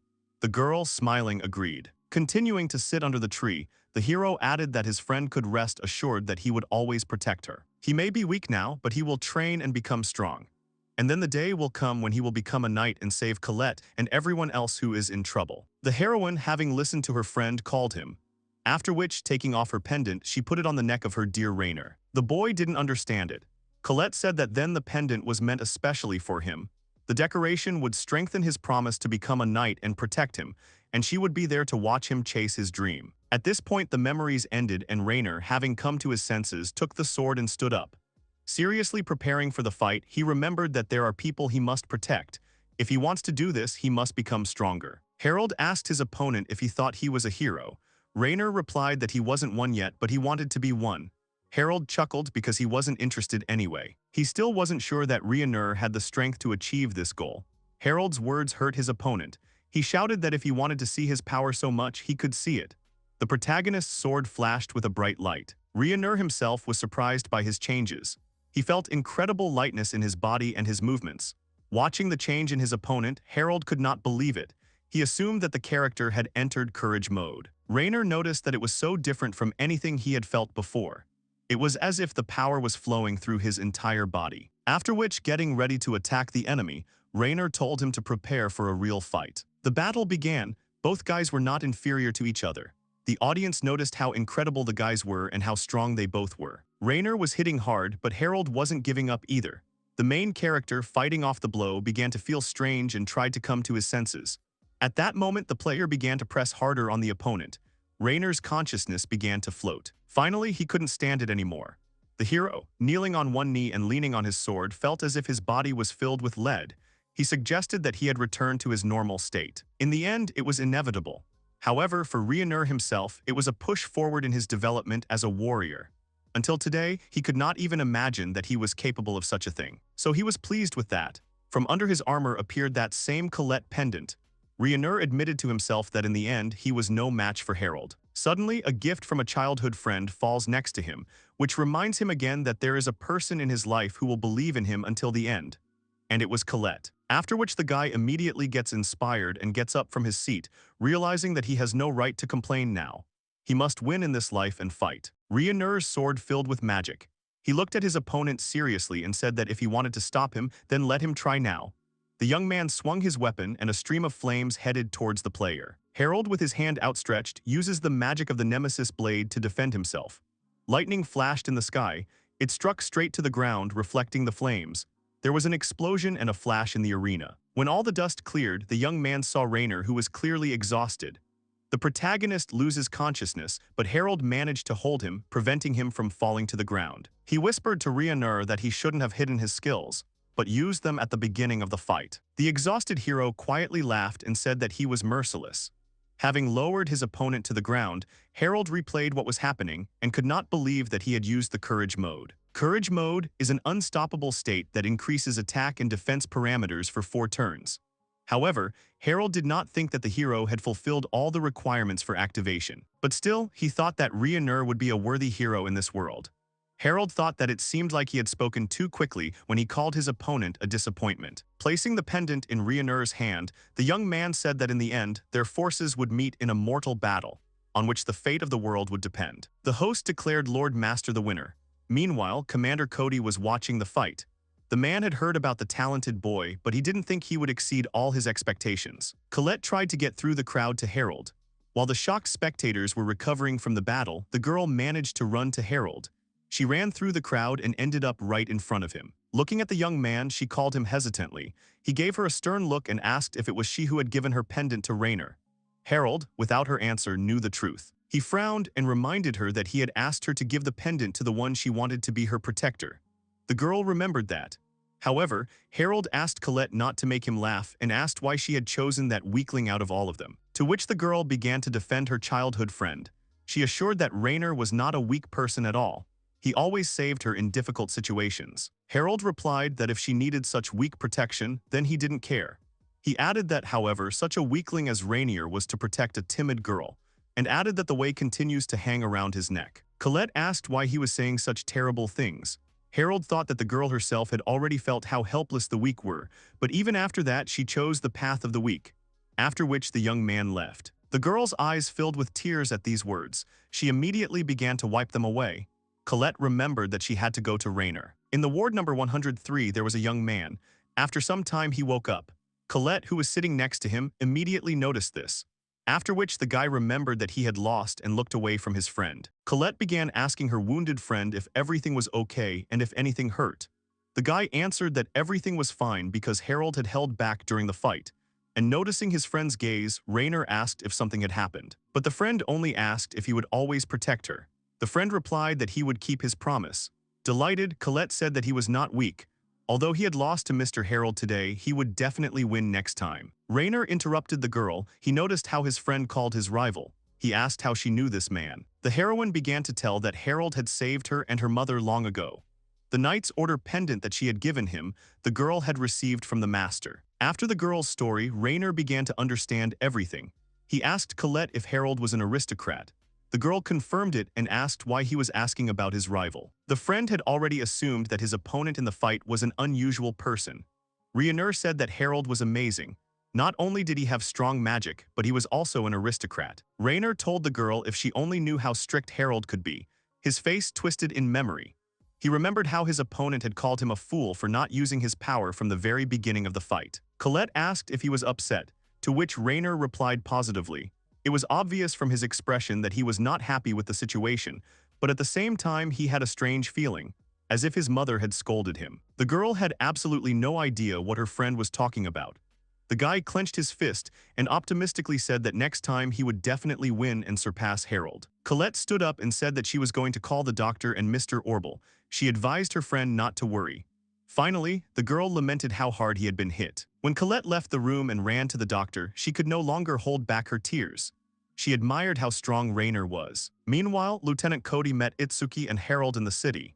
He asked the young man if he wanted to join the Order of Knights. Itsuki, covering his comrade, asked the stranger who he was. Harold explained from behind that he was a man from the Order. Itsuki was skeptical about this man. Cody laughed and said that although he looked unpresentable, he was a real knight. The lieutenant repeated that he wanted Harold to join their order.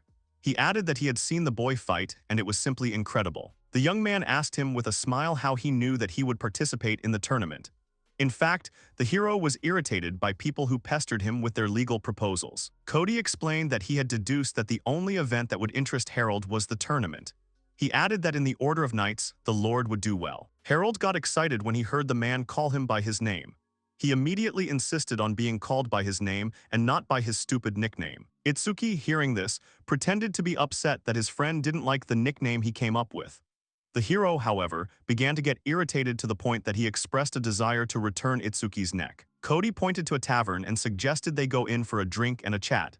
The boys went in, ordered drinks, and explained that they had used a fake name to fool their parents. The lieutenant was amused. He asked why the young man needed to do this for some tournament. The hero replied that he wanted to test his strength, but with such weak opponents he was only wasting his time. The commander said that the situation was familiar to him. Everyone around was a helpless weakling, and you were the only worthy and strong person. He remembered Rainer and said that he was good enough. The man added that he had also invited him to join their order. Harold's expression changed immediately after hearing this. He was displeased and asked again what Cody had said. The lieutenant felt awkward. He asked the boy not to be offended because Rainer had been there when the man had been looking for the young man. Harold frowned and fell silent. He seemed to be thinking about something. Cody noticed that no matter how the boy played indifferently, it was clear that he was interested in Rainer. The man noticed that Harold instantly defeated his enemies in all fights, but not his opponent in the tournament. It felt like the young man was teaching Rainer how to fight properly, and the hero, in turn, tried to adapt to him. At first, Cody thought that Harold was just messing with Rainer, not trying to use his speed, taking all the attacks and dodging. He thus cornered his opponent and forced him to release his true power. However, the man did not know why Harold needed this. Itsuki interrupted his train of thought and reminded the commander that the boy was still young for the order. Kilo admitted that he had forgotten about his age, adding that there were still exceptions to the rule. He said that he himself had a friend, Vincent, who joined the order at the age of 14. The man explained that this was a fairly rare occurrence, an exceptional case that confirmed the candidate's talent. Cody asked Harold what he thought and if he wanted to fight against the forces of evil, defend justice and such. The young man brazenly replied that he did not care about the justice that Cody was bringing. The boy said that he himself was the real evil, but despite this, he welcomed the lieutenant's offer. In the carriage, Itsuki told Harold that the Knights' Order often went on more dangerous missions than conquest campaigns, but he did not think that his parents would so easily agree with his decision. The young man believed that there would be no problems. He said that Hayden also wanted to join the Order earlier, which is considered a much more prestigious army since its venerable commander is the king himself, so his parents would not refuse such an opportunity. The comrade asked if the young man was going to join the order for the sake of his family. He looked away and replied that he lived only for himself. The parents were happy to hear the news about the knightly order. Harold, with a satisfied smile, told how he had fought with some hooligans in Delphi, after which he was noticed by one of the knights, who invited him to the order. Jessica and Hayden hugged their son and praised him. The news was wonderful for them. They were proud of their child. When the young man got to his room, he changed into more formal clothes for the celebration. He informed his butler that he was leaving for the capital in a week to join the Holy Order of Knights. The boy added that he was leaving the farming to Sumeragi and ordered him to report the situation to him periodically, even if nothing special was happening. Zen was shocked by the news. He wanted to grab his master when he was stopped by his hand. Norman thoughtfully noted that the capital was quite far away and they would have to keep in touch by letter. Jake added that it would take some time to send. However, the young man didn't care. He said that if they needed to contact him immediately, they should contact Sumeragi. Zen asked the gentleman to wait a little with his decision, because he had heard that the knightly order often went to dangerous and hard-to-reach places. Harold didn't care about that. The assistant was indignant at such a dismissive tone. He reminded them that the young man was their only master and asked what they would do if something happened to him. Harold, in turn, tried to quickly end the conversation and leave. He mentioned that he had walked the path of adventures before and killed monsters. Although the young man had been wounded a couple of times, he remained alive. However, Zen insisted on his own. He did not want to let the young man go. The assistant was sure that the Order's missions would be much more dangerous than what had happened. He had already begun to imagine a situation where the young master died when he received a slap on the back of the head from Harold. The hero was already irritated by his friend's whining. He gloomily suggested that Zen go first to the Order so that he would not have to witness the death of his master. This conversation was over. The young man motioned for everyone to return to work. Finally, Harold was able to return to his room. He sat down tiredly on the sofa. Although Zen was pretty annoying to him, the hero understood that he was a good guy and sometimes even a good advisor. The young man remembered that according to the game's script, the villain was supposed to join the knightly order at the age of 16. But before that, he had long been preparing for campaigns in dangerous lands. The hero simply sped up these events a little. He thought about why the character needed a knightly order at all. Harold thought that the organization itself was a symbol of strength and power, and assumed that the villain wanted to prove his strength. He did not admit his mistakes and failures. Having played Ryuner twice, he was hungry for more, so he fell for Justice's persuasion, and then led himself to self-destruction. In other words, the character lived by fighting. He did not want to use force for good.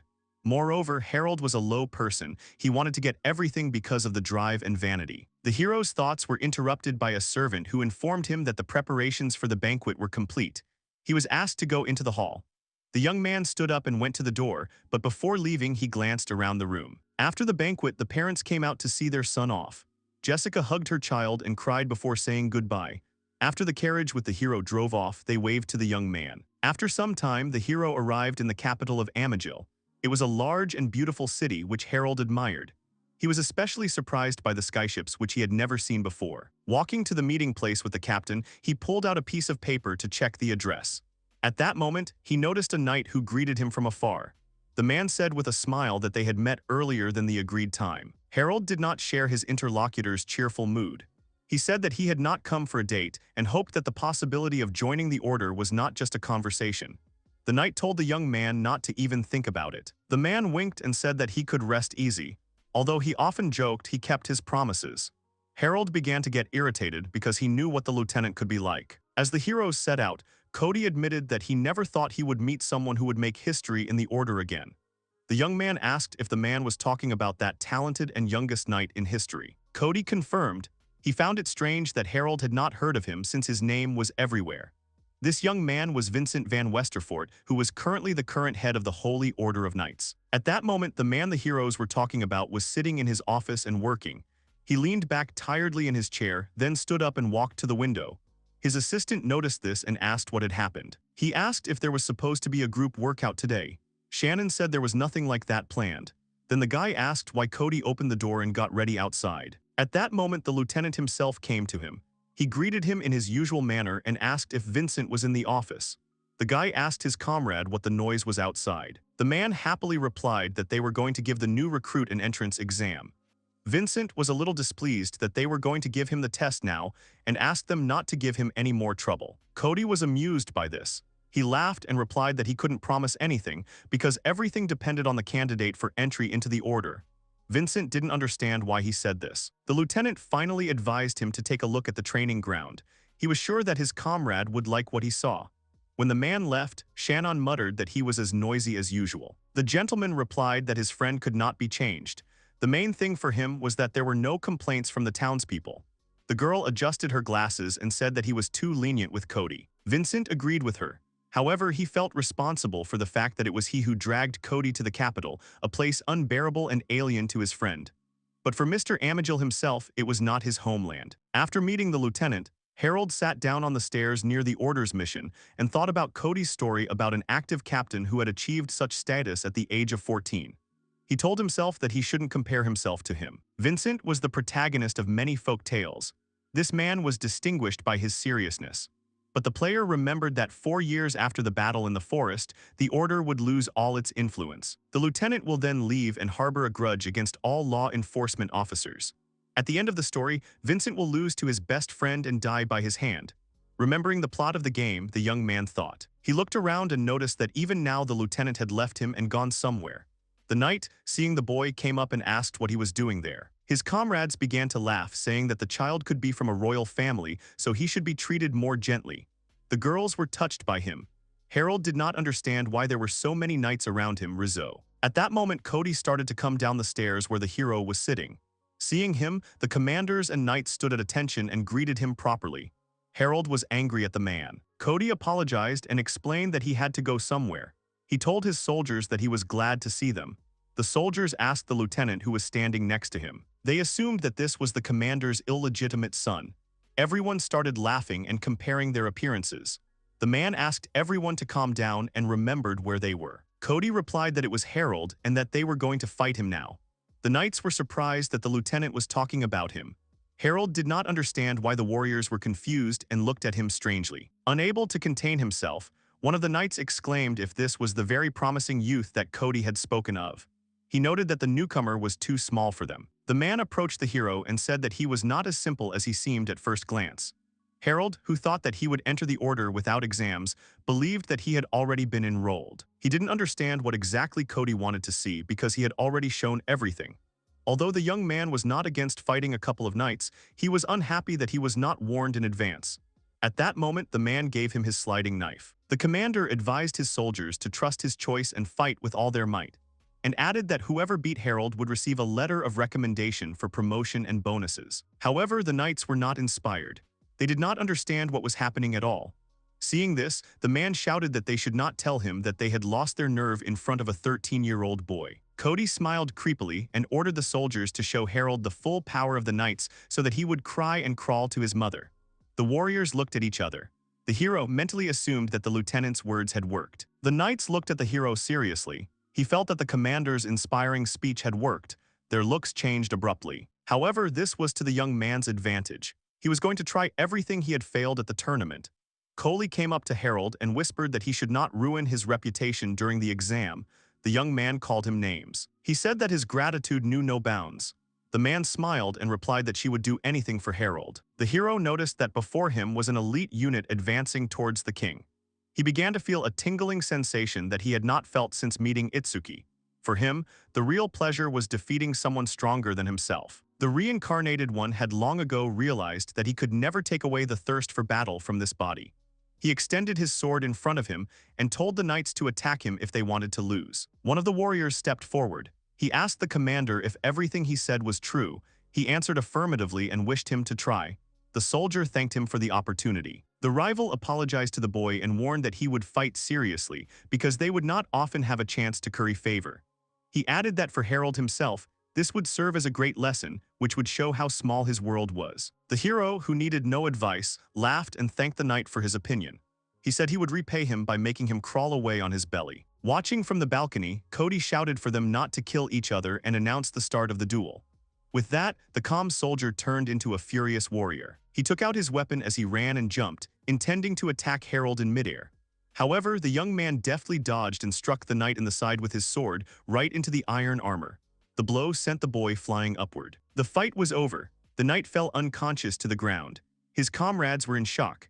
The hero was surprised that he was able to knock out the soldier with one blow, but he did not take responsibility or blame because the soldier himself came out to fight him. The commander approached his fighter and shouted for the healer or the person who heals to come to the wounded or killed knight. Harold began to call the next opponent. A knight came out to him. Without wasting a second, the boy was the first to attack him, but he managed to defend himself with his sword. Both warriors tried to hit each other but deftly dodged. The soldier swung his sword, but Harold dodged it. His opponent was open, and it was a perfect moment to attack. The hero kicked the knight's exposed shoulder. Harold pushed off him and rolled backwards, putting more distance between them. He landed on the ground, exhaled, and slung his sword over his shoulder. Cody clicked his tongue, watching what the young master was doing. The knight groaned from the blow. Then he noticed that Harold had opened his arms, exposing his entire body to attack. The soldier was furious. He knew the boy was just making fun of him. He started shaking with anger. The boy wasn't going to lose to a newbie. He dealt blow after blow, but never hit the stamina and speed of Harold. The hero noticed that monsters and people in the game use special moves during battles. It seemed to him that they were programmed. Usually people are more varied in their techniques, try to adapt to the situation and only then attack. But his opponent behaved as if from a computer game. Such a knight in brave at heart would only be an A rank. He remembered that many of them had fallen when they tried to hit the protagonist with the same type of moves. A mad passion was reflected in Harold's gaze because he knew that victory was his. The knight noticed this and was taken aback. He stopped. The hero asked if he was tired and began to tease him. He thought that he was a tough warrior and not a louse worthy of his attention. Harold asked cheekily if his rival would entertain him and paw him with his little paws for a laugh. There was a mockery on his face. The knight was not going to tolerate ridicule. He stuck his sword into the ground, around which a pentagram was drawn. The young man noticed that warriors always use magic in battles in the same way. At the moment, his opponent was using water magic. He knew that the knights used one water spell, so he was ready. The opponent used a water strike, shouted the name of the magic.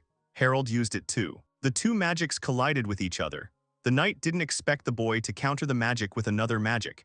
He knew it was possible, but to predict the opponent's moves in advance was another level of impossible. The warrior didn't want to think about how Harold could find out about his plans, so he decided that it was an accident.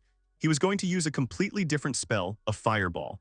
However, the boy attacked him again with the same one. The confused soldier asked how he could predict his actions, but the young gentleman was about to answer him. He pressed him with the dog and advised him to think about what was new and his own and not to follow his trainer. The young man added that he was disgusted to look at him. This offended the knight. He raised his sword and shouted that he would kill him. The man lunged at the boy, but the boy dodged and stabbed his opponent in the back with his weapon. Cody watched the fight closely when he caught himself thinking that he saw a young Vincent in front of him. Harold turned to the knights and told them to have the entire elite squad attack him at once, otherwise he was bored. Vincent watched the test from the window in silence. Shannon remarked that the boy was incredible. The master agreed with her. The young man was not just incredible to him, but ideal. In such an unequal battle, he skillfully repelled all the attacks of the enemies and went on the attack in time. However, even seeing it with his own eyes, Vincent was not sure that such a youth could fight experienced knights without making a single mistake.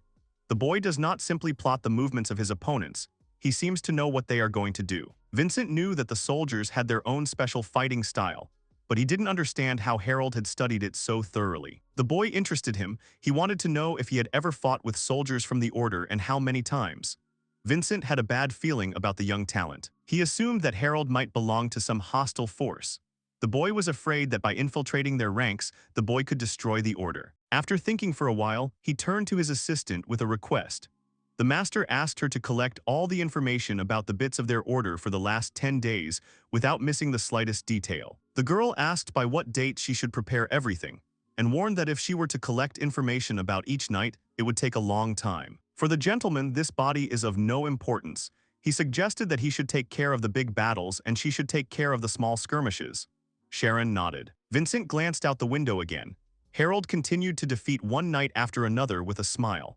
The master hoped that his suspicions and worries would turn out to be unfounded. A couple of days passed after the exam.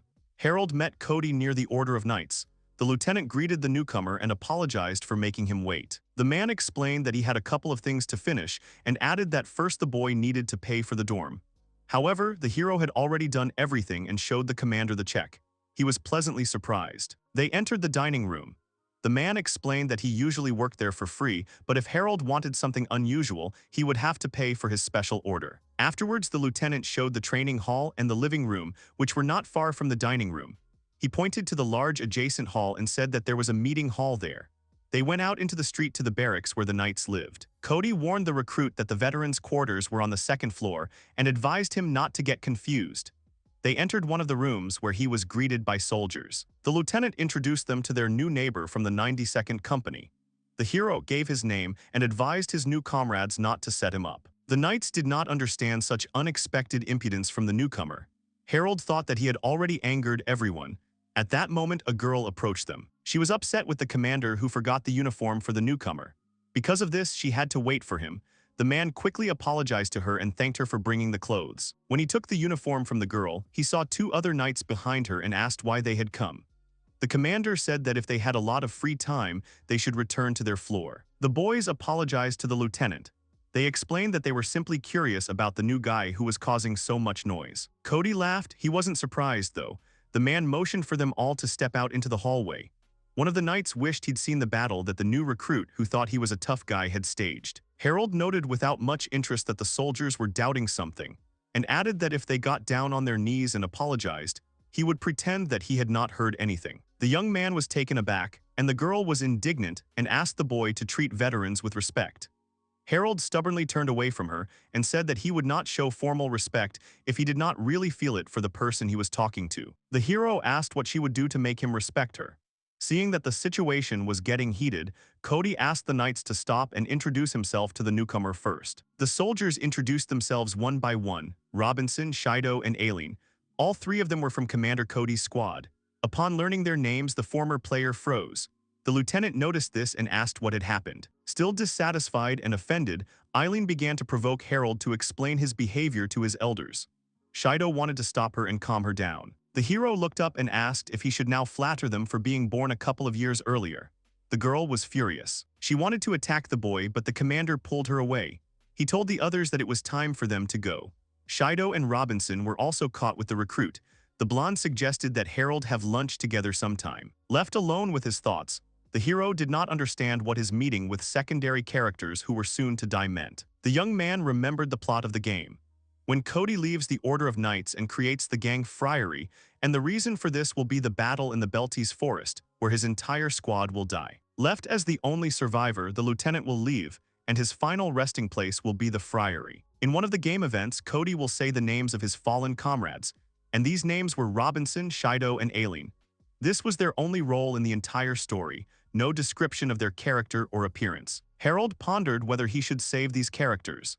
He remembered that the battle would take place 4 years before the game's events, so a year from now. Based on the commander's words, the newcomer would not be enrolled in the squad in such a short time, so the hero would not be able to intervene in the battle. The boy needed to find another way to present the events. However, this would be difficult because he knew nothing about the guys. Harold remembered only one line from the game, which said that Cody's squad would die a year later in the Belties Forest. The hero remembered Clark, but with her everything was different since he knew all the circumstances completely. The most important thing was that Cody would have no reason to leave the Order, and no Friary would appear.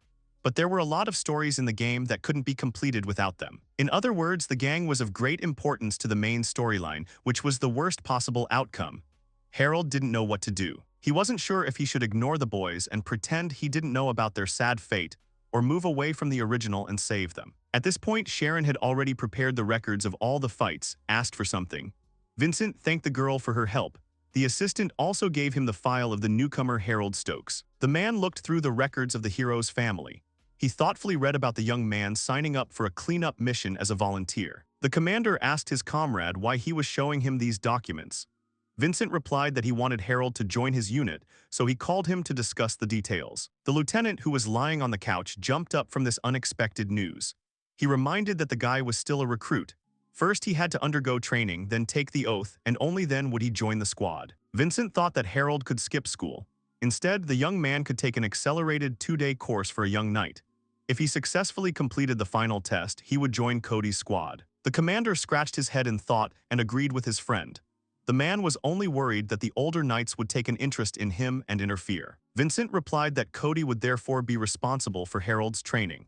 He added that it was not surprising that attention would be paid to him, since the young man had already gained fame for joining the Order at such a young age. Both senior knights understood the incredible power the new recruit possessed, so for his sake they would make an exception to the rule. Cody sighed and agreed with his friend with a smile.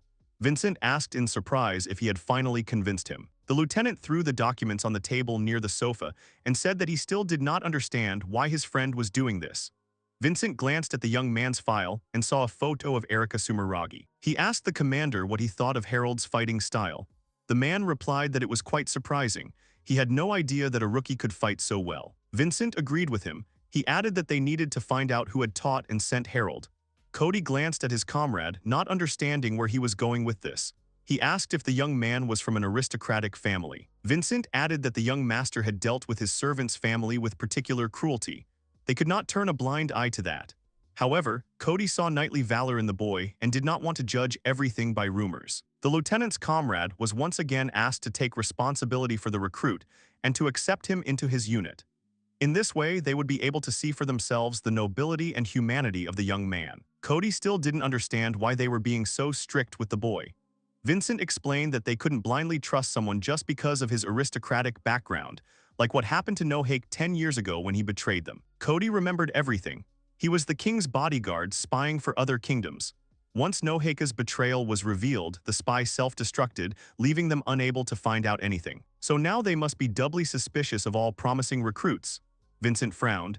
He asked his friend not to doubt himself. Cody patted his friend on the shoulder and said that he would do everything right. The guy apologized to him for the inconvenience. He just waved it off with a smile and advised his friend to be less serious. Vincent sighed. He replied, despite his desire, he had to be like this because someone was being too careless. The guy grumbled about how if his friend realized how hard it was for him to cope alone. Cody covered his ears, complaining of pain. When the lieutenant left and Vincent was alone, he smiled warmly, feeling gratitude towards his faithful comrade. Meanwhile, Harold finished hanging the clothes outside. Now that he was a new recruit to the knightly order, his schedule began with a 5 a.m. wake-up, followed by 2 hours of training, then breakfast, cleaning, laundry, and another training session after lunch. Overall, the young man didn't complain about the routine, but he hated that it took up so much of his time. He didn't even have a free minute for personal training. The young man was walking down the street, carrying a basin of clothes, when the elders appeared in front of him.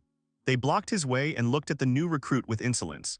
The knights accosted Harold and promised to show him what happens to such arrogant newcomers. The young man sighed. He hadn't thought that the order recruited dubious characters, and he didn't understand where the commander was looking.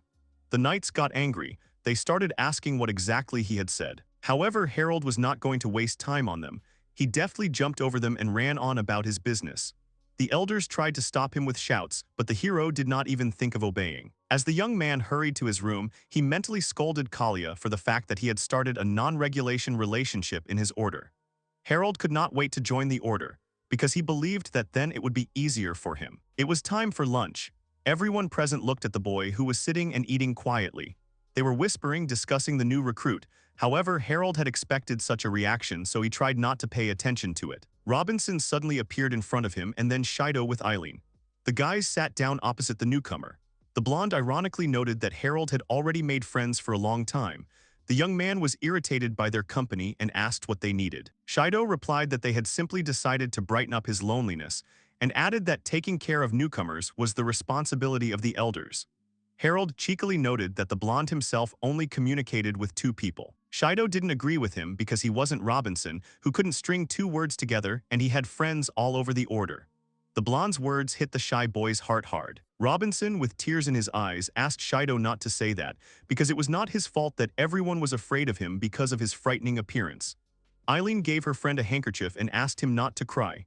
Harold noticed that the blonde did not even try to support the big guy. The hero decided to say something encouraging, but he did it in his own way.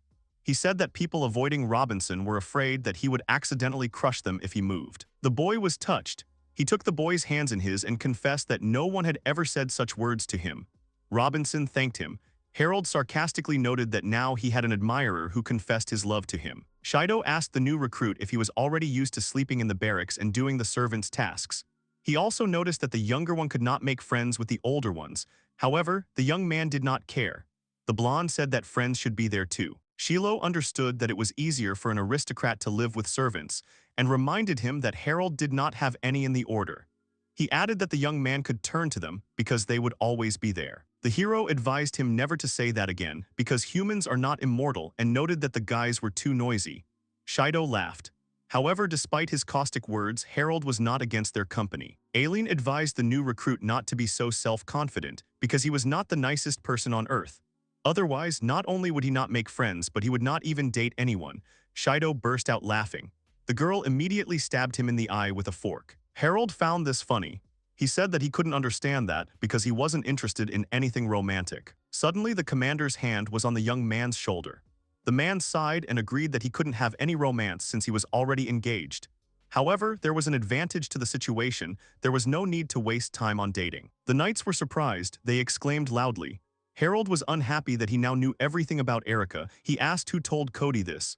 Shido jumped up and asked the commander for details. The man said that she was the sweetest girl who could be described by two words, elegance and beauty. The boy shouted at him to shut up and asked how he knew about Erika. Harold wanted to follow Cody, but his hand was grabbed by Shido, who was shocked. He said that at such a young age, a boy should think about sweet candies, not girls. The hero exclaimed that the knight should watch what he said. Eileen was determined that Harold, who was younger than her, already had his other half, but she did not. Cody, as if nothing had happened, said goodbye to his squad and advised them to return to work. The hero could not understand what the commander had planned. Harold came to the instructor's room. There he was told that he had to pass one more, but final, exam before being assigned to the order. The young man asked the worker if he himself did not find this strange, since he had only joined the order 2 weeks ago. They explained to him that he was a special case for them. The boy was too strong, so the management decided that further training was unnecessary. The hero smiled confidently. He realized that it was not yet time for the entrance exam, and the management noticed this not too late. The man's eye began to twitch from nerves. He said that the conversation was over and promised that he would pray for the recruit's success. Harold replied that he did not need to do this because the result would be obvious. The worker began to get even more irritated. When the hero left the office, he breathed a sigh of relief. The boy clutched his heart because he thought it would jump out during the conversation. He was so nervous. The player understood that because of his character's manner of speech, he immediately had a huge number of enemies, so he would not be surprised if he was ever strangled in his sleep. Harold's future was covered in darkness even for himself. The young man noticed that the exam was assigned to him suddenly. Although he had already killed strong monsters, the hero was still worried about how he would pass the test. In the end, Harold decided to leave these thoughts and just try. The day of the exam came. The young man stood next to the commander, who was cheerful as usual. This irritated Harold. Both were dressed in knightly armor. The hero was told that the exam would be conducted by Lieutenant Sakris, Junior Commander Selim, Knight Lucas, and Instructor Tom. Harold was advised to try and show everything he was capable of. During the exam, the young man will go into a living area with Cody's squad. He will have a list of monsters that he must destroy and the designations of their habitats. The hero was asked if he had any questions. He answered negatively. He was released and advised to start with preparing supplies for the road. Cody went first, calling the young man to follow him. Harold didn't understand why the commander was present during an exam that he could have handled himself anyway. The young man had his suspicions about what his lieutenant had in mind, but later he decided that he was dwelling on this problem too much. The knights set out. With carriages and horses, they walked through the forest. Shido asked Harold how he felt and if he was tired of walking for so long in heavy armor. The hero sarcastically replied that the boy could immediately call a doctor before he died from the heat. Cody came closer and noted that, judging by the way the young man spoke, it was clear that he had already participated in similar operations. Harold was annoyed that the commander knew so much about him and asked how he knew. The man pretended not to understand and moved on. The young man sternly told him not to act stupid and explained how he knew about Eric. Cody feigned surprise. This reaction infuriated the hero. Suddenly, one of the examiners reported that 2 thrashing ents were approaching them. The trees were moving towards the people at high speed. They moved using their roots. The warriors did not understand where monsters of this kind came from in such a place. Watching their movements, they realized that they were the monster's target. The knights were ordered to prepare for battle, and the recruit was ordered to stay behind. However, Harold's look showed that he was not going to obey the order. Sakris explained that they had not expected to encounter thrashing ents here, so they would have to postpone the boy's exam. The hero considered this reason stupid, because he thought that making emergency decisions was part of the test. Harold didn't care about the lieutenant's decision. He was going to fight. The young man said he would go right now and deal with the monsters. Sakris backed off and said they would help him anyway. He ordered Cody to take on one of the monsters. He already had his sword out and was ready. Lucas and Selim approached Harold. They gave the new recruit some advice, to go into battle boldly and if there was danger to run. The young man noticed that the group was pretending to care about him. It seemed strange to him, but even so, some gratitude was born in him. Harold stepped forward towards the monster. The mobile ent was approaching him and was very close. The young man confidently approached the monster. When he was too close, the tree attacked him with its branch, but the man managed to jump away. Lucas and Salim were getting nervous. They started yelling at the recruit to jump or roll. Even though Cody's squad was busy with another monster, they kept an eye on Harold. Watching him, the commander was pleased that everything was going according to plan. The monster swung its powerful branch, but the youth used a phoenix strike in midair. He struck the branch that the ent wanted to attack the man with. The monster's wooden arm was stuck in the ground due to the powerful blow. He couldn't get it out and didn't understand how this could happen. While the monster was immobilized, Harold took advantage of this and attacked with his sword.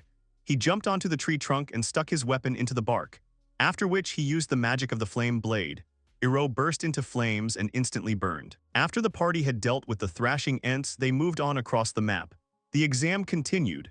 Harold fought monsters under the supervision of his comrades and instructors, and so the day passed. In the evening they set up camp and decided to drink to the passing of the recruit's test. A disgruntled Harold asked what the guys were doing. The guys answered that they were celebrating his success. The young man was angered. He believed that the knights were ready to drink at any moment, just give them a reason. Harold reminded them that the exam would continue until they returned to the capital. However, the young knights remembered this. Shido replied with a smile that they would drink just a little bit now, and when they returned, they would arrange a real infusion of the new recruit into the squad. But the hero himself did not need such a celebration. Lieutenant Sakras was sitting not far from the boys. He looked at them thoughtfully, holding a pen and paper in his hands. The man wrote in his report that there was no doubt about Harold's strength. In 3 days, he was able to join Cody's squad and acted together with them. Sakras had heard of the young man before and thought the rumors were exaggerated, but when he saw how the young man quickly dealt with the ent, he realized that he was wrong. Even the lieutenant himself was not capable of dealing with the monster alone. He knew that Harold would become the strongest knight in the history of the order. The man assumed that the young man's arrogant behavior could be the result of self-confidence. However, Sakras noted that if the hero was truly like that, he wouldn't spend so much time with people he didn't like. He could see that the boy was different deep down. Meanwhile, Shido tried to get the evil Harold drunk. The man thought that Cody's troop probably got along well with the boy, but not for weeks. He thought about it and concluded that he had no reason to fail Harold. The next day, the squad headed back to the capital. After a while, they already saw the city. The lieutenant warned that despite the fact that they were close to home, the knights should not relax. Lucas was surveying the area when he noticed something strange in the distance. Sakras asked what was going on. The boy pointed into the distance and said that something strange was black and puffing on the horizon. The sure mass was coming out of the ground. Someone suggested it was smoke, but it was wriggling too strangely. Lucas said it was probably just moving. No one knew what was in front of them. Eileen asked if it was some unknown kind of monster. Cody noticed that Harold had become noticeably quiet and asked what was wrong with him. The boy was watching the monster seriously and intently. It felt like the young man knew something. From the ground up to the sky, a cloud of red smoke or dust was visible. The knights stood and discussed the origin of the unfamiliar object. The squad leader clarified what was red in the distance and looked ahead. Another knight stood next to him and watched. There was discussion that it was smoke, but some strangely writhing, it had an unusual color and movements. Someone even asked if it could point to a treasure. One of the knights turned and looked at the ragged man, assuming that he might know what the smoke was. The knight asked the boy by his name, Harold. The commander of the Knights' Consolation, turning his face, also asked a question, but this time in detail. He asked the recruit Stokes, who was standing behind, whether he could have known what they had all encountered.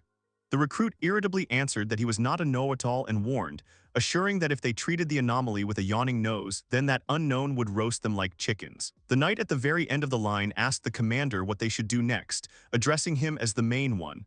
The commander, walking forward, asked the guys to wait in line while he looked around the place. The recruit, looking ahead a little, was taken aback. Harold, with a furious face, rushed forward to the chief and, cursing, shouted at him to lie down.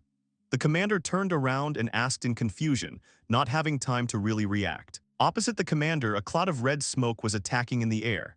The man froze in surprise, unable to move. The recruit grabbed the commander and pulled him down, thus allowing the boys to dodge the attack. One of the knights excitedly called out to the commander, watching the scene unfold. The man standing behind looked around and watched the smoke. The commander and the recruit managed to land safely and began to watch. The enemy moved away from his victims and flared up. The chief thanked the recruit Stokes for saving his life. Harold, with tension and some anger, told him to shove his thanks somewhere far away and warned him to always be on guard and not to turn away from the battlefield. The commander-in-chief, looking at the guy, confusedly agreed with his words. The commander stood next to the recruit, and the squad behind them huddled together. They realized that they were surrounded by 6 magical enemies. The knights looked around in fear and confusion from the tension and covered each other's backs. The girl, unable to withstand the atmosphere, asked what kind of anomaly it was. Harold, preparing to attack, grabbed the sword from the swing. A dull ringing of metal was heard. The guy tried to cut the smoke with one lunge. The attempt was unsuccessful. The smoke first dispersed, but then gathered again in a heap and flared up. Harold tried again, but it was no use. The attack failed. The smoke gathered again in a heap, but did not attack. The knights were surprised by the impenetrability of their enemy. The guy returned to the commander and explained the situation with a completely calm face, told the knights that physical damage did not pass through them, and if they waved their swords, they would simply ruin their weapons for nothing. The hero added that they would not be able to defend themselves for so long, and the enemy's attack parameter was very high. The commander silently listened and reasoned about what the guy said. The girl knight, trembling with fear, looked down and repeated the guy's words that their attacks were not working, and added that there was no way they could win. The other knights began to panic. One of the men standing behind asked if they could make a tactical retreat, hinting at an escape. Someone asked ironically where they should run since they were trapped. The commander looked at his squad and realized that things were bad since panic was growing at the most inopportune time. The boy raised his hand and began to cast a spell. The recruit shouted at his comrades that they were cowardly pigs and said that if they had time to babble in fear, they had better do something useful. He warned them that they had better get moving if they did not want to die right here and now. The knights shuddered at the newcomer's words. Harold conjured a thunder spear and threw it with a roar straight at the enemy. The knights saw a bright light in the direction of the enemy and silently watched what was happening. The smoke flared up again and attacked the recruit. The guy managed to dodge the attack and the shadow missed. The knights worriedly decided that magic did not affect the enemy either. The knight called out to the recruit. The guy looked back and saw a huge plume of smoke plowing behind him. The commander and one of the knights covered Harold's back, standing behind their partner. They said that they could not put everything on one recruit and made the verdict that the enemy was a very difficult opponent. The knight joyfully raised his hand up and started using his magic, telling the ironic enemy how he would have to deal with his water strike. He attacked with a splash of water, and the smoke began to dissolve in the air until it was completely gone.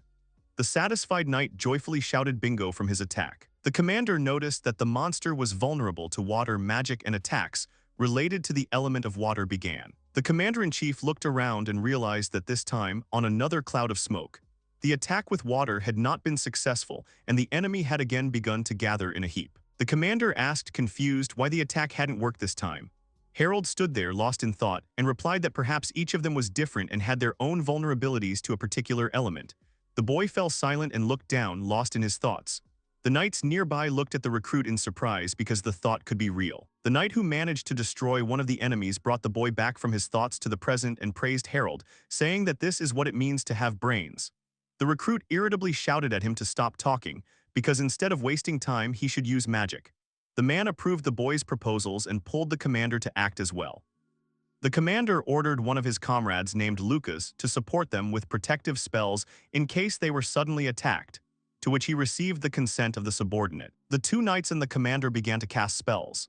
The man made an air spear, the commander aimed a pillar of flame, and the recruit used the thunder spear again. 3 powerful magical attacks hit the enemies with a roar. The boys watched in anticipation, expecting the success of their attacks. All the clots of smoke disappeared, and the knights were left alone on the field, noting their victory. Harold only looked away in relief and sighed. The commander turned to the knights standing behind him and shouted that he saw no more enemies and asked if there were any wounded. The guys behind him answered that they were all safe and well now. The commander smiled with relief and mentally rejoiced at the unharmed men under his charge. The chief looked towards Harold and looked at his back, thinking that everything was thanks to the guy, and if it weren't for him, there definitely wouldn't have been any losses. He remembered how he saved him, because he was the commander, that is, he would have died if it weren't for him. The commander remembered the guy's words at the beginning of the battle and criticized himself for his carelessness, although he had been warned, but he still went after the monster. He considered himself a lousy commander. The chief turned to the recruit and tilted his head. The boy looked at the man. The commander thanked Harold again for saving him and apologized for the mess they got into because of him. The guy bowed his head slightly, but did not look away and replied that it was impossible to foresee everything, adding that he still should have been more careful. Harold turned around and, without waiting for an answer to his words, went ahead. The commander looked after him and said that he would remember this conversation and would charmingly listen to the advice. Harold did not know it, but he had once again earned the trust of another person. The knight and the commander discussed the monsters with each other. One said that he had never seen monsters like them. The other agreed, saying that someone should be assigned to check the archives. Maybe they will find something about the monsters. The boys were talking away from the other knights, but Harold heard and mentally talked to himself that he had to pretend that he was not aware of the monsters, and he was lucky that they quickly adapted to the situation and believed the deception. He recalled that they had encountered a cloud of darkness, a creature born from Justice's sinister plan to erode the entire continent. The guy wondered why this happened right now, because the cloud of darkness should have appeared closer to the middle of the game, but he met them, so to speak, in the prologue itself. It didn't matter to the guy anymore, because when he appeared in the original, the monster was always in this world, and Justice plans only brought him to life. The guy looked at the ground and thought that the situation now couldn't be worse. The hero continued to reason that the events of the plot began to develop ahead of schedule, and it was not clear to him from what point the story turned in an unknown direction. He criticized asking himself if he could have relaxed so much that he had not noticed something important. He recalled the plot where the elixir from miasma, which was created by one of the main character's criminals, and then the elixir was refined by the Sumergai family and became available to ordinary people. His entry into the order happened, and if he understood the game, many details were omitted and he himself got ahead of all the events in advance. The guy closed his eyes and mentally stopped himself, because he was just thinking about assumptions and it was too early to panic. First, he needed to make sure that Justice's plan had come into action. The hero imagined the image of the villain and thought that the last boss of the game, Braveheart, was Yusmtis Freund, who was a scientist considered a genius. But for the sake of his experiments, he was ready to go mad. The guy stood apart from everyone and kept thinking about how he could stop the antagonist. A nightman with stubble and thick eyebrows, the same one who was able to destroy the monster with a water magic strike, approached Harold. The man asked the guy what he was thinking about and thus distracted the guy from his thoughts, drawing attention to himself. The knight smiled at the young man and said that those monsters were something else, but thanks to the boy they were able to show where the goblins live, he said jokingly. Having made up his mind, the man asked if the boy had met those monsters before. Harold, trying to hide the deception, asked who he was talking about, whether the man was talking about goblins. The knight laughed and noted that the recruit immediately realized where the monsters had a weak spot, hesitantly adding that they should be hit with magic. The man asked ironically if he had never seen them before. Harold, with a serious face, answered that it was a simple coincidence, saying that after thinking about it, he decided that it was more useful to use magic than not to use it if they had it anyway. Fighting monsters is not just swinging iron. The man replied that you can't argue with such an argument, and the youth has a well-developed intuition. The guy laughed, and in order to confirm his status, he told the man if he had forgotten who he was talking to because he was an aristocrat and the man was just a redneck. And as everyone knows, every aristocrat has more talent than the common people. In his mind, he understood that he could not tell his friend that he was from another world, and that the man himself was a game character. The man took the guy by the ears and laughing pulled, saying that he knew he would hear such words from the mouth of the pest.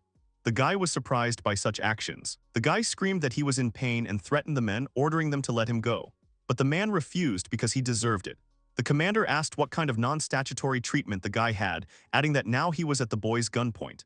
The man replied that he had simply patted him behind the ear and waved his hand. The hero looked angrily at the culprit of his sore ears, insulting the man. The boy looked at the knights with fury and wondered what the hell had gotten into the man and how he could treat him like that. He wasn't even a child. The boy understood that technically he was a child, but he still felt uncomfortable.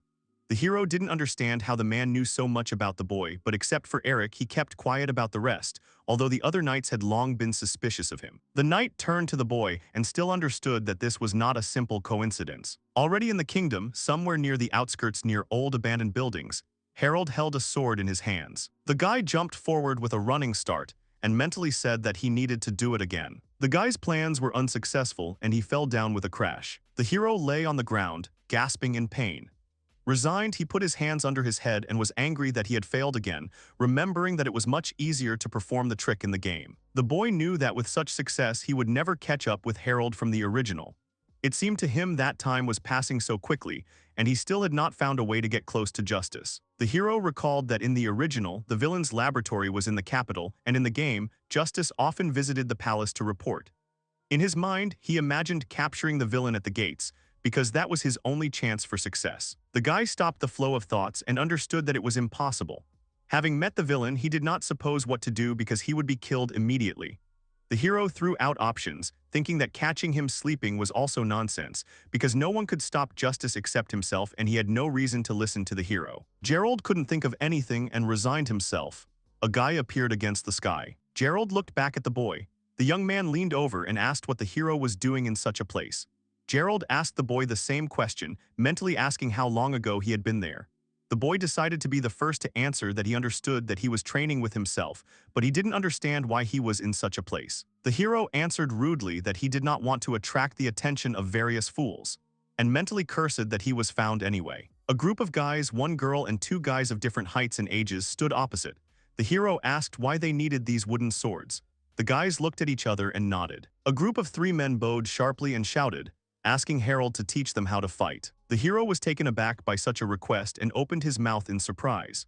He came to his senses and mockingly asked if they had finally understood their place, answering that he was not going to teach them anyway. Harold mentally understood that this was the last thing he needed, and the guys still kept asking the hero for help. The boy began to say that the time they were attacked by a monster, he was unable to help them in any way. He furrowed his brows and replied that such behavior was completely unacceptable for a knight, and so he decided that he should learn from him. The girl also began to speak for herself, that she too simply stood and watched while the others fought. The guy at the end responded that he too was only thinking about how to escape from the battlefield, and he was ashamed of it. The boys again, almost tearfully, asked the hero about training. Harold looked at them in confusion and did not understand why him, because his strength was only in his knowledge of the game's plot and he had nothing to teach them. The guy looked at the boys. The girl and the older boy were still bowing. The younger boy folded his palms. They all closed their eyes in anticipation of the hero's answer, who, knowing the plot, thought that they would die in a year anyway. It was hard for the hero because he couldn't tell them about the plot. The guy didn't understand Harold's new feeling. He remembered how these three in their own way took care of him and were always there. The guy gave his feelings a name: gratitude. He didn't know if he could save the squad at all, and if he could, whether it was worth doing. The guy decided that whatever happens, his guys simply won't die, and he will help them become stronger as best he can. The hero answered the guys by agreeing to their request, for which he received gratitude from everyone. Harold suggested that the guys attack him. Harold held out his sword and warned the boys with a terrifying tone that they should not even think about mercy, and he did not know how to spare. And if they wanted to become stronger, then they should be prepared to suffer, assuming that they would run away after the first bruises. One of the guys stepped forward, saying how self-confident his interlocutor was, threatening that he would get what he deserved. Meanwhile, a meeting was taking place at the headquarters of the Knight's Order. One of the men finished his report. The other stood up and handed over a roll of paper, beginning to speak. The man said that despite his young age, Harold was so strong that he could be put on par with the level of their lieutenant. He added that during the encounter with the unknown monster, they also found out that Gerald had leadership qualities, and they decided to enroll him in the squad in order to increase his experience not only in training, but also in combat operations. Everyone listened to the man silently. The old man sitting at the head of the meeting cleared his throat and replied that he had heard the man and agreed with his arguments and proposal. The old man was the Grand Master of the Order of the Holy Knights of Millstrom. The master looked down and added that on the other hand, weren't they too hasty with the boy, since Stokes was still a young man and from what he had heard, he had a hard time communicating with his fellow soldiers. He suggested leaving the boy in training and trying to instill some good manners. The man did not object, only adding that he had a detachment in mind that would be able to cope with the boy's upbringing better than any training school.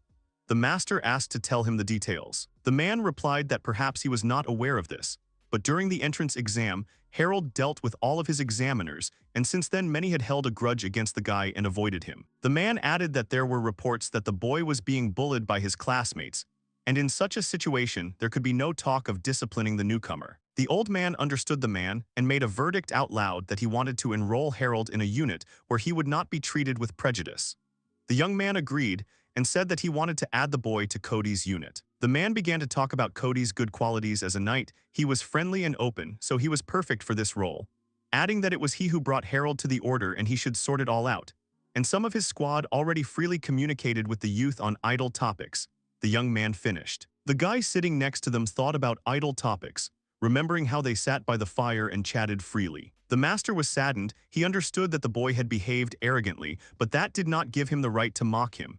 The man apologized and admitted that it was his fault.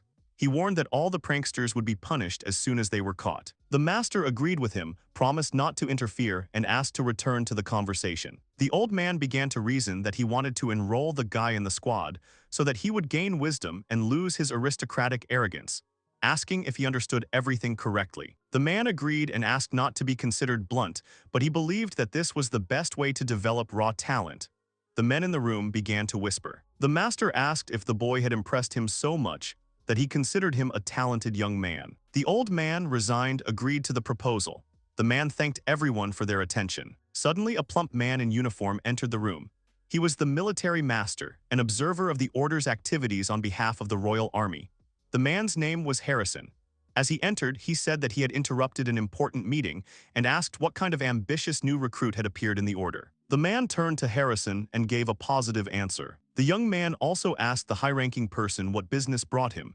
Harrison agreed and sat down on the chair. Already sitting, the man answered that he had learned the gist of the discussion and had also decided to listen to the verdict.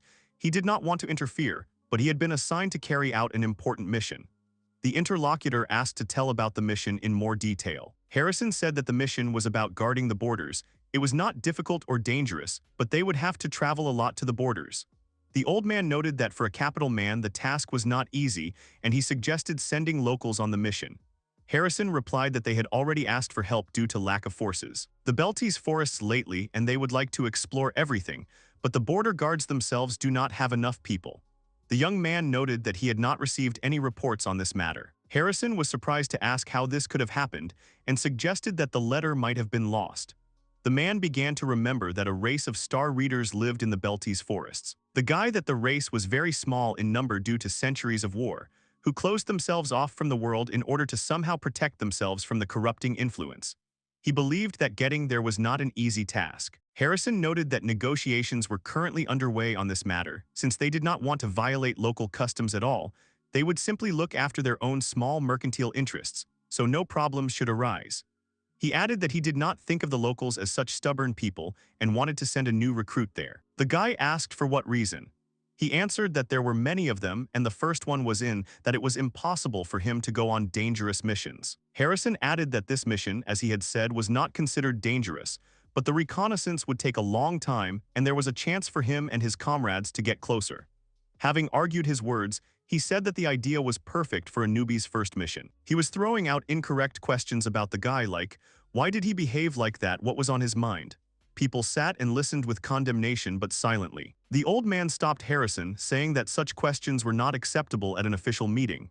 The man apologized. Harrison justified himself by saying that he respected the position of the master, but in his position he had the right to hand out such tasks, and already rudely said that they should also watch their language, so as not to damage the status of the order. The man turned to Vincent, asking him what he would say to that.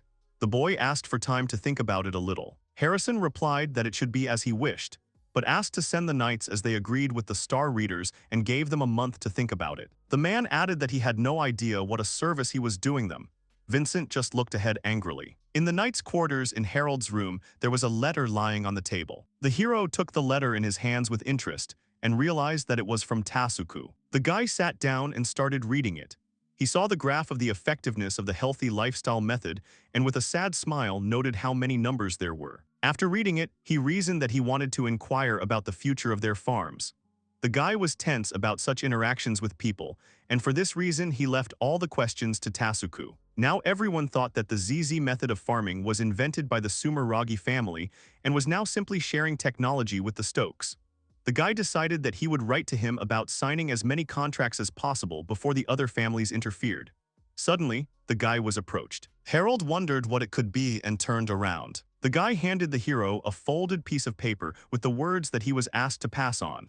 The guy said that it might contain his latest exam results. The guy was surprised. Harold smiled sarcastically and said that even such worthless creatures could be useful.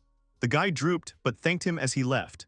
The hero was happy. He had been waiting for the results for a whole month and asked why they were dragging it out with him. The guy understood that there was a possibility of enrollment in the squad, although he knew that hardly anyone would want to take someone like him. He calmed down and mentally scolded himself for worrying, because his calmness could be disturbed by expulsion, and began to tear open the envelope. The boy's expression changed to tense. He crumpled the edge of the paper. Cody congratulated the new guy with a happy expression, saying that he was now an integral part of his squad. The guys who asked to train with the hero were also in his squad, and also congratulated him with wishes to work together. The commander asked if Harold had forgotten his things and said that he would show him his place in the barracks.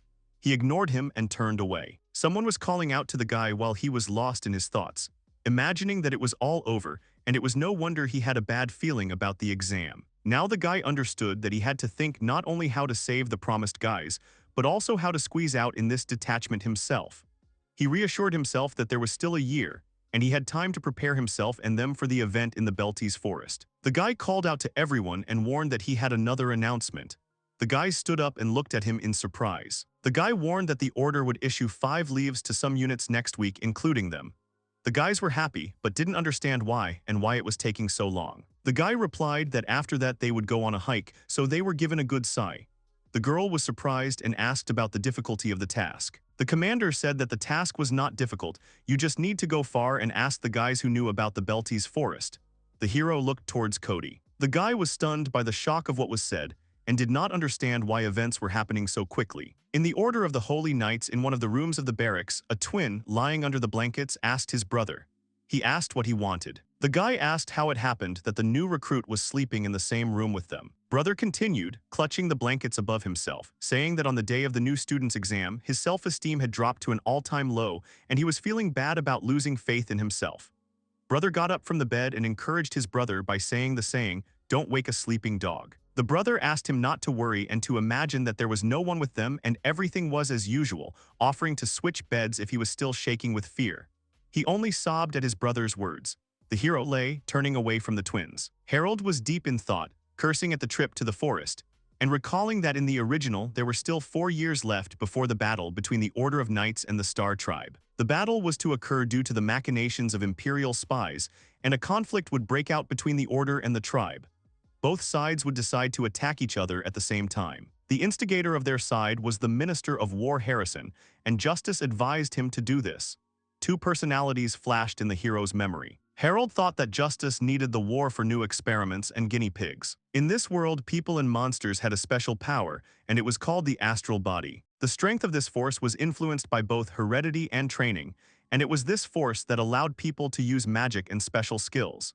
The guy crookedly compared it to mana like in RPGs. Unlike ordinary people, representatives of the Star Readers had a huge supply of astral, and Justice wanted to study this phenomenon. This was considered the true cause of the battle in the Belties forest. According to the plot, Cody's squad will die, the commander himself will abandon the order, and Justice will continue the experiments. The guy was worried and did not expect that defeating the monsters would lead to such consequences. The guy thought that suddenly this conflict would not be limited to one battle and cursed. According to the story, a cloud of darkness had already appeared, which could mean progress in the villain's research. Then the battle in the Belties forest was not surprisingly a wound for the plot. The hero cursed again and hid under the blanket, not understanding what to do. The boy closed his eyes and thought in confusion that if only he had at least a little time to think about it. Harold asked himself if he was really that powerless. The guy walked through the streets and happily hummed a melody. He entered the barracks greeting the boys and asking for Harold, asking to take a walk with them. Taken aback, he realized that he was not in the room. The twins, sweeping the floor, agreed with the guest and said that he had left in the morning, although it was Harold's turn to be on duty. The guy stepped back in amazement and asked how he dared. Next to him, the guy with the cap said that they had agreed on a walk, scolding Harold. The interlocutor had already turned to the door, calling the hero a lone wolf, asking what he had thought up this time. The slightly shorter guy winced and stopped, saying that he couldn't just ignore the rules and run away. At this time, Harold was galloping briskly on his horse across the field. The guy was heading to the estate. The old man turned around and asked if it was Harold, adding a moral to the boy's name. The hero walked behind the old man, holding the horse's bridle. The old man wondered what could have happened since they had not expected him to return. The boy with a serious expression answered that he was on urgent business and ordered Tasuku to be brought immediately. The old man replied that his master was not there at the moment and asked for forgiveness, adding that he would return only in the evening. The boy replied that he would wait for him and asked to be taken inside, to which he was agreed. The estate was in the midst of everyday bustle. The girl walked silently along the corridors of her house. The girl asked her servants what was going on. The servants turned to their mistress. The boy sat in the room above the table and cursed everything and did not understand what he had expected, expecting to see the master of the estate here, realizing that he had his own business. Not knowing what came over him, he understood only one thing, that a visit to the Sumeragi estate would not solve anything. He compared himself to a hunted animal running back and forth, considering it a pitiful sight. There was a knock on the door and an apology. The guy ordered to come in and shuddered. He turned to the door and heard a creak. The wooden curtain of the door was pulled aside by the girl's hand. The girl in the kimono with a flower on her head replied that they hadn't seen each other for a long time, addressing Harold with respect. The girl looked at the guy silently and emotionlessly while he stared at the floor. Confused and looking ahead, the hero mentally asked why Erika was here. The guy started the conversation, asking why she couldn't have come here just like that, specifying that she could have been looking for a meeting with him. He asked her with interest what she had in mind. The girl shook her head in denial and replied that their misdeeds don't always have a reason. Erika replied that despite this, the herald was her betrothed and would always be an honored guest at the Sumeragi estate. She asked him to keep her company while her parents were away. The hero flatly refused, thinking that the girl had not changed at all, irritated and rudely asking him to leave and close the door from the other side. The girl asked the boy to disobey, because for the daughter of the Sumeragi family to turn away from the guest and show her back was a disgrace. She asked for forgiveness, warning that because the boy's visit was unexpected and they did not have time to prepare anything for him, asking not to hold a grudge against them. The boy leaned on his arm and thought that talking to her was useless and remained silent. The girl fell silent and watched her betrothed. Erika closed the door behind her and the guy continued to sit, not changing the position of his body. The kettle was boiling. The girl stood up and silently looked at the guy walking towards the sound. The guy sat looking down at the floor and was silent. The girl noticed that he looked completely different. Lost in thought, the girl reasoned that Harold would never sit with his eyes down on the floor in front of other people, and his visit was truly unexpected for her. Having finished the thought that the guy was really preoccupied with something serious, she prepared and served tea to the guy. Harold remained silent and the girl sat down next to him. The guy did not pay attention to anything while the girl kept looking back at him. The guy decided to ask Erika what she could say about her current life. The girl was surprised. The girl turned to the guy and clarified the question and asked why he asked so suddenly. The guy silently looked ahead and waited for her answer. Erika went back to when she and Harold were children and thought that she had to find the strength to believe in him because that was the only way she could help him. But if she gave him a helping hand, of course, he wouldn't be able to accept it and would push her away again. The girl replied that she was grateful for her life and did not complain to the gods that she was born the daughter of the Sumeragi family. The guy asked her to tell everything as it is, because a girl who is forced to marry cannot be happy. She replied that she was honest with him. The girl began to say that she was the daughter of the Sumeragi family, born and raised by a loving family and caring subjects, never felt unhappiness, and to repay all this kindness, Erika was ready to cut out her own heart. The girl called out to the guy, asking why he hated the engagement to her so much. Erika, without waiting for an answer, said that she was not so insensitive that she would not notice that much he did not like her. The guy was surprised and asked why. The guy finished the question, asking why she accepted such a cruel reality so easily. Erika answered him. Harold was the one responsible for its adoption. The girl honestly admitted that she admired Harold's strength and even envied him. The guy looked at Erika. Harold asked what kind of nonsense she was talking and asked if it was flattery.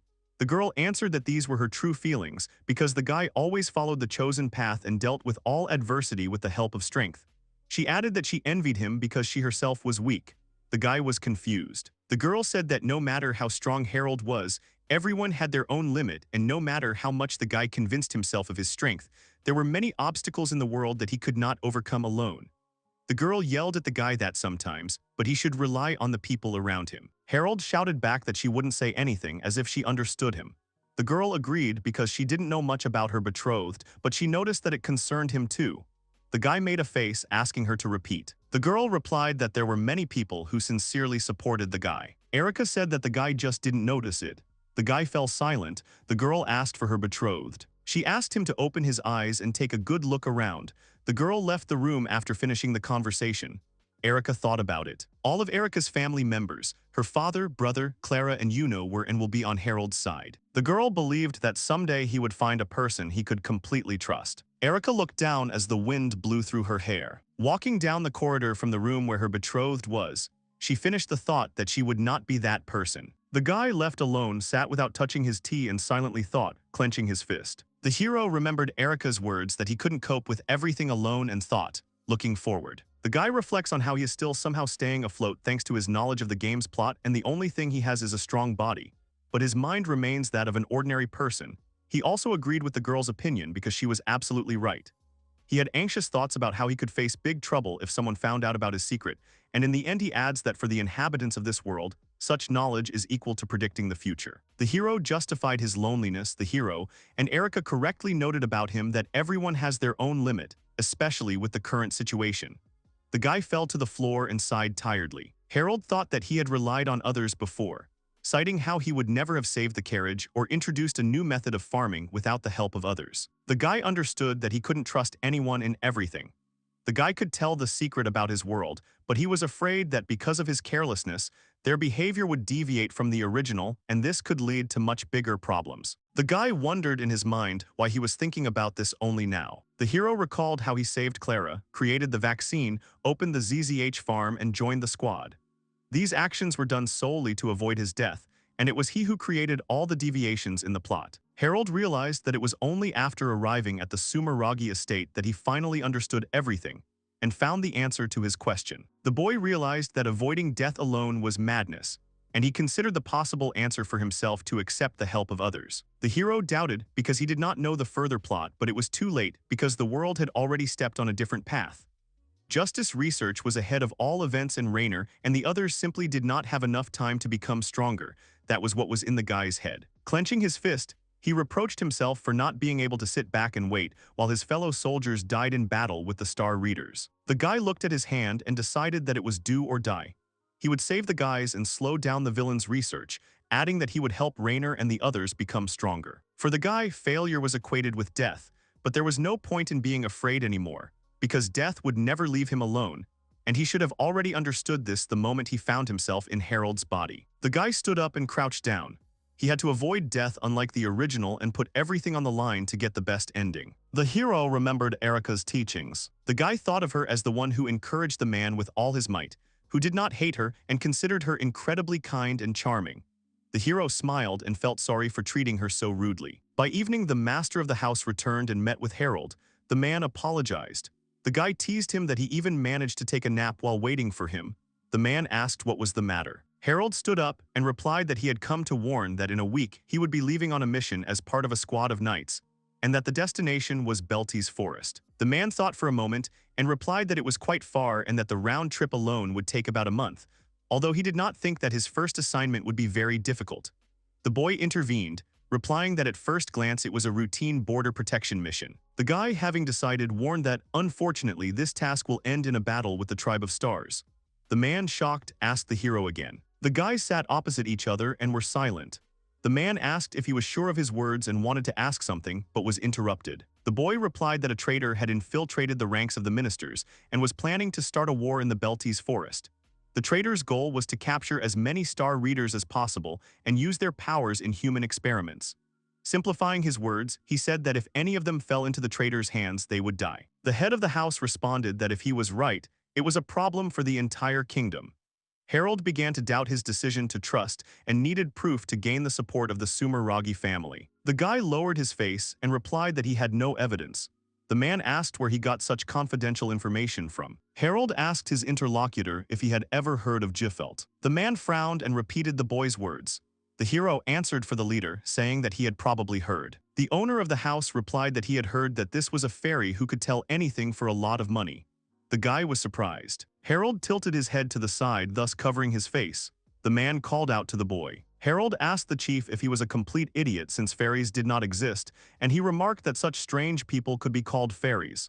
The man was shocked. The owner of the house asked the guy if he could have been familiar with Jifelt. The guy agreed and asked what was strange about it. The man thought in his mind that it was impossible. It was said that the fairy's espionage skills were so good that there was no information in the entire universe that he could not obtain. Jifelt was a first-class informant. The leader understood that there was no one in the world who knew the fairy personally, and that is why they were considered a legend. The man looked at the guy and reasoned that if Harold was right, then his information was more than reliable, and there was no point in lying to the guy. And the addition was that his words sounded confident, as if they really were true. The owner thought the boy had surprised him before, but this was beyond all bounds.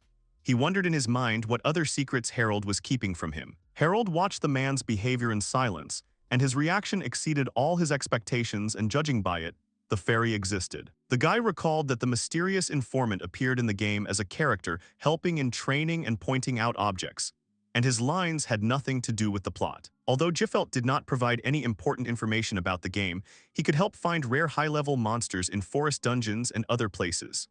The guy reasoned that he saw him often during the game, which could be said that he really knew him, and now, knowing the plot, he could hide behind the name Jifelt. The man kept talking about the fairy, while the boy thought about how he had made up the story about the Jiffelt on the fly and didn't think Tasuku would react like that. It seemed to him that the fairy didn't exist at all, and the boy laughed in his heart. The hero was now sure that Tasuku would believe him and was happy. Harold distracted the man, asking him to forget about the Jiffelt and return to the main thing. It was night, there was silence in the Sumergi estate. Head of the Sumergi estate Tasuku stood silently and thought about the information he had received. The man returned to the house, the floor creaking. Harold walked onto the field, dressed in armor and holding his horse. The guy's expression was tense, and his comrade, noticing this, jokingly asked if the guy was worried about his first mission. The man came up from behind and grabbed the boy by the shoulder, saying that there was no need to worry so much, because even if they met monsters, they were no match for their squad, and the man praised himself for his experience. Harold turned around and looked angrily at his older comrade and replied that it was all because of their optimism that the guy insulted him. The hero reminded them that last time they couldn't come up with anything against the lights and warned that they had better watch their surroundings. The guys were surprised by such harshness of their comrade. The girl, having heard, asked the commander that their new guy was in a bad mood, to which she received the answer from the chief that she should not pay attention. The guy who was next to the new guy burst out laughing and assumed that Gerald had quarreled with his fiancée. Harold asked to leave him alone, his mood had nothing to do with her. The comrade hugged the hero and asked him not to be embarrassed because he knew that he had left for her right before the campaign. The comrade kept discussing the love of the engaged, to which she received angry threats from the newcomer. The knights called out to them and asked them to hurry. The knight asked for forgiveness. Gerald only sighed and thought that he had not come up with any countermeasures against the enemy except for vowing help from Tasuku. Harold kept thinking. He wanted to warn the boys that this expedition was a trap, but he had no proof, so there was no point in explaining. All he could do was convince them to be careful, but they ignored him. But he remembered that the story about Jiffelt and Tasuku had worked out. At the estate, Tasuku and Harold sat opposite each other. The boy said that he didn't care whether they believed him or not, but he wanted to give the man a chance to pay him back for everything. The guy asked to prepare a military uniform of the Empire for him within a few days. He warned that he would pick it up in the nearest city where their detachment would stop. The leader asked why he needed the uniform of the Empire. Harold replied that he would put it on as a second layer, and if there was a fight, he would show up in it, hoping that it would ease the tension, and added that if there was an imperial between the Knight's Order and the Star Tribe, everyone would be confused. The owner of the house jumped up and replied that it was dangerous and everyone would focus their attack on him. No matter how strong the herald thought he was only a man, Tasuku said. The guy told him not to rush him and asked him what he thought would happen to him if some weaklings ganged up on him. Harold made a sardonic face and said that those conspirators were just flunkies, and he wanted to get to the masterminds of that whole ugly scheme. The man furrowed his brows in tension and turned to Harold. The man asked for time to get ready. The guy replied that he hadn't placed much hope in him. Harold said that he could ignore him or make another plan, but threatened not to be late with the preparations, to which he agreed. Tasuki replied that he would arrange everything immediately, but he did not like sending his future son-in-law to the grave. The guy smiled and replied that he should do as he wanted, because for now he didn't care about anything getting in his way. The man cursed and smilingly asked if he would stop and added that the boy's youth was shining and fascinating, but the man could not worry about him. The boy just thought in confusion what kind of old man speeches the man had started. The guy thought about how they were finally trying to register him as a son. Harold asked if the man was angry because they decided to break off the engagement with Erica. The man stood up and replied that he had seen a contract that required both parties' consent, and he was going to take both parties into account. The guy was surprised because he thought that he accepted his conditions for Erica's sake. But the guy didn't care because if he took into account the girl's wishes, the engagement would be over. Tasuku noticed that the guy's way of addressing Erica had changed to something more informal and appropriate for their relationship. The guy thought that the real Harold wouldn't bother with something like that. Harold was almost certain that his filthy mouth had never called her by name, although he himself tried to avoid her, which was not surprising. Only in his thoughts from memory, the guy remembered how he treated her disgustingly, but he was not sure that she would forgive him so easily. He wanted to try to change. The boy came back to reality. He looked at his hand, wondering if Tasuki would help him. The guy understood that the leader was also in a difficult situation, and the Sumeragi clan could not force him to act like that. Parkin was becoming more and more immersed in his thoughts that he would like to stop the expedition and the battle, but there was little time left for preparations, and everything had to be done properly. Suddenly the guy was disturbed by a knight who tried to say something, but he immediately told him to shut up. The knight pulled his hand back and asked how he had noticed him, adding that his face had become even more tense, advising him to learn to relax. The boy looked angrily at his comrade, mentally scolding him for his ignorance and long nose. Harold replied that they were too relaxed, and if there was a fight, he would be the first to die. The knight asked who they would fight, to which he received the answer that they were going to guard the border from suspicious persons from the forest, which was mentioned in the report. The knight thought about it and reasoned that it could be true because the report said that there were up to 30 of them. But he reminded that there were more of them, and with such a composition they would quickly deal with the enemies. The guy mentally explained the situation as it was. Harold wanted to tell them everything, but he knew they wouldn't believe him. Harold replied that if you wanted to live, you had to be able to respond to any challenge. But he resigned himself and simply replied that the life of such trash was worth nothing. The commander looked back at the guy a little. Cody walked forward silently, listening to his squad's conversation. The city was visible on the horizon. The knight called out to Harold, saying that he saw him. The comrade began to say that Gracia, a city that was located near the possession of the Star Readers, warned that they would stop there. He happily remembered that the culture and heritage of the Star people were still preserved there, pointing his finger forward. The knight said that it was already Belties. The hero looked towards the forest with excitement. Leaning on the fence supports, the hero exhaled and thought in his head that he had finally made it there. Looking at the forest, he thought that the Belties forest was majestic and beautiful, and the game graphics could not convey all the beauty. Although now it seemed to him that it was just a luxurious grave. The guy was worried, swearing and thinking about when the battle would happen, and whether Tasuka would have time to send help and what kind of help it would be.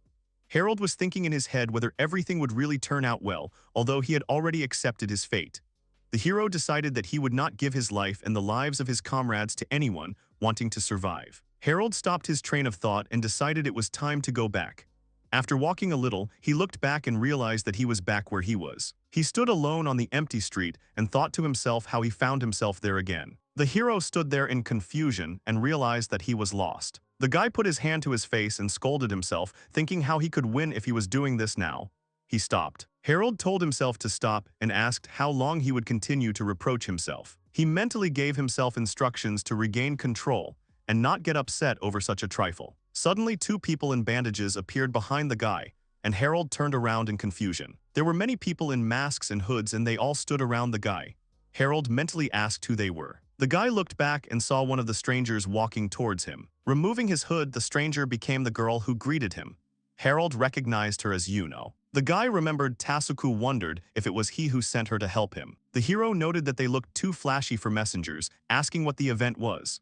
The girl answered that Tasuka had informed her and that they were here to help the boy. The guy shuddered. Lost in thought, he scolded Tasuku for sending Yuno and the others to slaughter instead of him, and told the girl that he didn't need such help for free, adding that they would only get in the way and asking her to get away while he was being so kind. The girl called out to Harold. The girl and the rest of the people behind him knelt down and bowed. The guy wondered what kind of circus they were making. The girl answered sitting down. Tasuka ordered to entrust their lives to Harold and to treat the guy's commands as his own. The guy asked her again about her nonsense. The girl answered that all the people gathered here were pulled out and saved from the Sumeragi hell and were left without relatives. The girl began to talk to herself, remembering her past. When her life was lost, she decided to devote herself to the Sumeragi family. She raised her head and looked at Harold and replied that if he ordered them to lay down their lives, they would not resist. The girl again said that it was possible to complete the task without Sugaraga's intervention, but even this did not eliminate the risk.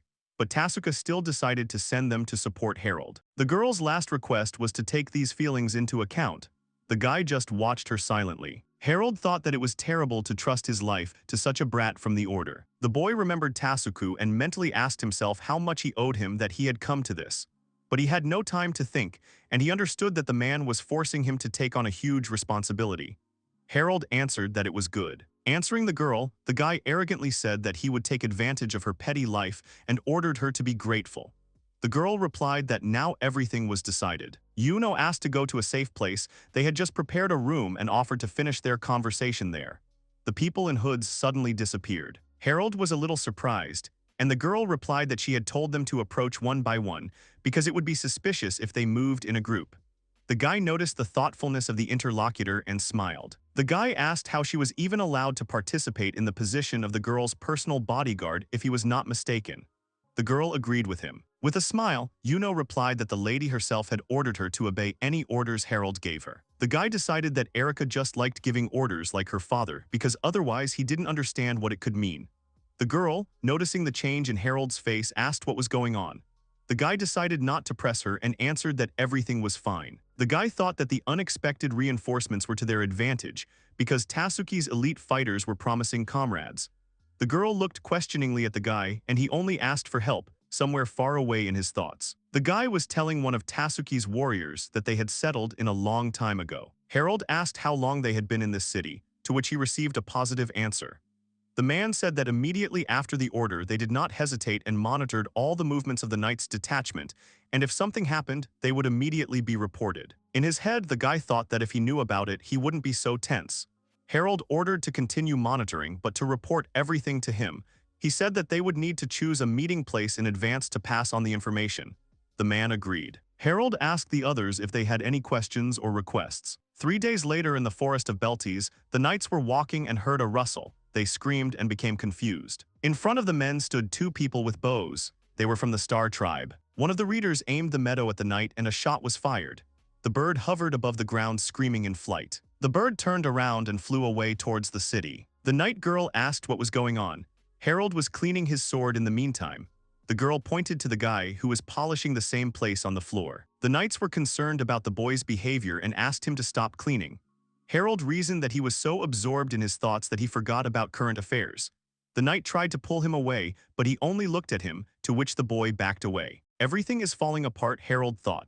He was worried about the upcoming battle in Belties Forest. He didn't understand how they would cope and whether the battle would not be lost. Harold tried to recreate the entire simulation in his head. He understood that the entire strategy was fixed but still tried to think of what else he could do to win. He grinned, realizing that now he was just wiping dirt with a rag. A group of 3 knights stood nearby and discussed Harold, worrying about him. One of the warriors looked at Harold and said that he would not be able to withstand all the hardships of the campaign. Another said that all this was impossible. Only the night girl said that she was worried about the hero. Suddenly, an image flashed over the roof. Harold was the first to notice. It was a huge bird. He didn't understand how it got so close and he didn't even notice it. The bird soared into the sky. Harold watched it go. He gathered his entire arsenal and headed forward. The knights saw him and asked where he was going. Someone asked in a friendly manner if he had finished cleaning. But Harold passed by silently without stopping so as not to give cause for concern. When Harold realized that he was not seen and was not being followed, he broke into a run. He had to catch up with this creature with wings at any cost. The boy reasoned that it was too risky to keep the imperial uniform with him. He approached them with a request to hold on to the ammunition, to which they agreed and agreed on a place where they would hand it back. Harold approached them, thinking about how to transmit the signal about the beginning of the battle. The girl thought about it and said that she had figured out how to solve the problem. She looked at the creature with a smile. She said that it was called Forimax and that the Sumeragi family had been using them for a long time. She smiled and added that this species did not fly as fast as its representatives in nature, but was quite capable of delivering messages within the forest. A messenger monster laughed. Harold, who was standing next to him. The guy thought about it. A very suitable option for a messenger, although there was nothing like that in Bravehearts, although the game ethics told about them. That's good, the girl said. In a pinch he can go into the soup. Harold asked the name of the creature. The answer surprised him. Its name was Sumomo, which means cream. Sumomo flew up towards the forest. Returning to the present, the boy ran and realized that the battle in the Belties forest had already begun. Cody sat alone at the table, arguing over a glass of beer. He felt sad and lonely. He couldn't figure out how it worked. Cody thought about Harold. He knew he'd been with the unit for months, and it was when he showed up that things started to go wrong. First of all, those red and black lights, he seemed to know about them. He knew their weak point right away, even though nothing was known about them. Cody was sure that it was just Harold's genius, but that wasn't all. There was also the fog, and Harold noticed it right away, and he had a strange expression on his face, as if he knew about this monster too. It was just a guess, but still. What if it was so that he already knew about the fog and the lights? If that's the case, Cody thought, then why? Why go through all this trouble? He tried to stay in the shadows. Then Harold reasoned that every monster has a weak spot, Cody remembered. The leader concluded that Harold didn't really want to show off his knowledge in front of everyone, which sounded logical, because if Vincent hadn't asked him to keep an eye on the newcomer, he wouldn't have even realized it. The man should have figured out the origin of the fog first, and then look for a catch in Harold's actions. Cody also noticed and worried about the guy's behavior during the expedition, because he was always on edge, expecting an attack every now and then.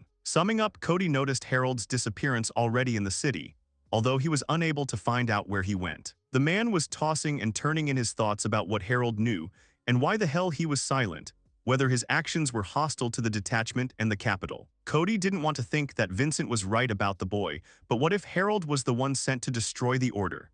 Grimacing, the man decided that if Harold was the enemy, then he had to stop him. Clenching his fist with the glass, Cody placed it on the table and looked somewhere upward. The man decided that if he thought about it, Harold was more than just a subordinate to him. Cody may have only known the guy for a few months, but Harold wasn't a bad person, even though he tried to seem like one. Harold was better than his friend Vincent. The man closed his eyes. The man realized that by sitting still he would never know the truth.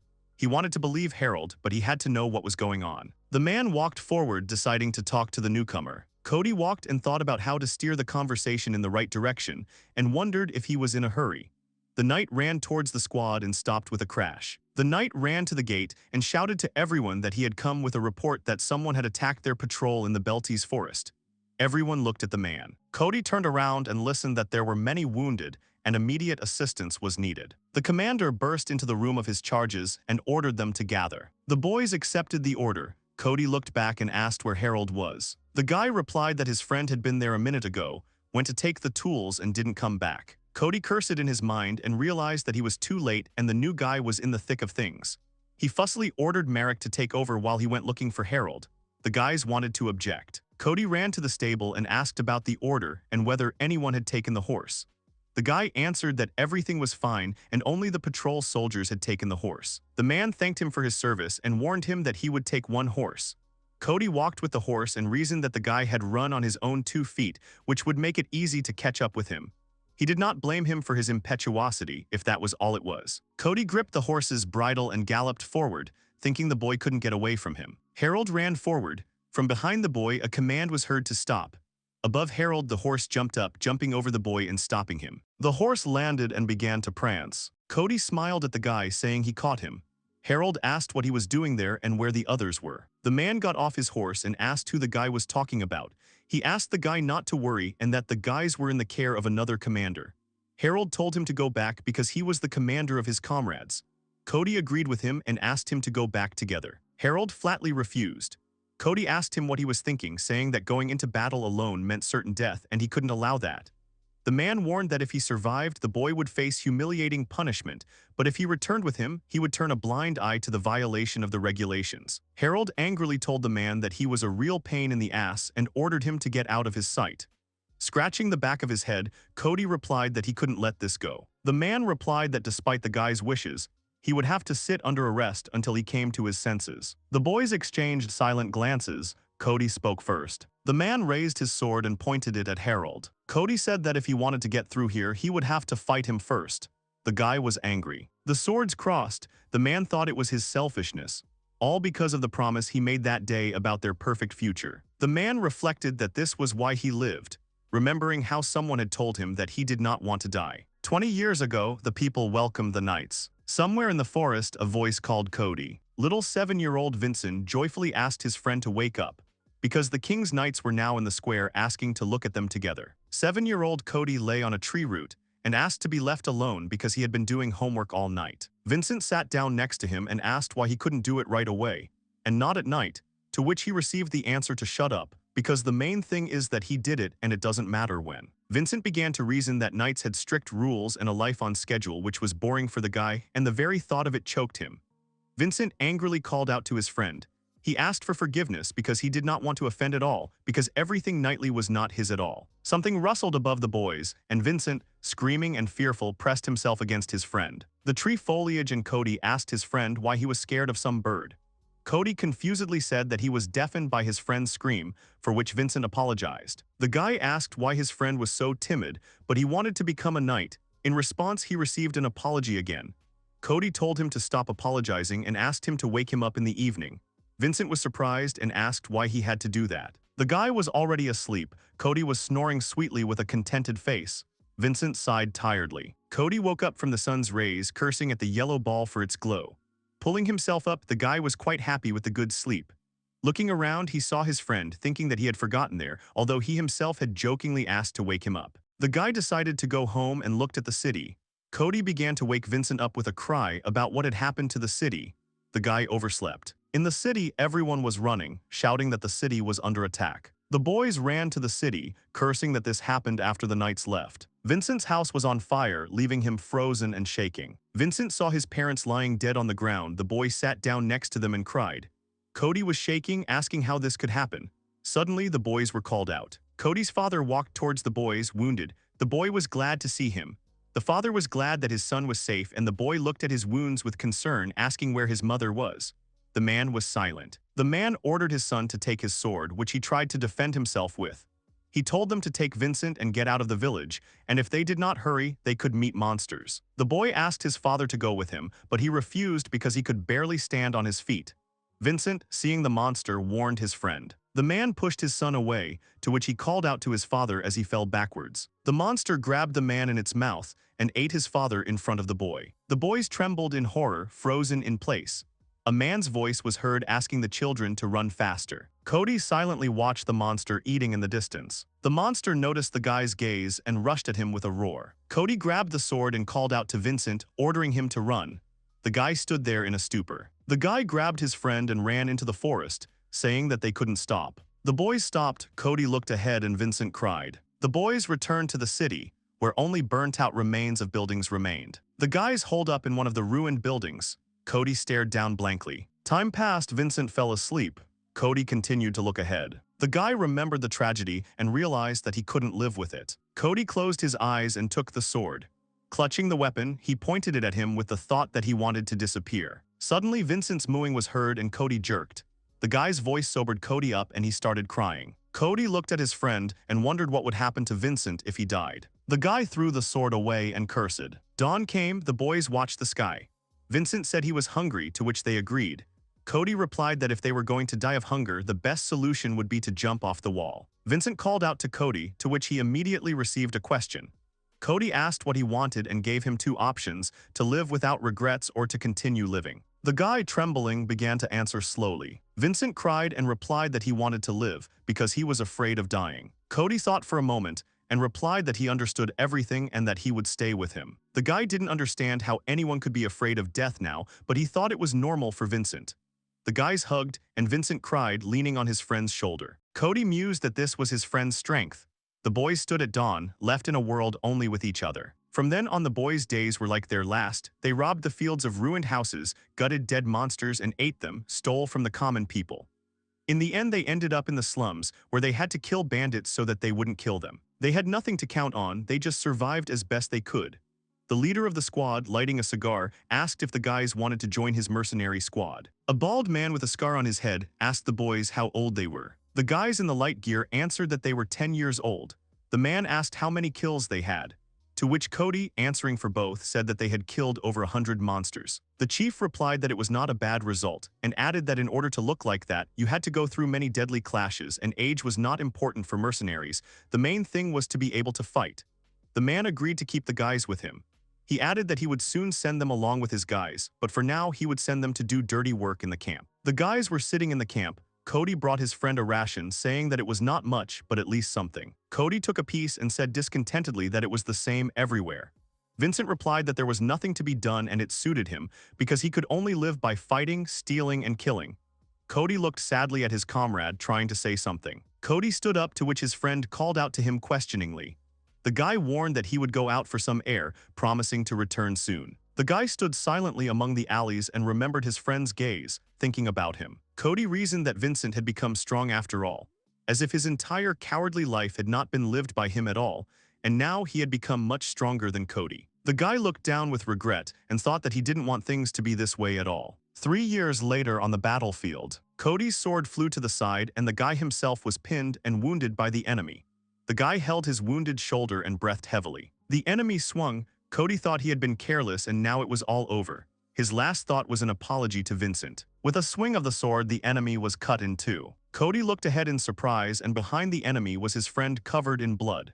Vincent saved Cody from death. The boy picked up his wounded comrade and told him that he had a deep wound and added that they were almost there, asking him to be patient a little longer. Vincent's emotions remained serene. The guys came to a destroyed building. Cody was sitting on the ground. Vincent asked him what his condition was, to which he received a positive answer. Cody added that now his friend was saving him. Vincent, looking at his hand, answered positively, saying that saving a friend is a noble act, but all the dirt and blood on their hands will not wash off, and can they save anyone else? Cody looked at his friend and asked why they didn't try it. Vincent didn't understand his friend. Cody began to explain that if, for example, he joined the Order of Knights, he could dedicate his life to saving others.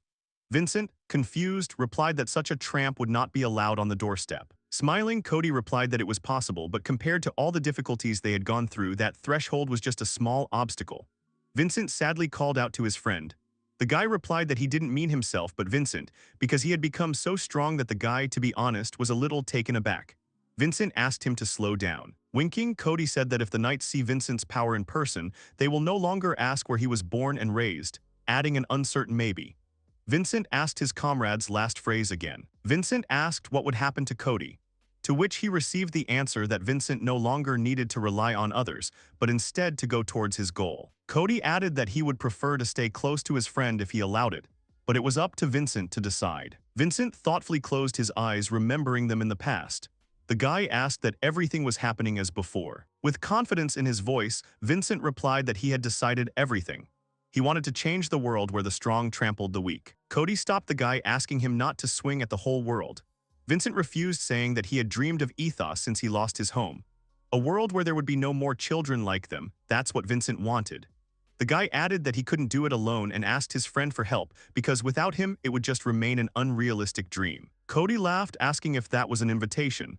He said the whole knightly thing wasn't his thing. He smiled and added his answer. Cody said he was alive only because of him.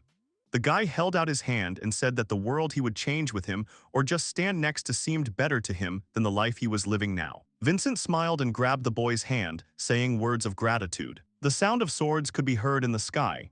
Vincent replied that he needed to finish this fight first. Harold charged at his commander. Cody watched the attack silently. Harold attacked Cody from above. The commander managed to block the guy and with a quick movement attacked himself. Harold dodged. The hero grimaced and wondered why this happened. The boy reasoned. Cody was after the hero because he had violated orders and left the unit on his own, so it was a fair outcome for the boy's desertion. Harold mentally cursed the situation and the commander. Harold knew he had to get to Yuno and the others quickly. At that moment, Cody started caroling, casting a water reserve spell. Harold backed away. A water ball flew to the place where the hero stood, but the guy managed to dodge it again. The guy landed. Both boys began to advance, and the swords rang out again from the collision. While attacking, Cody decided to ask Harold if the guy had any goals or dreams. The guy, dodging, mentally answered that he just wanted to avoid the death flags and answered the question with a question about what the man wanted from him, because he lived the way he wanted and he didn't care about the rest. The swords crossed again and Cody asked a new question, asking if the guy didn't have someone to live for. The hero tried to kick the man, but he dodged. The guy didn't understand his commander's stupid questions and replied that there were none. The man landed and replied that he had been through the same thing and wanted to give advice. Cody said that he needed people he could trust and also people who would cover his ass at a crucial moment. The guy got angry at such advice because if he could, he would have done it long ago, but he answered differently, snapping at the man that he was simply weak-willed. The man stopped and thought. Cody asked again in his mind and understood. He did not deny it because people are weak creatures, but that is why they must unite in groups. Cody reasoned about the guy's behavior because he personally tried to cope alone and rejected people around him. The man did not know what was hidden in the guy's actions. He only saw that he was going down a reckless path. As if he was Vincent opposing the whole world in his dreams, the commander compared his friend and protege. Cody thought that Harold ate, as he and his friend had common goals and he also wanted to protect what was dear to him, then they could go hand in hand.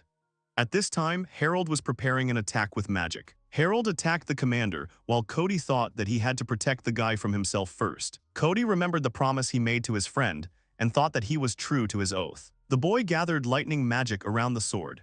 Cody was surprised by the change in the type of strike. Harold slammed his sword into the ground next to the commander with a crash, and the blows flew in all directions. The man jumped back and hid his face with his hands. The man told the boy that the attack was not bad. The hero thought that he was just a support class NPC, although strong enough to sometimes be in the hero's support team. What pissed Harold off the most was that Cody was now armed with a long sword, although in the game he had a bow and a katana. With his style, the guy would have found a way to deal with Cody. The guy thought that the lightning attack had passed by in passing. and the sword attacks had not worked at all, and if the man went into deep defense, he would be able to wait for reinforcements. The guy understood that he had to finish as soon as possible and conjured a trident. The man dodged and Harold shouted that there was more.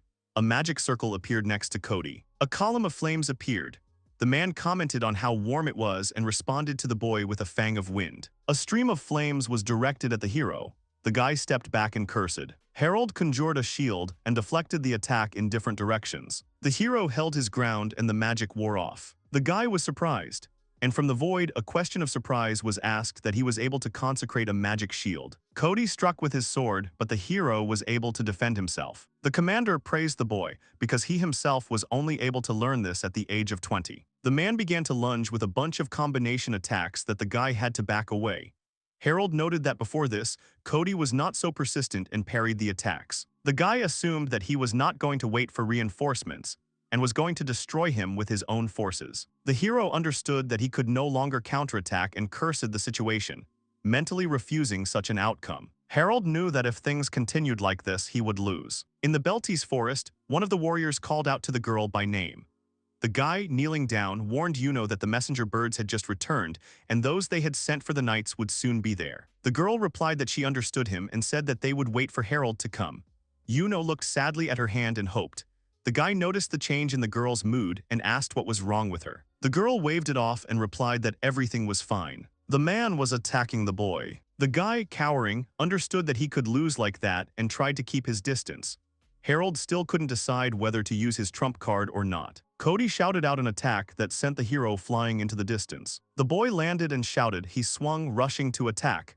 He used the magic of great retribution. Harold's strip of earth was reduced to rubble. The commander dodged Harold's attacks, which made the guy very angry. Cody asked the hero that he hated him so much that he didn't even let him near in shock, and this shocked the man. The guy answered that he should cover his mouth because he was wasting his breath. The man, dodging, asked if Harold was sure he could continue to shorten and asked him to look around.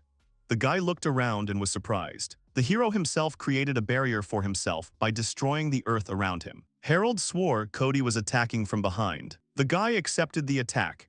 He realized that they had closed the distance again, but he was not ready to give up, remembering his comrades. Harold did not allow himself to end the fight in defeat and crossed swords. The guy looked back at the sword flying away from him. The man managed to knock it out of Harold's hands.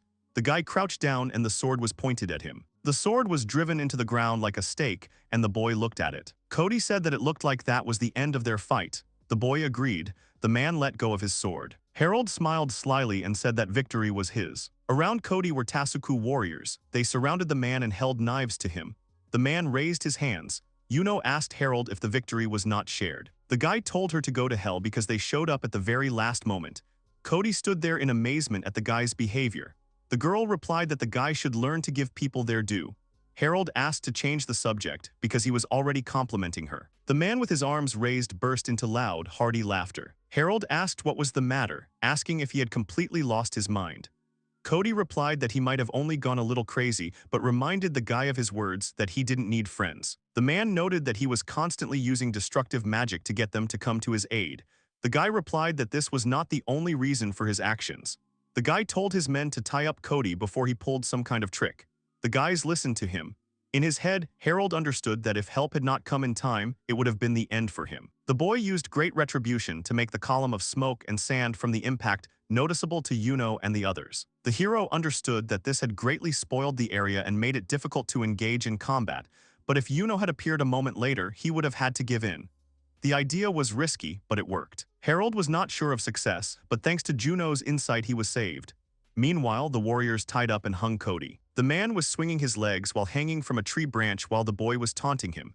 The man asked if he was really going to leave him hanging, hoping it would buy him time. He was told that he had another role, but that would come later. Cody asked about the role. The guy answered that he was the commander and should understand this himself, but if the commander didn't care about his charges, then the guy wouldn't worry about them either. The man called to Harold as they ran forward. The boy thought that if they reached the forest before the rearguard, Robinson and the others would still be alive, but there was less and less hope of that. The guy was sure that the guys were able to become stronger with training with him, and he would have to leave everything else to Cody. The guy looked back and mentally said that he was counting on the man, wanting not to lose his people. Harold was called out, warning the 100 watchers to return. Meanwhile, the boy was changing into his royal gear. The guy ordered to report the situation. He was told that the Sarian soldiers were disguised as Knights of the Order and attacked the Star Readers, and the Order had already entered the battle and there were dead soldiers. The hero replied that things were not getting any easier by the hour, and asked what was happening to the main forces of the Order. The hooded man replied that they had taken the bait and were preparing to return to the tribe's domain. The observer asked what the hero was going to do. Harold replied that it was as planned. While he would distract the knights in his Sarian form, the first group would have to neutralize those who attacked them. Meanwhile, Yuno and the others would move to the domain of the Star Readers, and the guy ordered them to act according to his instructions, asking if everyone remembered everything, to which he received consent from the girl. The guy fell silent and pulled up his glove. Remembering the words of the man who was already dead, Harold blamed himself. He remembered Erika's words. The girl flashed as an image in his head, and Harold calmed down. Pulling himself together, the hero thought that even if he knew about the plot, he had to get out of his head that he could change everything, because it was impossible to be so self-confident. He was not good enough to handle everything on his own. The boy ordered them to listen to him. He reminded the warriors that they were there on Tasuku's orders because he asked them to trust their lives to him. The warriors agreed with the boy. The boy made a verdict that their lives were now his, asking if that was clear to everyone. The man asked if that meant the boy wanted to take their lives if he was in danger of dying. Harold cursed at them. The boy replied that this now meant that no one dared die without his order, ordering them to remember this. Harold, walking, shouted to the warriors to go forward. A group of warriors in dark cloaks and masks rushed towards their goal. Only their leader stood out from the crowd. They were led by a dark-haired guy dressed in the military uniform of the Salian Empire. The warriors were focused on their mission, so focused on the actions of their commander that even negotiations between them did not take place. The only thing that was spinning in their heads was the commander's parting words before the battle. The leader himself seemed to remember his words and actions. He hoped that he said everything correctly and the soldiers understood him. He did not want unnecessary victims, conflicts, and therefore hoped for a successful completion of the mission. The last thing the commander told the soldiers was that their lives were his property and that their descendants could never die without his permission. And although the soldiers were surprised and did not even believe their ears, they did not dare to argue. Just a few days ago, one late evening, when the stars were already scattered across the sky like precious stones, a meeting of these very warriors was held. There were people in the hall, all dressed in traditional clothes, all of them sitting facing one man, which emphasized his higher status. He was telling everyone that the Salian Empire was behind the coming war. The man heard that the Empire wanted the Knights and the tribe of Star Readers to defeat each other, and the goal was not very obvious: to provoke a conflict, and as a result take over the lands of this tribe. One of the listeners decided to speak up and noted that if so much was known, then soldiers should be sent, not shadows like them. His statement was quite appropriate, because in this situation it was indeed more appropriate to send warriors. However, the man continued his speech. He explained that it would be difficult to intervene in this situation. Since this information is not reliable, of course, it would be desirable to avoid sending shadows, and therefore they must act in such a way that they are not recognized. And to explain his motives, he added that although there was nothing to be proud of here, he owed a lot to Harold, and therefore believed that he needed support. The shadows looked at each other in surprise, then at the man who was telling them about the plans. The warriors were perplexed, not understanding at all what Harold had to do with it. Everything fell into place, and although it didn't seem sensible, Harold intended to stop the coming battle. But what was even more astonishing was that he planned to go out completely alone. As expected, these words caused even more surprise and indignation. It seemed like complete madness. The shadows insisted that he needed to be convinced. And as if a verdict, the words sounded in response that Harold would not stop. He had been fighting alone his whole life, and therefore this time he would not give in to any persuasion and would proudly stand alone. When the indignation died down a little, the question that obviously came up in this situation hung in the air. Why was the commander so determined to help him? The man thought this was a fair question, and although he was going to take the answer to his grave, he decided to tell about it anyway, because he was asking the soldiers to give themselves into Harold's hands. Having asked the warriors not to tell Harold himself what he was about to tell, he was preparing himself mentally for such a difficult conversation. The crowd froze quietly and discontentedly, awaiting an explanation. The man began his story with a reminder that everyone must have heard it already. It has long been known that Harold is very cruel and even kills his own servants. However, whoever claims this, it is all just a lie. Not only did he not kill the servants, on the contrary, he saved the maid from the wrath of his parents, and then moved her to a small village near the Stokes estate. The crowd listened attentively. The shadows could only remain silent in surprise, digesting the information they were receiving. It was completely unexpected for them. It turned out that the woman and her daughter, who were rumored to have been brutally killed by Harold, were still alive. And yet one fighter interrupted the story. He could not stand it and asked in bewilderment why such information should be kept secret, because it would forever shut the mouths of all opponents of Harold's engagement. The man only said that Harold himself wanted it that way. He knew why the Stokes' son did it that way, and so he continued to explain. For the sake of his parents' reputation, Harold Stokes takes all the blame on himself, because such information will inevitably harm his entire family.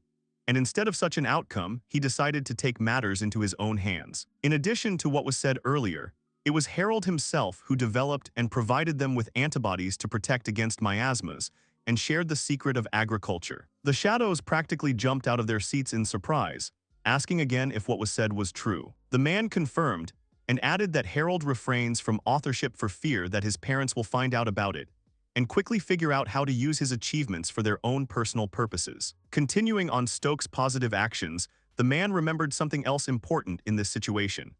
Harold had obtained information about the Empire's plans, and despite the fact that acting alone was dangerous, the only thing he asked for was a Salian uniform. Harold seemed to him an awkward boy who was simply used to being alone, and therefore did not know how to rely on others. And despite everything that was said about him, he had the kindest heart, and therefore the man wanted to protect him. He bowed his head as if ready to beg the shadows and uttered his request for help.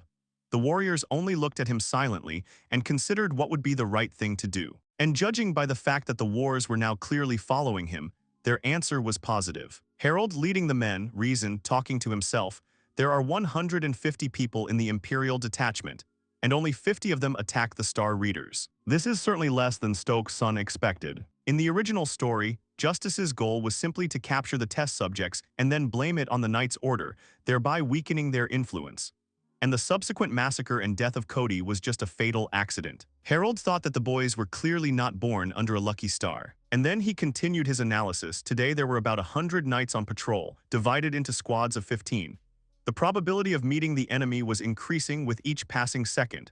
They had to be stopped as soon as possible. The hero, full of determination, noticed that they were already very close. Because of this, he involuntarily sped up his run. The shadows only silently tried to keep up with him. Harold heard the noise and tried to listen, still not slowing down. When he realized that they were already close enough, he began to give orders. He ordered the soldiers to disperse and survey the surrounding area while he took on the enemy. The guy put his hand in his pocket, trying to feel something there. The next moment, he was already putting on a black mask. He understood that it was very important for him to remain anonymous in this situation. With a slight movement of his hand, he put the mask on his second ear and rushed into battle. A group of worried knights heard an explosion near them, causing them to instantly panic. Realizing that this was an attack, the warriors gathered their strength and began to reorganize. Meanwhile, Harold continued to deliver magical blows. A couple more blows followed, but the warriors did not lose their heads and quickly saw a dark figure in the tree. It was Harold with a sword in his hands and a terrifying look. The warriors, fortunately for the guy, could not understand who he was. They only noted that he did not look like a stargazer. The guy noted that the Salian soldiers were hiding in the shadows and attacking from cover. He assumed that this was a way to reduce the knights' numerical superiority to a minimum. Realizing that this way the wars would not understand that the Empire was to blame for everything, he decided to increase the level of tension. He slowly extended his sword towards them. Deciding to irritate the warriors a little, Stokes' son called them the king's fools, which was definitely a clear provocation. To the surprise of the crowd of warriors, he continued, saying that their bodies should serve as good fertilizer for the growth of the glory of the Empire. But it seems that the warriors were not the smartest, and therefore they only began to ask questions about what empire they were talking about and why the boy climbed a tree with a sword. The perplexed warrior asked another question: was this all a declaration of war? Harold didn't understand this logic at all. Yes, he was dressed in the military uniform of the Empire, but he didn't say anything about declaring war. Now he was completely confused about what was the right thing to do now and why he hadn't thought about it beforehand.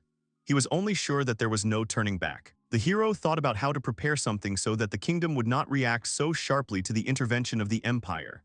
After all, he understood perfectly well that justice would get out of the water unscathed and destroy any mention of his name. The boy raised his sword and shouted loudly to attack. Hundreds of arrows rained down on the warriors from the thickets of the forest, flying high into the sky. The soldiers of the kingdom did not expect this. They tried to dodge and deflect the arrows with their swords, but with such numbers it was difficult. At this time, Harold jumped from the tree, confident in his plan. He was glad that now it was clear exactly where the Salian soldiers were. Standing proudly in front of the squad of warriors, the guy understood that he only had to wait for the moment when Yuno and the others captured them. A fairly strong kick to the warrior's face instantly disoriented him, causing him to fall to the ground. The contented girl who had just kicked the war asked if Harold was being too zealous, but still added that it was not over yet. Hearing footsteps behind her, the lady in the cloak turned around. She saw a squad of warriors heading her way, led by a terrifyingly huge man. Meanwhile, Harold was fighting other wars, and he just prayed for it all to end as soon as possible. Harold continued the battle. He was very unhappy with the warriors' firm position. They were not going to retreat or put down their weapons, which only made the guy's task even more difficult since he tried not to inflict mortal wounds on them. One of the shadows interrupted the battle, reporting that all targets had been successfully captured.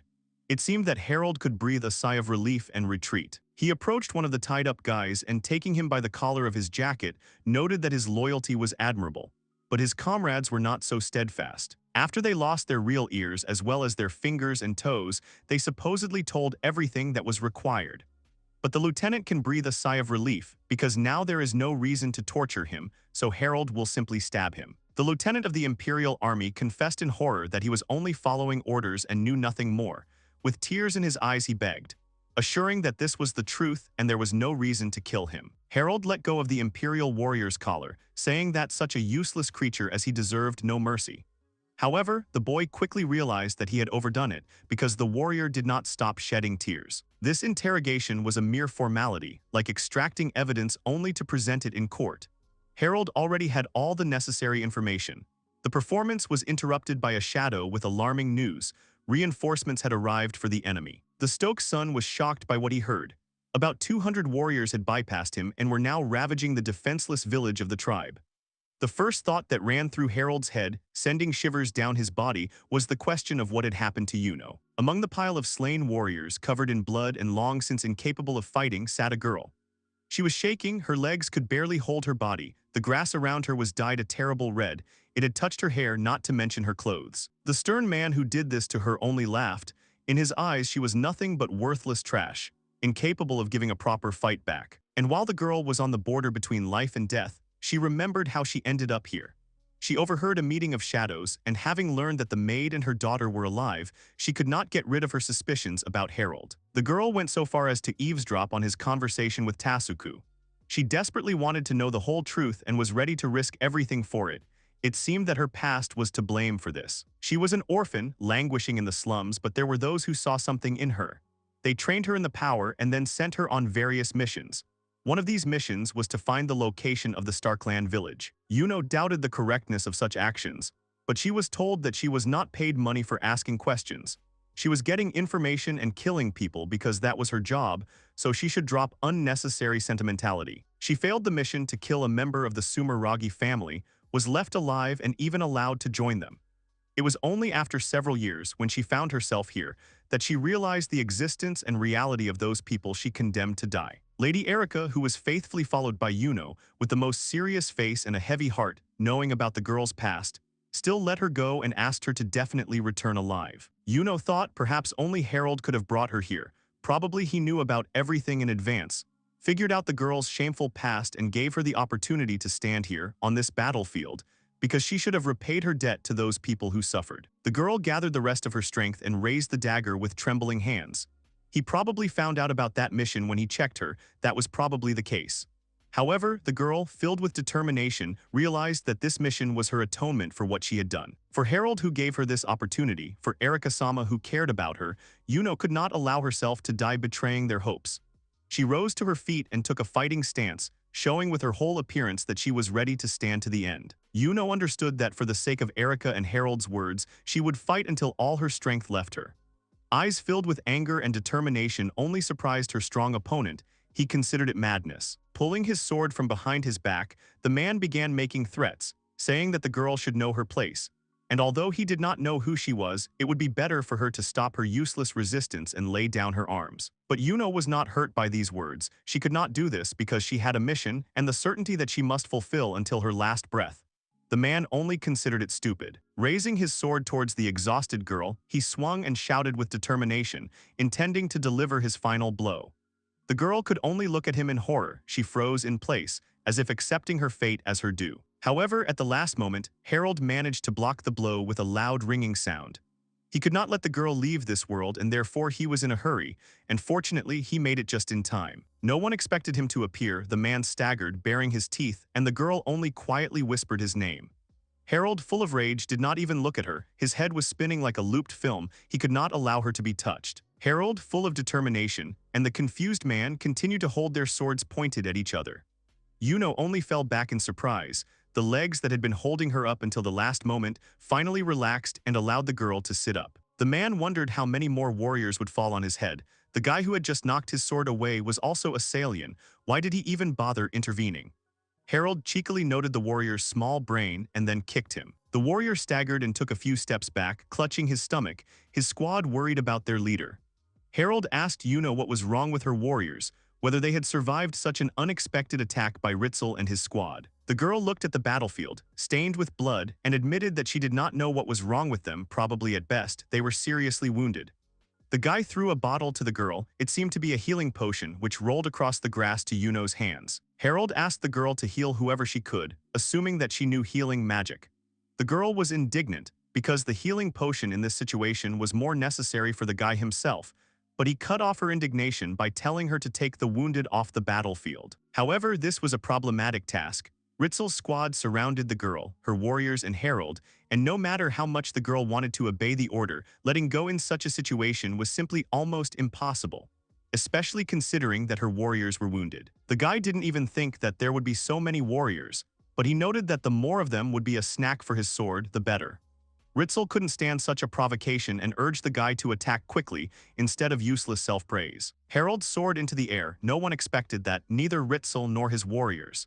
He moved with inhuman speed, beating the warriors who did not even have time to see, let alone parry the guy's blows. Yuno was surprised. She didn't know that Harold could be so fast, even much faster than in the arena or in the duel with Itsuki. How strong he was, the girl was afraid to even imagine. However, she quickly tore herself away from her thoughts, remembering the assignment. Ritzel looked around, watching only how his warriors fell to the ground. They did not even see their enemy and therefore stood like blind kittens, which made their leader filled with anger and fury only more. He decided to take matters into his own hands, considering his warriors to be useless trash. Ritzel intended to burn this boy who stood in his way to the ground. Gathering his will into a fist, he created a rapid stream of flame, burning everything in its path. His flames consumed everything from grass and trees to his own warriors. The girl was frightened and distracted from helping the victim, froze in anticipation. Ritzel himself froze in the same way. He looked at the consequences of the spell and could not find Harold. However, he didn't have to wait long. The guy jumped out of nowhere and noted a rather obvious miss. Only his gaze caught on a warrior who was burning alive in hellish torment. It was one of Ritzel's men. The guy froze in horror. He went berserk when he realized that Ritzel had burned his soldiers, considering them to be nothing more than a bunch of incompetent and useless people. Yuno also froze in horror. No one expected this, although it seemed that the leader of those warriors himself was not worried at all. They weren't even useful to him as bait, so he didn't see anything wrong with getting rid of them. Harold noted that, yes, it was unpleasant to deal with fools, but it seemed to be the only solution Ritzel was capable of. He was enraged by such provocations. He, Major General of the Salian Army Ritzel, and he swears to torture Harold until he leaves this world. Continuing his speech, the general rushed at Harold, intending to confirm his words in action. Harold, surrounded by a mountain of bodies, was unable to even take a step. The very realization that Ritzel had burned his army seemed like a stupid joke to him. How could anyone do that to their loyal soldiers? There was no way he could lose to such a vile person. Filled with rage, he rushed towards the general of the Salian army, who was already prepared for the enemy's attack. The guy didn't have time to run to the enemy. Ritzel put his palm forward. It was clear that he intended to use magic to quickly end the battle in his favor. The first to fly at Harold were tongues of flame. He confidently dodged them, but the enemy, not giving him time to catch his breath, immediately sent the next spell. Dozens of ice spears flew towards the guy. With difficulty, but the spears were repelled, and the son of Stokes remained practically unharmed. although it cost him a significant part of his strength. But Ritzel did not even think of stopping. The next thing he decided to hit the guy with was lightning discharges. However, Harold passed them with incredible speed. Behind him, all he could hear were lightning strikes that flew straight to their target, but simply did not have time to catch up with it. Ritzel fired all that magic without any pause, all the while predicting Harold's movements. The guy had to constantly dodge, so he couldn't get close to the Major General, so he decided to attack with magic in response. The fire and water of the two opponents clashed with a violent hiss. But neither of them was going to stop. Thunderbolts flew after them, and an earthen barrier became their answer. The spells collided again, giving no visible effect. Ritzer laughed proudly, convincing that all this was useless. He surpassed Harold in the accuracy and power of magic, and therefore he would destroy absolutely any of his spells. Resistance to this was useless. But the Stokes son did not give up, and then the warrior decided to direct a column of flame at him. Bright red tongues of fire covered the guy with his head, seemingly consuming him completely, not giving him a single chance to escape. It didn't take much effort for Harold to get past this attack, and the next moment he was standing on the other side of the warrior, confident of his victory. Meanwhile, the fireball slowly dissipated, leaving only small sparks. The magician was puzzled as to how the young man had managed to bypass this destructive pillar of flame. And while he was puzzled, trying to understand how this had happened, Harold was already attacking him with another terrifying bolt of lightning. The mage grinned and responded to the spell with a stream of water dragon. A huge dragon made entirely of water rushed towards Harold. Water and lightning clashed, and unfortunately water was stronger. From the powerful blow of the stream of water, Harold flew to the side and fell to the ground. The magician only grinned even more because he confirmed his words about superior strength. He noted that it was a very pitiful sight. Harold tried to catch him off guard with his frontal attack, so he didn't even have time to dodge the counterattack. The magician boasted that he was very skilled in magical fencing and asked if the boy wanted to continue. And despite the fact that the young man was not in the most advantageous position, he continued to be cheeky, promising to deal with his opponent, who clearly did not like these words at all, and Harold would receive an answer to them. As expected, Ritzel did not tolerate such humiliating speeches addressed to him and warned the boy that he had asked for it. The young man shuddered, realizing what his opponent had planned. Ice spears rushed towards Yuno and her warriors. The exhausted girl who was healing her squad, although she noticed these spears, unfortunately, she could do absolutely nothing against this dishonorable attack on Harold's weak spot. The guy rushed to the warriors who were under attack. He absolutely did not want unnecessary victims, especially among the people who took his side and entrusted their lives to his hands. Having created a dust storm, he reflected some of the spears, but he knew that this was not all. At that moment, Yuno was tightly pressing the wounded fighter to herself, trying to cover him with her body so that he would not receive even more wounds. Harold continued to fight back, even using his sword. The guy skillfully deflected the ice spears flying in his direction. Ice fragments and splashes of scarlet blood flew around the area, a warrior with a kind heart. He parried all the attacks, but one spear pierced his right shoulder and got stuck in his hand. Blood oozed from the wound, and the young man only bowed his head, giving himself a short respite without making a single sound from the pain. Having caught his breath a little, he finally felt a piece of ice inside himself. An unbearable pain went through him and covered his whole body with goosebumps. Gathering his will into a fist, he tore the spear from his shoulder, his blood splashing around. And he himself grimaced and could not hold back a heart-rending, painful cry from such complex but necessary manipulations. Yuno flew up to Harold, who had fallen to the ground. She carefully touched him, afraid to hurt him with a careless movement. The girl herself was shaking with fear for him and empathy. The guy seemed not to hear her. He sat with his head bowed, looking at the scarlet grass stained with his own blood. As if in a trance, the girl's call did not reach him. The young man felt the grass with his hand, trying to find the handle of his weapon. The same words were spinning in his head. He had to take revenge for this pain, for the mockery and arrogant cruelty. Harold's face was becoming more and more twisted with growing anger. His eyebrows were furrowed, and even though he was wearing a mask, it was very clear that he was simply furious until he caught himself in such terrifying thoughts. He just wanted to stop this. It seemed to him that he was simply somewhere in the astral plane, between the real world and the non-existent one, where so much anger came from, he did not understand. But when a figure approached him and stopped right in front of his face, everything fell into place. The young man realized that all this time inside him, there was still the real Harold, who undoubtedly influenced his thoughts, actions, words, and even decisions. When the boy first became aware of himself in this world, he was simply frozen with horror. And then Harold himself stepped forward and said what he definitely had to say. Hirasawa Kazuki asked the boy if it was he, the real Harold, who had always been with him. Hirasawa breathed a sigh of relief. Now he understood why he always heard Harold, and it turns out that it was thanks to him that he could reproduce all those movements from the game. Perhaps at the end of the nonsense, one of the boys would disappear, or perhaps their personalities would merge into one. Hirasawa Kazuki didn't understand much about such things, and right now, he really didn't care. He raised his head and looked at Harold. The boy quickly realized that if he really had him in him, then he, the Stokes' son, should be asked for help. Because Riddled had wounded them many times, and Harold definitely hated it because he considered himself strong. Harold suddenly and abruptly stood up from his deep thoughts, which caused a real fright in Yuno, who was sitting next to him. She had not expected such a sudden action from him at all and was very surprised. The hero's spirits were revived, he seemed to have a second wind and he took a fighting stance. But something had changed too much. His eyes seemed to be blinded by the anger that was filling him. Riddled was surprised that after this the young man still had the strength to fight. He offered him to repent of what he had done and said, and in return the Major General would make him one of his men. Harold was disgusted by such a proposal. He would rather die in battle than join such a man, let alone serve him. He had a principle to serve only himself and to simply get rid of those who did not agree. The young man turned to Yuno. He ordered her and her squad to leave the battlefield. He assured that he would not repeat it twice, and especially if their corpses were used to determine who they were, their master would simply have huge problems. The only thing the girl allowed herself was one request. She wanted to do at least something for Harold. Approaching him, she put her hand on his shoulder, which had been pierced by a spear earlier, and apologizing to Erica, she healed the guy's wound. Having taken her barely standing squad, the girl warned that they were leaving. The guy breathed a sigh of relief. He was calm that at least these people would survive.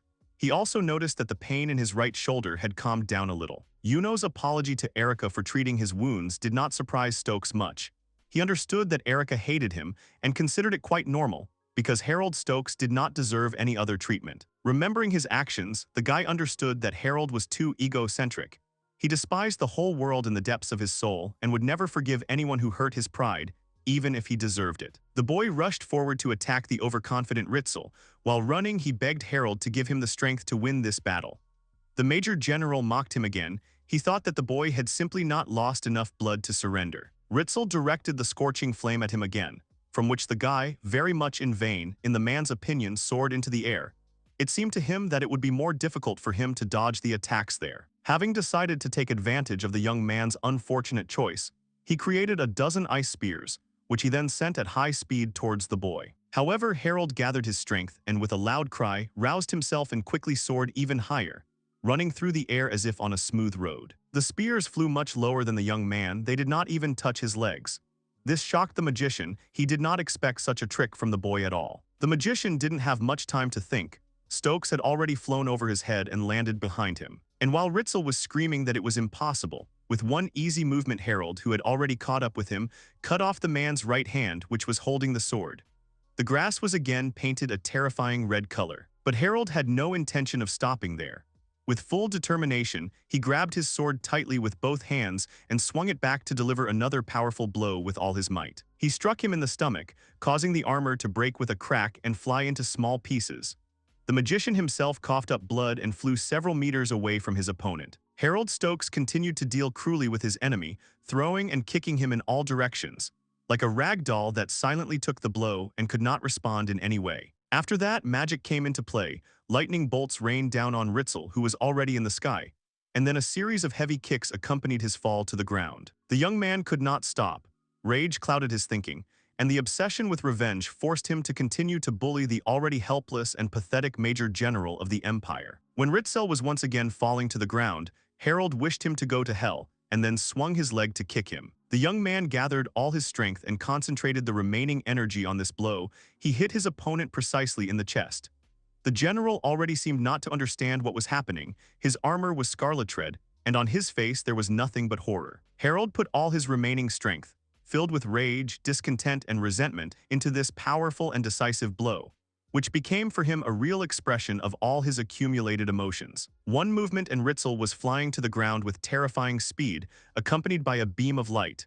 Seeing this from the side, one could think it was a falling star. The man fell, creating powerful currents of wind that raised dust, and he himself was pressed into the ground, causing it to become covered in cracks. Stokes landed not far from the body lying on the ground. He landed very carefully, but as a result of his fatigue and the tension that had been building up all this time, he instantly lost his strength and, unable to stay on his feet, fell to his knees. The young man had spent all his strength. He sat on the grass with his sword next to him and greedily gulped in air. Nothing was heard except the dust flying around the battlefield in the wind and the heavy breathing of the winter. My strength was so exhausted that my head started spinning and everything suddenly seemed to blur, resembling a thick fog. Images and objects began to double, as if ghostly doubles were appearing everywhere. The silence was broken by painful groans. After everything that had happened, Ritzel was still alive, shaking, writhing in pain and wheezing, unable to even breathe. Harold, who heard his breathing, was filled with anger. He did not understand why the magician was still alive. Overcoming the pain, the guy stood up and, staggering from side to side, trudged towards the barely alive man. He understood that he had not killed the Major General, which meant he needed to finish him off quickly before it was too late. The guy approached Ritzel. The man was no longer able to move or say anything, and holding out his heavy sword, which he held with all his might, Harold said that this was the end. And when the sword was about to pierce the flesh of the barely breathing man, Harold heard familiar voices. It seems he was so tired that he did not even notice how a crowd of warriors appeared. He felt his heart beat faster when he heard a familiar voice say his name. However, what he saw when he turned around struck him to the core and sent a wave of shock through him instantly. They were the warriors he knew, Robin, Sid, and Irene, standing there in complete horror, completely unaware of what had happened. Harold put the idea of killing aside and stood up. He was very glad that none of the boys were hurt. However, he did not immediately understand how the guys determined that he was Harold, but everything fell into place when he felt a light breath and paid attention to it. During the fight, his mask flew off his face. Commander Harold arrived at the scene a little later than everyone else. His face expressed discontent and anger, and he, feeling growing excitement, demanded that the young man provide him with all the necessary explanations. Stokes pointed to the man lying in front of him and said that this was Major General Ritzel of the Salian Army and that the attack itself was the work of the Empire. After which, the guy added a request to leave the Star People alone. Harold did not manage to finish his last sentence, as fatigue overcame him, and unable to resist any longer, he dropped his sword and, weakening, fell to his knees, completely surrendering under the weight of his emotions and physical exhaustion. His comrades rushed to help him, while he himself was already lying on the ground, completely motionless, having lost consciousness. A little later, in the basement of a building where a laboratory was located, water was boiling and running through different vessels. The man in glasses carefully read the papers he was holding in his hands. He seemed annoyed by what he had read. He was reading a report from which it was clear that his plan had failed miserably. The stranger was mentally glad that he had managed to get the samples he wanted, and now he had something to work with. However, Harold Stokes caught his attention with such an unexpected interference in his plans. The scientist did not understand why Stokes did this, but one thing was clear to him: he knew about the attack before it happened. This is what hooked the man. The young man could not have predicted the entire course of the planned events with such accuracy. The papers that the man was reading were aggressively crumpled. The scientist found this guy quite interesting and, wondering whether he would take his side or get in his way, he laughed evilly. The gloating was interrupted by a knock on the door. Judging by the voice of the young girl who called this man sir, said that it was time for them to go. The scientist calmed down and the sinister grin fell from his face. In a calm and even voice, he informed the man behind the door that he was ready to move out. A scientist and his assistant walked confidently along a magnificent long corridor. The girl, noting that her boss looked happier than usual today, asked if there was any good news regarding his plan. The man told her that he was so happy because he had found new material for his research. The worried girl warned that they were now in the final stages of the research, and therefore he should try not to overexert himself. The girl looked at the man and said that he could rely on her in everything. It turned out to be Dr. Justice himself. He adjusted his glasses and quickly agreed with the girl's statement and quickened his pace. Some time later, when events began to unfold in the capital, in the city of Amagil, near which was located the majestic castle of Legalia, where, as it was assumed, Harold was at that moment. With apprehension and a certain amount of anxiety, Erica, together with her faithful assistant, carefully approached the impressive gate. Each step was not easy for her. They were full of timidity and uncertainty. The dark-haired girl, full of inner excitement and anxiety, could not get rid of the thought that today, perhaps, she would have a chance to finally see her lover. 2 whole weeks had passed since the knights returned to the capital, full of events and reflections on their adventures. However, the girl was never allowed to meet Harold during all this time. Yuno suggested that perhaps it was difficult for the young man to prove his innocence, but Erica did not understand these words and asked for an explanation. The assistant explained that Harold was dressed in an imperial uniform, and therefore if he had inadvertently ended up in the hands of the order in such a state, he could simply have been accused of espionage, which would have been very difficult to dispute. Erica sighed heavily. It seemed she had nothing to say in response, and this silence was eating her up from the inside. A month ago, many of the Sumeragi warriors who went with Yuno were wounded in the Beltis forest, but each of them returned alive. Harold risked his life to allow Yuno and the entire squad of warriors to escape. The girl's spirits perked up. She understood that her help might seem unnecessary, however, she had to thank him for not abandoning them. In fact, Erica really just wanted to finally see him to make sure that he was safe. With confident steps, the girl approached the very gates of Legalia. She turned to a warrior named Ruri, who immediately warned the girl that he would not be able to let her through, no matter how many times she came, because he had an order. The young lady, having completely lost her resolve, awkwardly and with a clear share of sadness accepted this answer. However, their dialogue was interrupted by a guy who suddenly appeared and asked what was going on here. Cody made fun of Rolly and said that it was very mean of him to bully a little girl like that, and then turned to the girl herself, asking if she really was the same Lady Erica, Stokes' fiancée. The guy put his hand on his chest and introduced himself. He said that he was Cody Luziel and also Harold's immediate commander. Erica greeted Mr. Cody respectfully, which made him feel awkward, and he asked to address her less formally. Cody smiled and told the girl that he was glad to meet the girl that Harold had talked about so much, including bragging about his fiancée at every opportunity. The girl quickly suspected deception on the part of the guy and caught him on it. Luziel said that this was not the whole truth, but at least he was indeed his commander, and he had already managed to even talk to Harold. He also expressed confidence that he would be able to knock out time for the young man's bride. Rolly wanted to stop the lieutenant, but he assured her that he would take full responsibility for this. The girl had a little doubt, to which Cody winked and immediately assured her that everything was fine and that she could follow him. He led her, it seemed, to a special room for such meetings, after which he said that he would bring the girl some tea.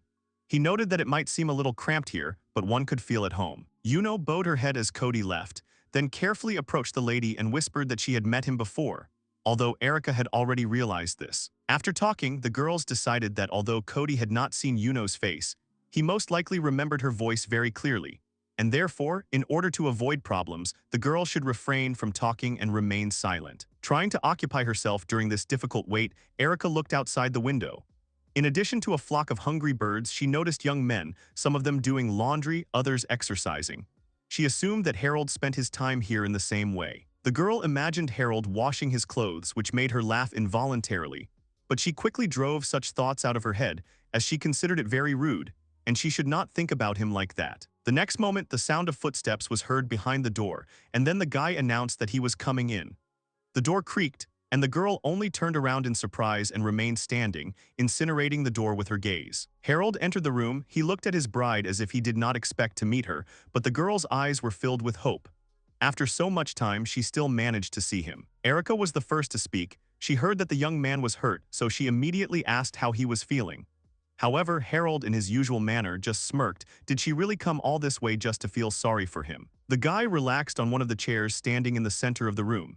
He crossed his legs like he owned the place, and folding his arms across his chest, replied that everything was fine with him and asked why she had come here. The girl exchanged glances with Yuno and sitting down on the sofa said that she had only two wishes: to make sure that Harold was okay and to thank him for what he had done for her people. Although the guy, of course, considered it unnecessary. The girl timidly continued to speak. She apologized because she was sure that she was causing trouble to her fiancé, but she simply could not help but come and thank him personally. After these words of hers, there was a stifling silence. It was Stokes who broke it, asking if the girl had told him everything she wanted.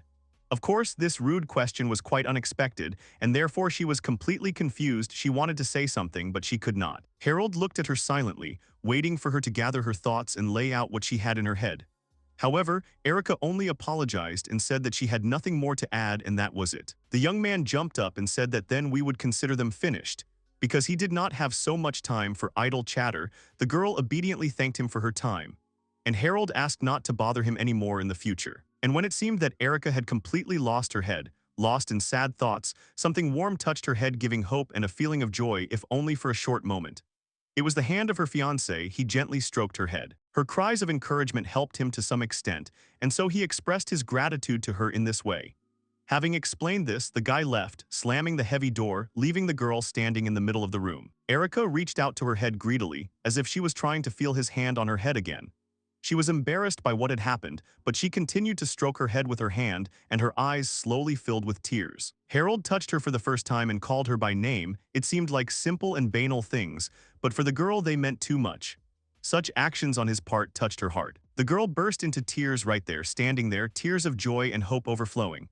They slowly flowed down her cheeks and dripped, now onto her beautiful outfit, now onto the cold floor, but she could not stop them. Harold walked down the street, sighing heavily, lost in his thoughts. He did not expect Cody to jump out from behind a column. The lieutenant asked why they had talked so quickly and whether the guy should go and kiss his beloved bride again. Out of rage, Harold kicked the column behind which his friend was hiding. He wondered why Cody did it. The man said that he did a noble deed. Erika had been waiting for her fiancé at the gate every day for the last 2 weeks.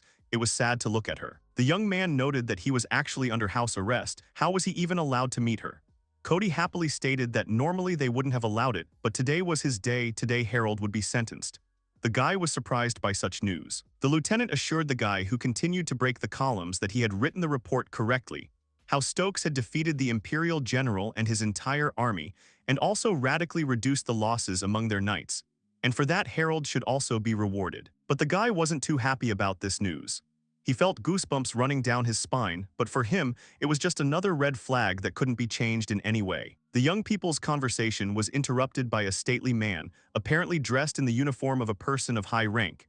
He coughed, drawing attention to himself, but Harold, in his usual manner, simply asked what kind of peacock was in front of them. The man did not react to such impudence. He introduced himself as a representative of the Royal Council and asked why Stokes was not under house arrest.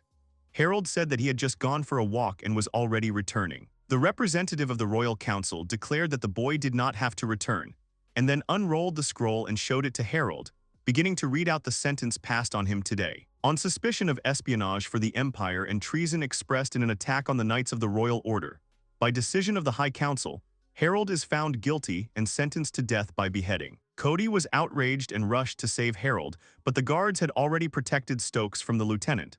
This was the official sentence of the High Council. The execution will take place in a week, and until then the guy will be kept in the dungeon under the palace. After some time alone in the dark cell with his hands cuffed, Harold heard footsteps. Someone was coming down the long stairs and seemed to be heading towards Stokes. The man remarked that this was a pretty good place for state criminals. The man standing behind the door of the cold cell asked how Harold was feeling. The question seemed strange, stupid, and inappropriate, but it seemed to be more of a mockery and a taunt at the hero's suffering. When the boy raised his head, he recognized the man as Justice Freund, which of course the doctor did not expect. And smiling in response to the boy's evil grin, he asked a rhetorical question that did not require an answer. After all, Harold knew him. The boy hissed angrily that justice needed him here. However, the man, not at all frightened by such an answer, extended his hand and offered Harold to go with him, unless of course he wanted to stay in the dungeon awaiting his execution. This coincidence made Harold laugh. While he was running from a threat on one side, the other caught up with him and grabbed him by the throat.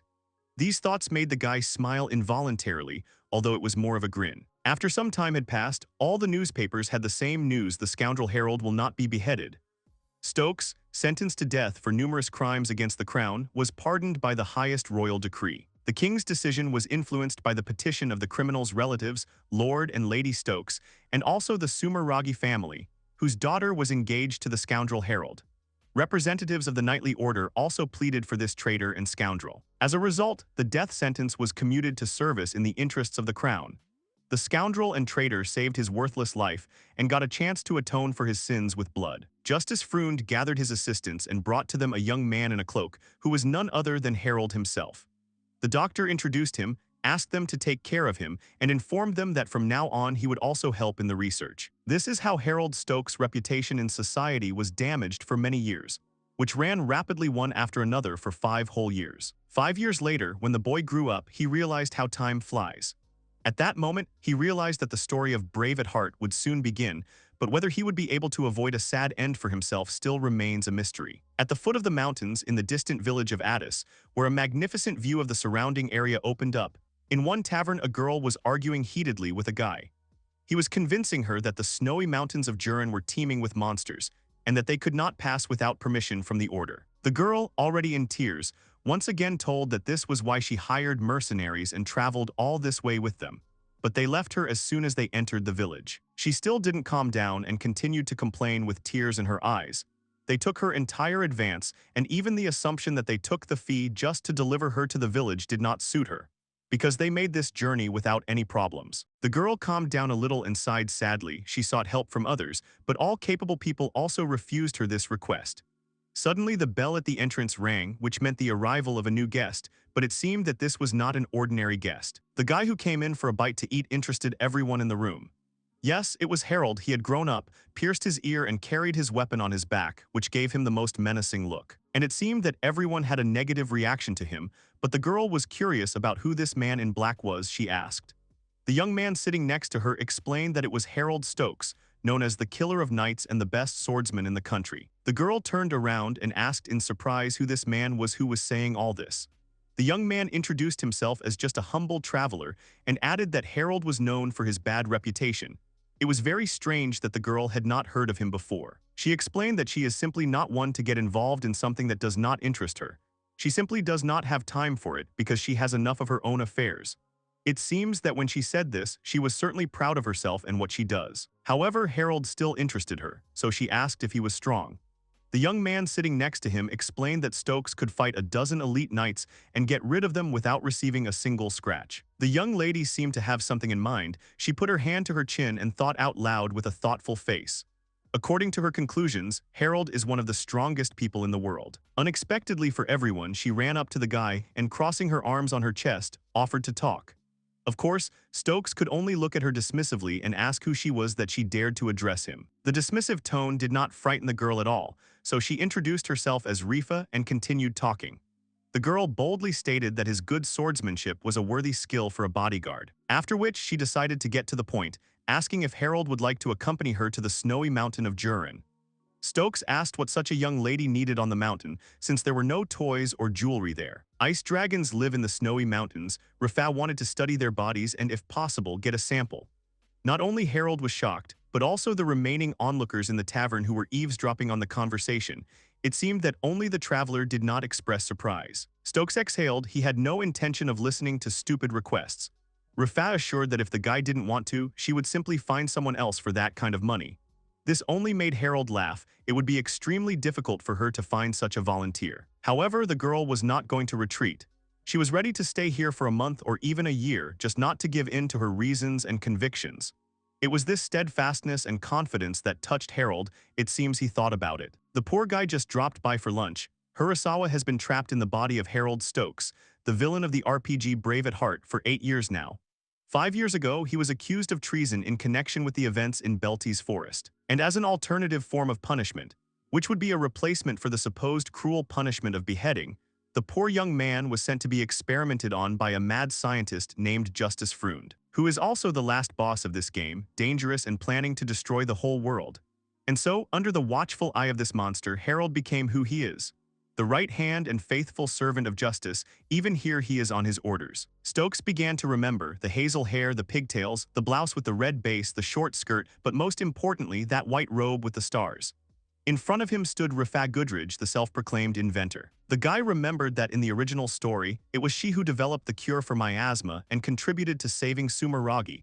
Now it's clear what's going on. The original story of the game should start soon. But if Rifa Goodridge gets stuck here, how can the hero meet her in her hometown? Her magic and scientific knowledge are important, so he can't refuse and prolong her stay here. Harold intends to accompany the girl up the mountain to the dragons. Yes, he needs to very carefully control all the main characters so that their level does not turn out to be too low for the realized plans of Dr. Justice. And Rifa is one of them. Harold agreed to help the young maiden, but only on his own terms. Rifa couldn't contain her emotions and jumped up and down with joy like a little child. She shook Stokes' hand and told him that she was counting on him and that he wouldn't disappear. At this point, the traveler decided to butt into their conversation.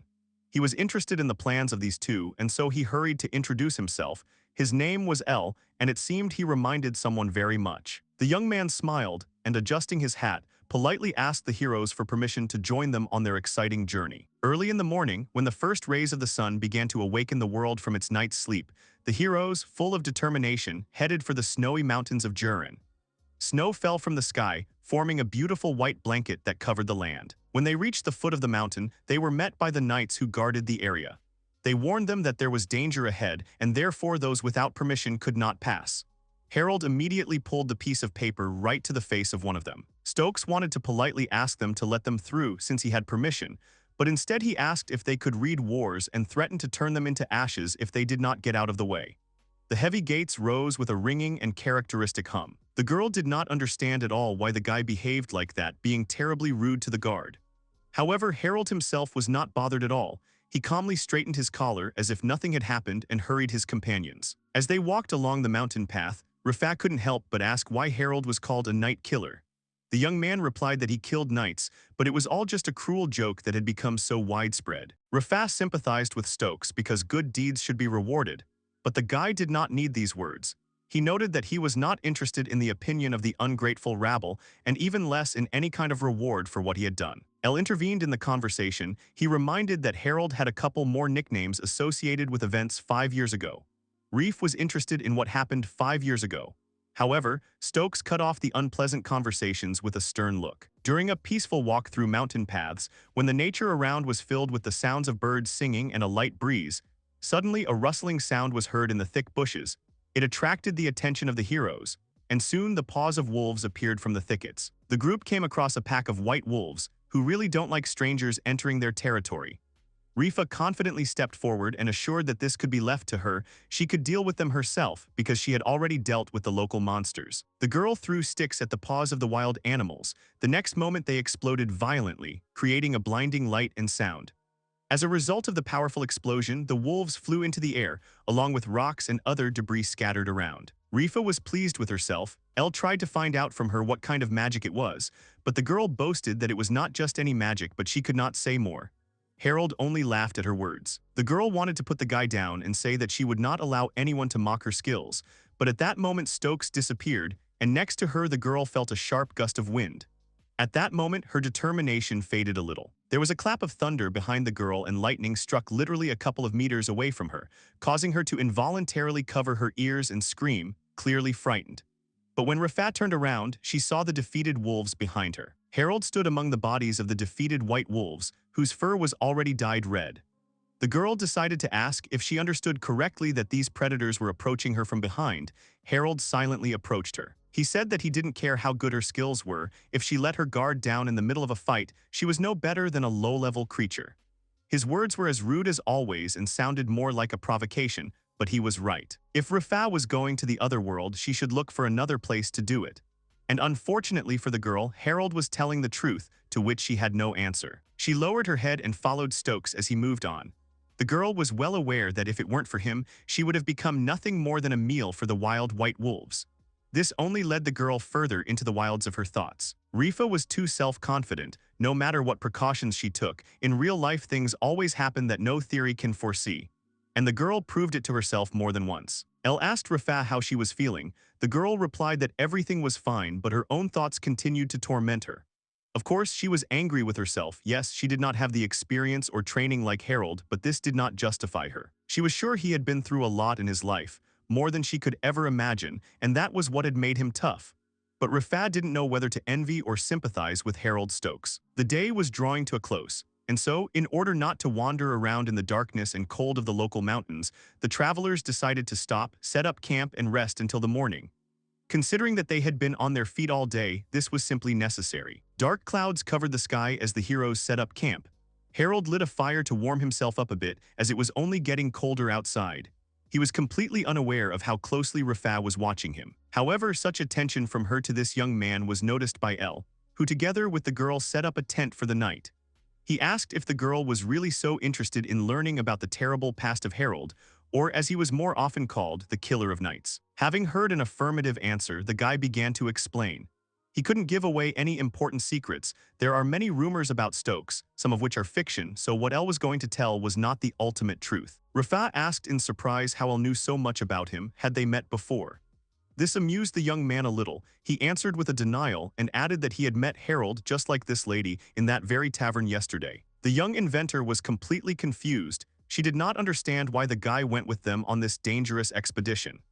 Elle admitted that he had been interested in Harold for a long time, and therefore he was glad of the opportunity to travel with him personally, without other motives. The boy refused to talk about his hidden motives, but asked Rifa, who was again looking at the night killer warming his hands by the fire, if she wanted to hear Elle's story about Harold Stokes and his hard fate. Rifa thought she would be in his company for at least a few more days, so it wouldn't hurt her to at least learn some details about his life before they met, and how he got his terrible nicknames trying to do good. The fire, which crackled softly, creating a cozy atmosphere and illuminating the surroundings, became the centerpiece of the evening.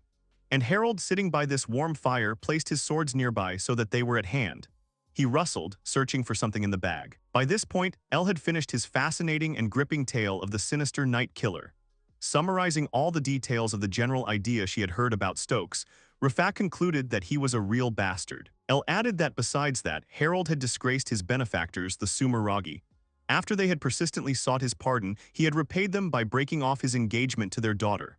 Rifa wondered why he had done such a thing. The guy didn't know, but as he left the courtroom, Stokes made it clear to everyone that he didn't give a damn about Erica or the rest of the Sumeragi family, expressing himself in his usual very rude manner. Rifa exhaled. Now her companion seemed worse than trash to her, but Elle interested her by continuing his reasoning.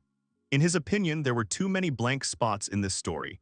In fact, the only crime was fleeing from the battlefield. It was on his first assignment, a patrol mission that turned into a brutal battle, so it was no wonder the rookie couldn't handle it.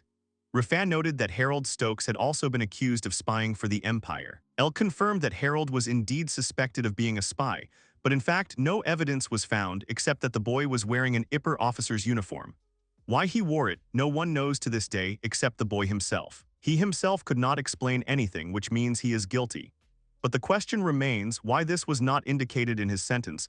It did not say that Harold was a spy for the Empire, but only about the suspicion, which is quite strange for such a severe punishment. And while Harold ate his onigiri, Elle continued to reason. Although the Stokes were not so influential, they were still a respected noble family. How could one imagine that their heir would be sentenced to death without a long trial? Rifa also thought about it. Usually when they catch a spy, they try to extract information from him for a long time, and since they had already decided to execute him, why was it necessary to suddenly cancel everything, announcing the replacement of beheading with service to the crown? The girl did not understand how this was possible, but she was even more interested in how Elle knew so much about Harold. The guy smiled and assured her that when you are on the road, you hear something here, something there, and from this a picture is assembled. Rifa asked if it would be possible to talk to people who knew Stokes well. Maybe they could shed some light on this situation. And then Elle began his story about Cody, who was Harold's commander. They met in one of the cheap taverns of the capital. Cody Luziel, with obvious signs of fatigue, approached Elle himself and asked permission to sit down next to him. He looked completely unwell, a drinking, shabby man with a bottle in his hands. It seemed that his life was not the best and easiest. Harold's commander quickly realized that he was a journalist, and so he clarified that the guy recognized him for that very reason. But Elle, with a sad expression on his face, said that there was something behind this sentence, but his superiors would not let him continue the investigation. The guy pretended skillfully, bursting into tears. He told how he was told that if he continued to stick his nose where it didn't belong, he would be kicked out. As they say, whether you want it or not, you will find a way to hammer a nail into the lid of your coffin. Elle admitted that he clearly shouldn't have opened up like that to the first person he met, but Cody only calmed him down by offering him a drink and saying that there would always be someone willing to listen to him. When Cody drank, all his problems faded into the background. The young man tried his best to extract at least a little information, and so he continued. Thanks to the intercession of noble families, the execution was replaced by a lifetime of dirty work for the benefit of the state and the crown. But who was it that sought such a decision, who was able to influence the verdict? Cody Luziel put the bottle on the table and said that he didn't know either. He tried to find out, but unfortunately he couldn't find out. Then Elle asked whose side Harold's commander was on. Cody replied that he was against the execution. He just wouldn't believe that Stokes was a criminal. But what Harold certainly was, in Cody's opinion, was a complete fool. Without explaining his words, the lieutenant pulled the bottle of alcohol to his mouth, and after a few sips put it back on the table with a clang, which the young man, who wanted to get to the bottom of the truth, continued to watch in amazement. Cody admitted that in his life he had seen many fools, stubborn and with a heightened sense of justice, narcissists who thought only of themselves. But this one combined too much bad in himself and, most importantly, forgot to think about himself. 5 years ago, Cody burst into Vincent's office. unable to contain his anger and slamming his fist on the table, in a state of anger and complete bewilderment, he began to demand an explanation from the guy as to why they decided to execute Harold. Vincent said that he didn't agree with such a punishment either, but everyone else, including even Commander Cox, didn't even bother to check anything. They all just passed such a harsh sentence on Harold so easily. And then, Cody realized that someone had put pressure on the council members, and the only way to stop the execution was to find out who exactly was behind it. But the lieutenant understood that even if he did this, he would not be able to fix anything alone. However, he clearly understood that this did not mean that he would sit and do nothing. He was firmly convinced that no matter what it cost him, he simply had to figure this out and help Harold. Rumors of the sentence spread quickly around the area. People were talking about how Harold was being executed for being an Imperial spy, about how he was caught in an Imperial uniform barely alive, and about how it was he who attacked the patrol. It was impossible to stop. Even the onlookers in the taverns were talking about it. An execution among the Knights of the Order could not fail to attract so much attention, and who's the youngest Knight of the Order who deserted just before the battle? The most terrible thing for the people was that he had given the Empire all the secrets of defense and had completely destroyed the Order from within. And just when everyone thought that everything was over, Secretary of War Harrison appeared and saved the situation. People were saying that the Empire lost thanks to Harrison. He destroyed the Imperial army in the shortest time. And after all, in the Belties forest near the border, there lives a star people. If you were careless, everything could end in conflict. Cody was in complete shock and couldn't believe his ears.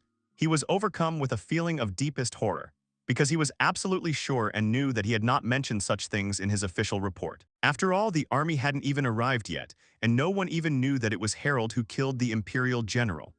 Although, of course, how could people know, since this information was classified and only available to the council? And now it seems the whole country, as if one whole, has united in demonstrating its hatred of Harold. Although he was really only trying for the common good, without any ulterior motives or selfish intentions. Cody came to the certain conclusion that there was an elaborate and deliberate plan to get rid of Harold. This realization strengthened his suspicions and made him wonder who might be behind this. It was time to act. Cody entered the room where Erica was humbly waiting. He greeted her, and apologizing for the long wait, finally asked what the purpose of the visit of the lady of the Sumeragi family was. Of course, the girl was interested in the state of affairs of her fiancé. She asked for more information about the council's decision. But before moving on to explanations, Cody warned the girl that things were very bad. Full of determination, Erica replied that she wanted to hear the whole truth. And then the lieutenant began his story. The rumors about Harold's death sentence were true. The sentence would be carried out in 6 days. Yuno and Erica were dejected, both girls hoping to the last that all this was just empty rumors and the situation was not so bad. And then Erica asked if there was any hope to save Stokes from such a terrible fate. Cody warned that he didn't want to give the Sumeragi family false hope, and the chances of them succeeding were very slim. Erica didn't mind. She was willing to accept even the tiniest ray of hope. Cody began to tell the girl his plan. Usually the council's decision cannot be reversed, but this time it was too hasty. When he read the text posted in the square, he realized that the entire trial was being held with the goal of sending Harold to execution. The crowd will smell the absurd inventions, and Harold's actions and words will not even be taken seriously. There is no doubt that the young man crossed the path of someone so important that they simply decided to do away with him. At all costs, this person had to be found before the sentence was carried out. But even then, there was no guarantee that they would be able to help. They had to act quickly, so Erica immediately asked who was involved in this council. Cody recalled that there were 6 advisors, it seemed. The commander of the order, his deputy, and 3 company commanders who had taken part in that expedition. Of all of them, the only one who spoke out against it was the deputy commander. Lady Sumeragi asked whose side Cody was on. And although his main principle in life had always been to be on the winning side, this time he was ready to fight for Harold's life to the end, despite the hopelessness of this battle. After some thought, Erica asked to tell her the names of everyone who supported the execution. Their names, positions, and anything of interest. Surprised, Cody promised to get it. Then she sent Yuno to follow the crew, convincing them to join. Yuno quietly left on her mistress's instructions. And when she left the room, the lieutenant still decided to ask what Erica was going to do with all those documents when he brought them to her. Erica lowered her eyes and admitted that, unfortunately, she did not have the strength to turn the situation back. She would only be able to take these documents to her father and ask him to petition for the death sentence to be overturned, and for the case to be retried. Cody folded his arms across his chest and responded to the girl's words.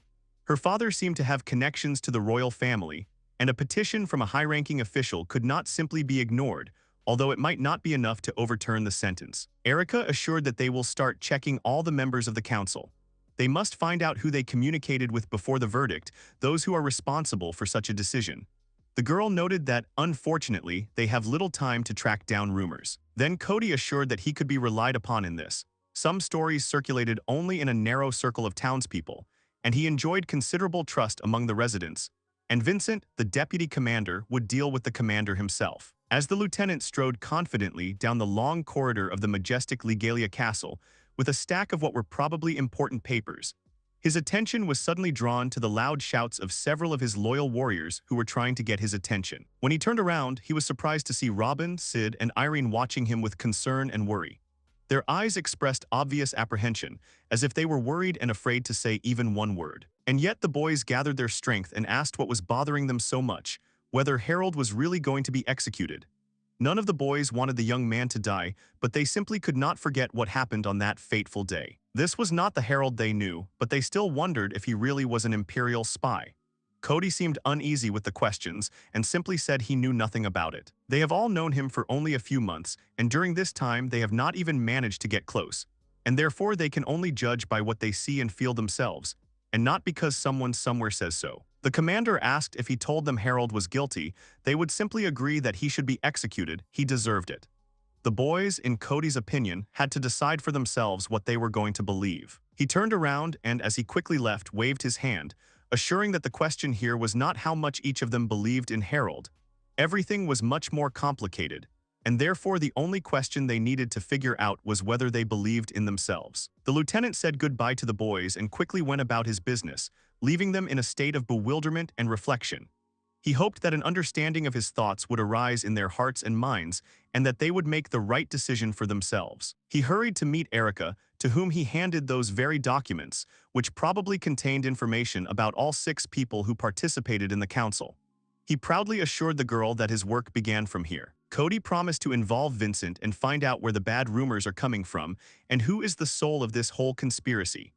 In return, on behalf of the Sumeragi family, Erica promised to do everything in her power to expose the remaining members of the council. The girl thanked Cody for his help and was about to leave, but the man stopped her, saying that he understood how difficult it was to be patient in such a difficult situation, but he asked Erica not to rush. Even if they had no chance of success, Cody was persistent and convinced of his decision. He assured that if necessary will penetrate into the dungeon and will pull Harold out by force, not paying attention to any obstacles. Erica pointed out that if Cody did that, he would be expelled from the order and would become an outlaw. The man laughed and asked the Sumeragi family to accept him in that case, since he was an excellent swordsman and could be useful. It seemed the lieutenant had managed to ease the tension a little, and the girl couldn't help but smile, promising that if it really came to that she would talk to her father and try to persuade him to accept Cody. As he watched the beautiful lady from the Sumeragi family walk away, the man thought about how incredibly and bravely she was behaving despite all the trials. True fortitude and courage are not always found even among members of the order. She fears for Harold, but she remains calm and will not let her fear get the better of her. Indeed, it is not every day that you see a man with such inner strength and unwavering heart. For the sake of Harold and Erica, he must free him. Isn't the main goal and task of an adult to provide support and help to those children who are trying their best and trying their best? Isn't this an important mission for adults? Cody watched from his hiding place as Farrell Finnegan, the commander of one of the companies, led the expedition. However, in this situation, the most significant aspect was that he was among those people who made the decision and voted for the punishment given to Harold in this situation. Cody, with his palms folded in a prayer gesture, asks Walsh to lure Farrell out because he himself is not very familiar with the man. The knight replies that he sees Farrell all the time since they are both company commanders, but he looks a little unsure. Sighing, he asks Cody about his plans. Cody replies that he can't tell anything, but continues to beg his friend for help, citing that they are old comrades in arms. The knight also promised to pay for a visit to the tavern. Sighing again, Walsh agrees. Cody looks very pleased with this. After waving goodbye, Cody runs off, citing a detour. He says he'll wait for Walsh at the pub. After some time, already in knight's armor, Cody leaves the tavern. Its owner says goodbye to the visitor. Lost in thought, the knight recalls the results of today's round. he managed to talk to many townspeople. Cody concludes that he has walked around much of the city, enlisted the help of a tavern owner, and questioned locals, all in order to discover the source of the bad rumors about Harold. The knight jerks his head up, looks at the clock tower and realizes that he is already late. After some time, already in ordinary clothes, Cody enters the pub. The owner of this place greets him. Approaching the bar, the knight apologizes for disturbing the man. The bartender says that since this is a secret internal investigation, he understands everything. Turning to the visitor, the tavern owner asks if the knight understands what his assistance could mean for him. Cody, who has taken a seat at one of the tables, replies that he knows everything and promises to pay for the inconvenience. The bartender asks him to be careful. The door creaks. Walsh and Farrell enter the pub, also dressed in civilian clothes, talking about something. Cody turns his head unnoticed and watches them for a few seconds. Walsh notices Cody turning away, offers his interlocutor to sit at the table next to the knight. Farrell finds himself with his back to Cody. The men who recently entered continue their conversation. Walsh, taking a sip from a large mug of beer, remarks that they haven't had a drink together in a long time and asks about his interlocutor's hostess. Farrell, also drinking beer, replies that she is unbearably annoying and that a certain Cynthia was always much nicer. Walsh chuckles and says that Farrell could burn out at this rate, and the man replies that he hopes to avoid that. Cody listens intently to the conversation but feigns disinterest. It's dark. Walsh and Farrell have had quite a few drinks. They're laughing about something. Suddenly, Cody passed by their table. Noticing this, Walshy rose from the table and followed the knight under the pretext of needing to go to the toilet. Meeting his friend at the bar, Cody said it was time to start the operation before he got drunk. Walshy, who had become wary, asked what they should start. The man recalled that Cody had told him to just have a drink with Farrell. Ripping open a small bag of some kind of powder, Cody countered that he wasn't asking for anything complicated. All he wanted was for Walsh to ask Farrell a few questions after he gave him a drink from the mug he'd slipped the powder into. Walshy, stepping back, asked in a whisper what Cody had just slipped. The man, looking confident enough, replied that it was nothing, just truth serum. The knight added that he thought Farrell might know something useful. Turning to the bartender, Cody asked him to clear the room so that no one could overhear the conversation. The owner of the establishment did not seem to like the idea, but did not object, although the man began to look a little scared. Walsh, still confused about what was going on, asked Cody what he was trying to get from Farrell, asking if Farrell had something in mind. Cody, who decided to clear things up a bit, told Walsh that his subordinate was going to be beheaded because of the unclear verdict, and therefore he hoped that Farrell, as one of the participants in the discussion on Harold's case, would tell him the truth. Walsh finally understood who Cody was risking his life for. He frowned and asked if the knight knew he couldn't change the verdict. Cody, who was stirring powder in a beer mug at the time, replied that he understood that perfectly well and also realized that it was one of his worst ideas. The knight admitted that his actions could get them all into trouble, so if Walshy refuses, Cody will back down, albeit with regret. Walshy looks very surprised by these words. The man angrily states that Cody should have told him about the plan from the start and that friends don't do that. Cody ironically asks if he can ask for a favor since they are such great friends. Walsh pretends to want to leave, but Cody, having stopped joking, grabs him by the clothes and asks him to stay. After a while, Walsh returns to Farrell and places a beer mug in front of him, leaving one in front of himself. Farrell thanks him for bringing him a beer and immediately takes a few sips. Walsh watches him silently. After a while, he says that Farrell had a hard time, which puzzles the latter. Walsh explains that he is talking about the expedition that Harold took part in. Cody, who has returned to his previous place, listens to Farrell's answer. Walsh asks if it is true that one of the recruits is going to be executed, and if so, for what reason. Farrell, looking rather tense, replies that he did not see what was happening, but the report says that Harold disobeyed his commander's orders and ran away. He is also suspected of spying for the Empire, since he was wearing their uniform. Walsh, following the plan, thoughtfully says that fleeing from the battlefield is not uncommon, unlike espionage, which is probably why such a harsh sentence was handed down. However, clutching his head, Farrell objects something else was the reason for the sentence. Continuing to speak under the influence of the truth serum, Farrell explains that he said that Harold is dangerous and therefore needs to be executed. Horror appears on the drunken company commander's face. Farrell says that the sentence was passed for his wife's sake so that Harold would not kill Cynthia. Walsh, surprised by these words, asks again who told Farrell this and how his wife could possibly be involved in the matter. The company commander, hiding his face in his hands, tries to justify himself by saying that he is not feeling well, but adds that Stokes cannot live. Farrell, looking like he's on the verge of despair, says he can't argue with the verdict because he's about to have a baby. Cody listens silently to the night, still keeping his presence under wraps. Farrell, who was about to add something about Harold, suddenly grabbed his head again and screamed, jumping up from the table with his veins standing out on his face. He rushed to the nearest column and began to bang his head against it, screaming all the while. Walsh and Cody rushed towards him, trying to pull the man away. The shocked Walsh tried to scream to his friend. Farrell, who has begun to look completely insane, continues to struggle out of the grip of the two knights. Suddenly, the man began to tremble and faint, slumping in the arms of the men holding him. Walsh, still holding Farrell, called his name again. Cody, examining the victim, concluded that the unconscious knight was alive. One of them asked the innkeeper to bring water and rags. The frightened owner of the establishment immediately went to fulfill the request. Walsh, still stunned by what had happened, asked what had happened to Farrell. Footsteps were heard behind the knights. Cody replied that he didn't know because there was no way to explain what had happened. The truth serum itself couldn't have caused such an effect. It didn't contain hallucinogens and it didn't confuse the mind. Cody realized that they were very far from the truth. Looking at the unconscious Farrell, Cody thought that the man looked like he was possessed by a demon. The smoke of the fire curls above the campsite, surrounded by the darkness of the night. The journalist finished his story, adding that everything happened exactly as he said. Lifa, either scared or shocked, pressed the pillow to her chest. The girl asked loudly if everything she had told had really happened, and added that it was terrible. Still clutching the pillow, Lifa asked how it all ended, but Elle, tired of the story, replied that that was enough horror stories for today. Suddenly, the girl seemed to remember something. Her face became puzzled. Lifa came to the conclusion that the fellow traveler's story was full of blank spots, and also that Harold was still alive and not sent to execution only because he was needed as a test subject. Elle, changing the subject, suggested going to bed since they still had to keep watch by the fire that night. Turning his back to Lifa, the boy settled down more comfortably in his sleeping bag. Reminding his companion that she would need to climb the mountain tomorrow to fight monsters, Elle advised her to regain her strength. Pressing her cheek against the pillow she had previously held close to her, Lifa agreed with her new friend's arguments, somewhat upset. The girl also settled more comfortably in the sleeping bag. Elle, without saying anything else, smiled slyly. The next day, the three companions continued their journey.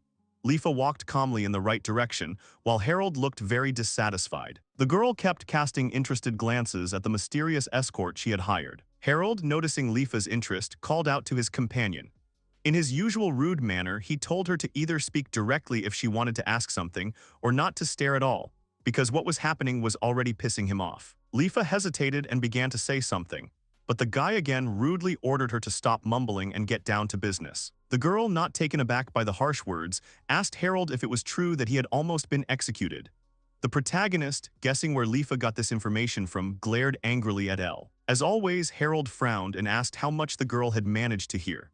Lifa, not at all embarrassed, answered that firstly, she had learned that her companion had once been the youngest knight in some detachment. She continued, adding that Harold disobeyed orders on his very first mission and ran away, and was later found in imperial dress and accused of various crimes, including espionage. Lifa also said that she knew about Harold's reprieve, which was granted to him thanks to the intercession of his parents and the Sumeragi family. Somewhat shocking the main character, the girl said that his punishment was not delayed, but rather stretched out over time, because from now on the guy is a guinea pig in some kind of astral laboratory. Making Harold frown even more, Lifa came to the end of the retelling of the details she had found out, adding that instead of gratitude, the guy broke off his engagement with Erica and was also rude to her in public.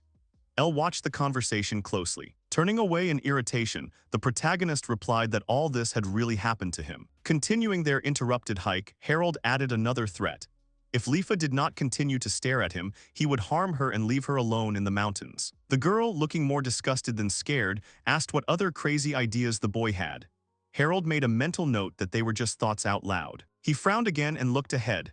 Elle was also wary. White wolves appeared before the travelers again. Harold mentally lamented that there were too many of them. Elle, thinking, realized that the guy, although he threatened Lifa, answered her question. This did not fully convince the girl, but she chose to retreat. The journalist tried to understand why Lifa decided not to press, and suggested that it was because of the rumors circulating about Harold. Elle, however, had been watching him closely all this time, not missing a single awkward moment for the guy. The journalist was convinced of his suspicions about the large number of blank spots in Harold's story. The main character at this time dealt with another white wolf with a skillful swing of the sword. Elle, continuing to analyze the guy's behavior, remembered that during the conversation there were several moments, when Harold reacted a little strangely. The journalist noted that this reaction was to the words about a guinea pig. Thinking about it, the boy suggested that the main character could, having heard something strange, deliberately confirm it. Elle smiled briefly, thinking that he couldn't wait to get more information out of Harold. After a while, Lifa threw her hands up in the air, joyfully proclaiming that they had made it. Harold yelled at her, telling the overly pleased girl to shut up. Harold continued walking, and Lifa continued to rejoice at the goal she had achieved. Elle stopped the guy who kept moving and asked where he was going, because it was dangerous here. Having jumped from the elevation, the main character sat down on the ground and began to fiddle with something. Elle watched him in bewilderment. When the guy got up, it turned out that he had made some small device, similar to a gas stove glow. Lifa, who was also watching what was happening, asked what Harold was doing. It turned out that the lowland where the guy had descended was the mouth of a dormant volcano. Hearing some sound behind her, the girl turned around. Something covered Elle and Lifa with its huge shadow. When the girl realized what kind of creature it was, her face reflected fear. It turned out that right behind them was a huge ice dragon. The monster undoubtedly also saw the travelers frozen in horror. With a determined grin, Lifa asked the monster, asking a rhetorical question about why this dragon was called the Lord of the Snowy Mountains. Turning to his companion, Elle asked her not to approach the dragon, promising to finish it off himself. However, the girl was no longer nearby. Standing in a confident pose, Lifa concentrated and mentally promised herself to be attentive. Clutching several flasks of her potions in her hand, the girl screamed, calling for the fight to begin. The ice dragon opened its mouth and began to attack. Lifa, who miraculously managed to react in time, jumped out of the area of effect at the last moment. Elle, who was nearby, called out to the girl. The journalist turned in the direction Harold had gone. His face clearly reflected his concern. It turned out that Harold was already standing next to Elle, silently watching the battle between Lifa and the ice dragon that had just begun. His face clearly reflected his displeasure. The surprised journalist asked if the main character was going to help the girl, to which the guy refused. Harold added that Lifa herself told him to stay away from her. Elle, mentally sighing, realized that this was true. Continuing to watch the fight, Harold said that he had nothing to talk about with Lifa if she couldn't win. His face looked somewhat dismissive as he said these words. Elle looked at the boy again with thoughtfulness and surprise. The journalist asked about the meaning of the words previously spoken by the main character. Suddenly, there was an explosion. The ice dragon briefly stopped its attacks, looking at the girl in front of it. Squeezing another flask in her palm, Lifa, trying to catch her breath, came to the conclusion that this monster had quite a lot of magical protection. The girl realized that she had few test tubes, and came to the conclusion that she should destroy the dragon with one blow, thereby ending the fight. However, the monster did not wait for Lifa to be ready to attack. He opened his toothy mouth again and began to attack the girl. She again miraculously jumped back, avoiding the magical blow. The dragon continued to attack, growling angrily. Turning around, Lifa finally found a good moment to attack and threw several of her test tubes at the monster. The dragon took significant damage, its head jerking to the side. Taking advantage of the monster's weakness, the girl continued throwing her flasks, bombarding it with magical blasts. Finally, Lifa threw the last flask, which shattered on the ground. A huge cloud of smoke appeared where the flask had fallen, hiding the girl from the dragon's sight. Harold and Elle were still just watching the battle, not interfering in it. The journalist was surprised by the effect of his ally's latest attack. Disoriented, the dragon began to shake his head from side to side, trying to find his opponent and at the same time dispersing the smoke. Lifa, who had taken a firm and determined pose, began to read the spell. She began to call upon the black fire. The girl's clothes fluttered during the call. When the spell was ready, Lifa shouted that the dragon was finished, and then cast the summoning of fire pursuit. The flames summoned by the girl engulfed the monster. Elle, noting the effectiveness of the attack, continued to watch with interest. Harold, frowning, also did not take his eyes off the epic battle. Lifa wiped her face and peered into the remains of the flame she had created. Suddenly, her face showed surprise and fear. It turned out that the dragon, although quite charred, was still alive. This caused confusion and anger in Lifa. At this time, the dragon again turned an angry look at his rival. The monster let out a deafening scream. The dragon pushed off the ground sharply, took off and quickly picked up speed. Having gained speed, it turned and rushed towards Lifa as if wanting to ram her. The frightened Elle screamed, calling on his companion who had fallen powerlessly to the ground to run. Suddenly, the dragon was caught in a powerful whirlwind, and Harold landed softly on the battlefield with his sword drawn. The shocked Elle and Lifa did not even understand what had happened, did not see their companion's movements. The whirlwind created by the protagonist sent the dragon flying away with a terrifyingly loud sound. L, staring at the battlefield in fear, wondered in his mind what had just happened. Harold, who had risen to his full height, threw one of his swords over his shoulder. The journalist realized that this guy had dealt with the ice dragon with only 2 blows. However, Harold did not relax after the victory. He glanced to the side and cursed. L, looking in the same direction, saw another dragon approaching the travelers. The journalist realized that the ice dragon had called for reinforcements with its deafening roar. Harold, with his sword still slung over his shoulder, now stood face to face with 2 whole dragons.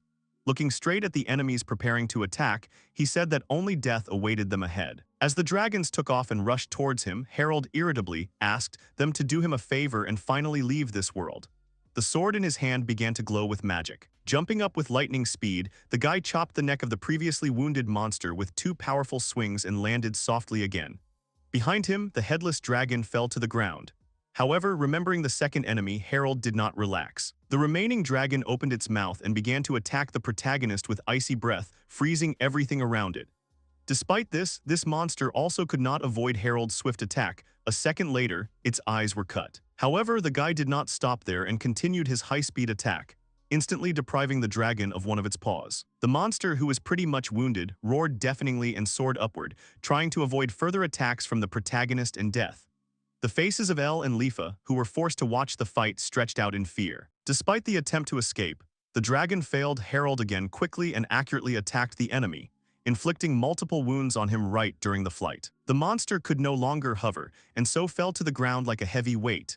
Jumping away from the place where the dragon fell, Harold accelerated again. Crossing his swords, the protagonist delivered a final, incredibly powerful blow. Harold's face was splattered with dragon blood. His eyes looked both focused and empty. L, who was watching the end of the battle, clenched his hands. Clenching his jaw, the boy mentally listed all the nicknames Harold had acquired: traitor, night killer, the youngest genius of the order. The battle he had seen led L to the idea that everything was not as simple as it seemed. Looking at the victorious ally, the journalist came to the conclusion that the strength of the main character and himself cannot be compared with ordinary people, because this man is like an element that brings only death. The boy mentally called Harold's strength overwhelming power. The protagonist, silently looking at the defeated dragon, threw one of his swords over his shoulder again. Harold stood in front of the fallen dragon, still holding one of his swords over his shoulder. Turning to Lifa, the guy looked sternly at his companion and asked why she froze.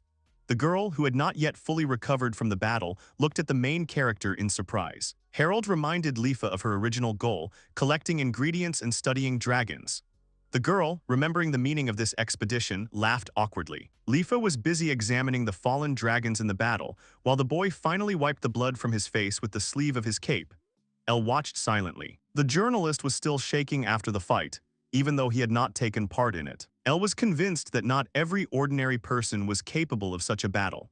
He shuddered as he recalled how Harold fought. Looking up at the main character, the journalist came to the conclusion that the rumors about him were true. Mixed emotions were reflected on his face. Harold silently examined his sword. He looked a little depressed and thoughtful after the battle. Suddenly, the journalist began clapping his hands, thus expressing his admiration for the work done. Elle praised Harold's speed in winning the fight, as well as his fighting skills. The protagonist, not particularly pleased with the praise, asked the journalist what kind of nonsense he was talking, since, in his opinion, all his information was worthless. Elle just smiled and replied that he didn't understand what they were talking about. Harold's face showed even more displeasure than before, to which anger was added. The protagonist addressed the boy quite sharply. He told him to stop playing games with him and also addressed him by the name Giffelt. Pretending not to understand, Elle asked if Harold was referring to the famous informant. The journalist looked as if he was uncomfortable with the conversation. He asked if Harold really thought that a kid like him could be someone important. The protagonist remained adamant. He replied that Giffelt was the clan name, and if you belonged to the clan, you had the right to that name, even if you were still very young. Elle looked even more tense. However, the boy quickly pretended that nothing had happened. He shrugged and said that he did not know what made Harold think of him that way, since Elle was really just a humble traveler. In an attempt to change the subject, the boy asked why the protagonist didn't try to clear his name, since he was, for better or worse, quite famous. The protagonist, still very serious, his brows furrowed, said that he didn't care. Elle countered that nothing could mark the past, but the boy was still a subject of his country. Harold's gaze grew even heavier. Looking straight into Elle's eyes, he said that there were far more important things, like how much was known about him. The The boy, either unable to bear the anger in the other's gaze or tired of the confrontation, closed his eyes briefly. The journalist repeated that he was not Jiffelt, despite Harold's assurances to the contrary. Elle asked how the guy had come to such conclusions and whether he had any evidence. Harold promised to kill the interviewer instead of providing it. The protagonist said in a commanding manner that he was the one asking the questions here, and Elle had to answer him. Horror was reflected on the boy's face. Elle was very scared by Harold's behavior. Initially, he was just interested in finding out how the main character was doing, and that was why he joined the expedition. Now the boy regretted that he believed that he could pull out anything. Still mentally beating himself up, Elle realized that he should have been thinking about the worst possible outcome from the start. He came to the conclusion that his actions might have been too hasty. The boy thought about ways to get out of this. Elle hung his head and said he was worried because he had gotten his hands on information that directly concerned Harold, but was a state secret. The boy said he didn't know what to do with it. Pointing to one of Harold's swords, Elle continued speaking no longer in a confused or frightened tone, but in earnest. He said that this sword gave the main character terrifying power, but in exchange the boy had to sacrifice part of his life. Harold listened silently as the reporter continued. The boy expressed his fears that such weapons were being developed at a national level. He wondered what would happen if knowledge of such developments fell into the wrong hands. Hinting at the Sumeragi family's support, Elle said that one noble's protest against the rest of the king's council meant nothing. And that was why, due to the lack of a protectorate, Harold became a test subject for the sword. Becoming more and more confident, the boy added that experimenting with human lives was unacceptable, no matter how good the intentions behind it. Harold, listening to Elle's arguments, curled his lips. The main character mentally noted that the name Jiffelt was not given for his pretty eyes. The boy had actually managed to learn a lot about him. Some time ago, before the expedition began, Elle, hearing that Lifa had persuaded Harold to help her, asked if he could join the planned journey. Lifa and Harold turned to the voice. Staring at the boy in amazement, the protagonist mentally wondered where this Elle had come from. When thinking about the mechanics of the game, Harold noted that Jiffelt was always just a mysterious informant who explained the mechanics of the game and metalore in the original Braveheart. The guy couldn't believe that he had met him in person. Harold admitted that he had told Tasuku about the existence of this person 5 years ago, but he did not know the extent of the intelligence network, nor did he know how they operated. Jiffelt was as incomprehensible to the protagonist as Justice. The guy noted that he could use an ally like that, but he stopped himself mentally, deciding to find out something first.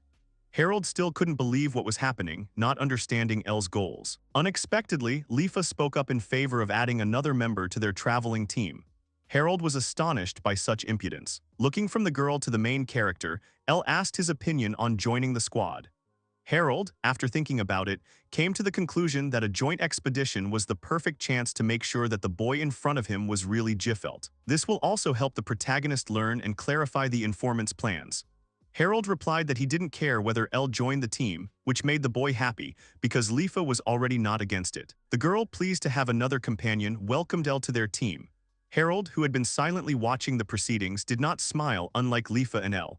The heroes set off on their journey. In the present, Harold and Elle were still standing opposite each other at the site of the recent battle with the two dragons. The main character, having analyzed everything that had been said earlier, came to the conclusion that the boy had obtained information about the sword from somewhere, and now wanted to confirm it with the help of Harold. The boy also realized that whoever this person was, he did not have the power of Jiffelt. However, since Elle had already stuck his nose in deep, Harold knew he couldn't let him get away with it that easily. The boy's frowning brows drew even closer together. Harold finally spoke up. He said that information about his sword was only allowed to be known to a handful of limited people, and therefore, even though Elle was a child, he would not get away with it. The boy's face showed fear. Elle asked if Harold was going to finish him off in that case. A nasty grin appeared on the protagonist's face. The guy answered that he was going to, because if there is no man, then there is no problem. Suddenly, Harold changed his mind. Sighing, the boy expressed his opinion that chopping up a man after fighting dragons was rather stupid. This sudden change in tone made Elle raise his head in surprise. Looking sternly at the boy, Harold asked whether he had sufficient abilities, and also offered to join the forces of evil. Elle, taken aback by the suggestion, asked again as if he was afraid he had heard wrong. The boy asked if Harold was currently trying to recruit him. The protagonist replied that if he didn't want to, then he didn't have to. Elle looked away and asked again if he was given a choice between joining evil and dying. Harold, hearing this conclusion, mentally objected that he hadn't meant anything like that. The protagonist couldn't understand whether the boy had determined the threat of death only from his tone. Turning away, Harold stated that he did not care about Elle's fate, and therefore suggested that the boy take a chance while he had the chance. Elle, completely confused, admitted that he had no idea what the protagonist was trying to tell him. Still avoiding the boy's gaze, Harold mentioned a certain star memory. Elle's face reflected almost primordial horror. Losing control of his emotions, he cried out, not understanding how the protagonist could have learned about this. With a look of fear on his face, Elle asked the man in front of him who he really was. Harold waved him off and said that he wasn't going to explain anything to anyone. The protagonist became extremely serious again. He said that star memory is something that allows you to learn about everything in the world, and also his, Jiffelt's, longtime dream. The boy, listening to the explanations, looked as if he did not believe in the reality of what was happening. Continuing his speech, Harold promised that by joining him, Elle would be closer to his dream, and by refusing, he would achieve nothing. The protagonist added that the boy should choose wisely. Elle pursed his lips and replied that he didn't know what he should choose. He was confused by the large number of variables and also tormented by enormous doubts. He pressed his hand to his chest and said he couldn't believe something like this was possible, but noted that Harold was right. The Jiffelts had been looking for this thing for generations. Without looking at the boy, the protagonist suggested that he simply go with him and see everything for himself, because the process does not require faith. Stepping forward, Elle suddenly dropped to his right knee and, clearing his throat, swore all his power and all of Jiffelt's knowledge to Harold, giving the protagonist the right to use them at his own discretion. The guy watched Elle silently. The protagonist looked genuinely surprised that the boy had sworn an oath of allegiance to him. However, he did not have time to react to what had happened. Lifa, who had finished her business, noticed an unusual picture from afar and screamed, trying to find out what her companions were doing. The girl pounced on Harold and tried to find out what he was trying to persuade Elle to do. The main character could only freeze in surprise. Rising from the ground, Elle began to convince Lifa that he was okay and that Harold had not forced him to do anything. But the girl did not believe him, because the boy had just been kneeling in front of the main character. Smiling, Elle explained what had happened by saying that from now on he had become this master's servant. Lifa and Harold, not expecting such words from the boy, both looked somewhat stunned. The protagonist was genuinely surprised that Elle had voluntarily signed up for something like that, since he only wanted some help from the boy. Lifa, still worried about her new friend, asked if Harold had really not intimidated Elle. The guy, lost in his thoughts, thought that he was only going to lead the boy to a chain of quests from the original story, necessary for obtaining the star memory in exchange for his services. Watching Lifa and Elim, Harold was still puzzled as to why the boy had willingly gotten into this bondage. The protagonist realized that he had never heard of such a development in the original story. Harold snapped out of his thoughts and rudely explained to Elle that he was only interested in the result, not blind adoration. The usual frown returned to the boy's face. The boy smiled and replied that he knew he did not yet deserve the trust of his new master.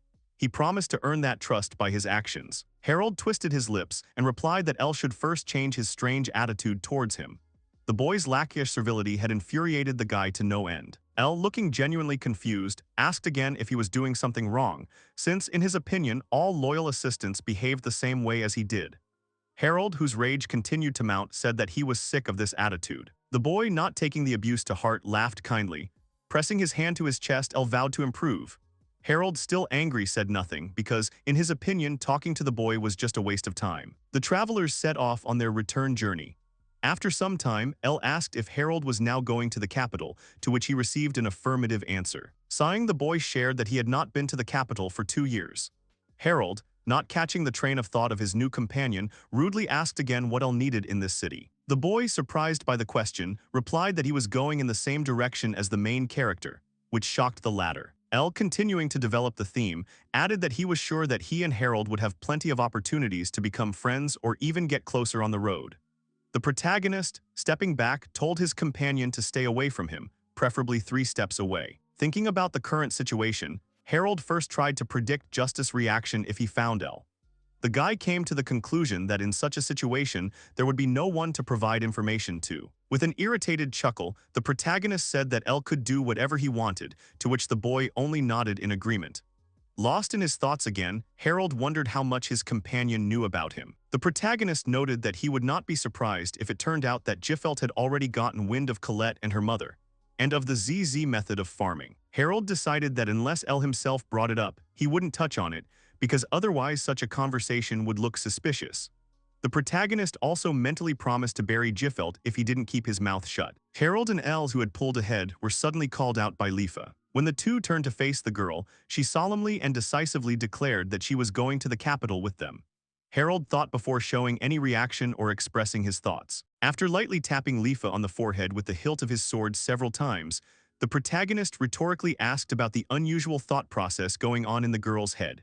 He noted that, despite her opinion, Harold was not obliged to drag the girl along with him. Frowning, Lifa asked why Elle could suddenly go with a guy, but she couldn't. Harold got angry and replied that the girl was extremely useless, and therefore he didn't need her like that. Lifa, also losing her temper, said that she wasn't asking to be the main character's servant. The girl added that she was worried about Elle, because Harold might do something to him.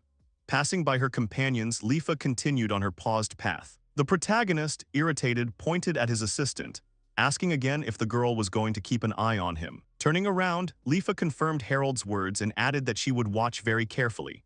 The protagonist, once again losing his temper because of these words, mentally exclaimed that he did not understand why the girl Elle. Quite a long time ago, Justice told a younger Harold that he had recently developed a new sword. This weapon absorbs the magic power of the wielder and increases combat ability, but the side effect is to shorten the life of the fighter. The mad scientist added that there was nothing to worry about, because if you use it constantly, the effect will not manifest. A crazy smile appeared on the man's face, after which Justice noted, looking at Harold, that the sword still needed to be tested. Continuing to smile, the scientist ordered the protagonist to hold this weapon close to his heart, because this is how he will be able to fulfill his role. In the present, Harold stood by a large window, remembering the origin of one of his swords and wondering if he could break the contract with Justice. Behind him stood Lifa and Elle. A huge ship with its sails spread flew over the mountains. It was skillfully decorated, the bow of the vessel stood out in particular. Lifa, pressing her palms to the window, watched what was happening outside.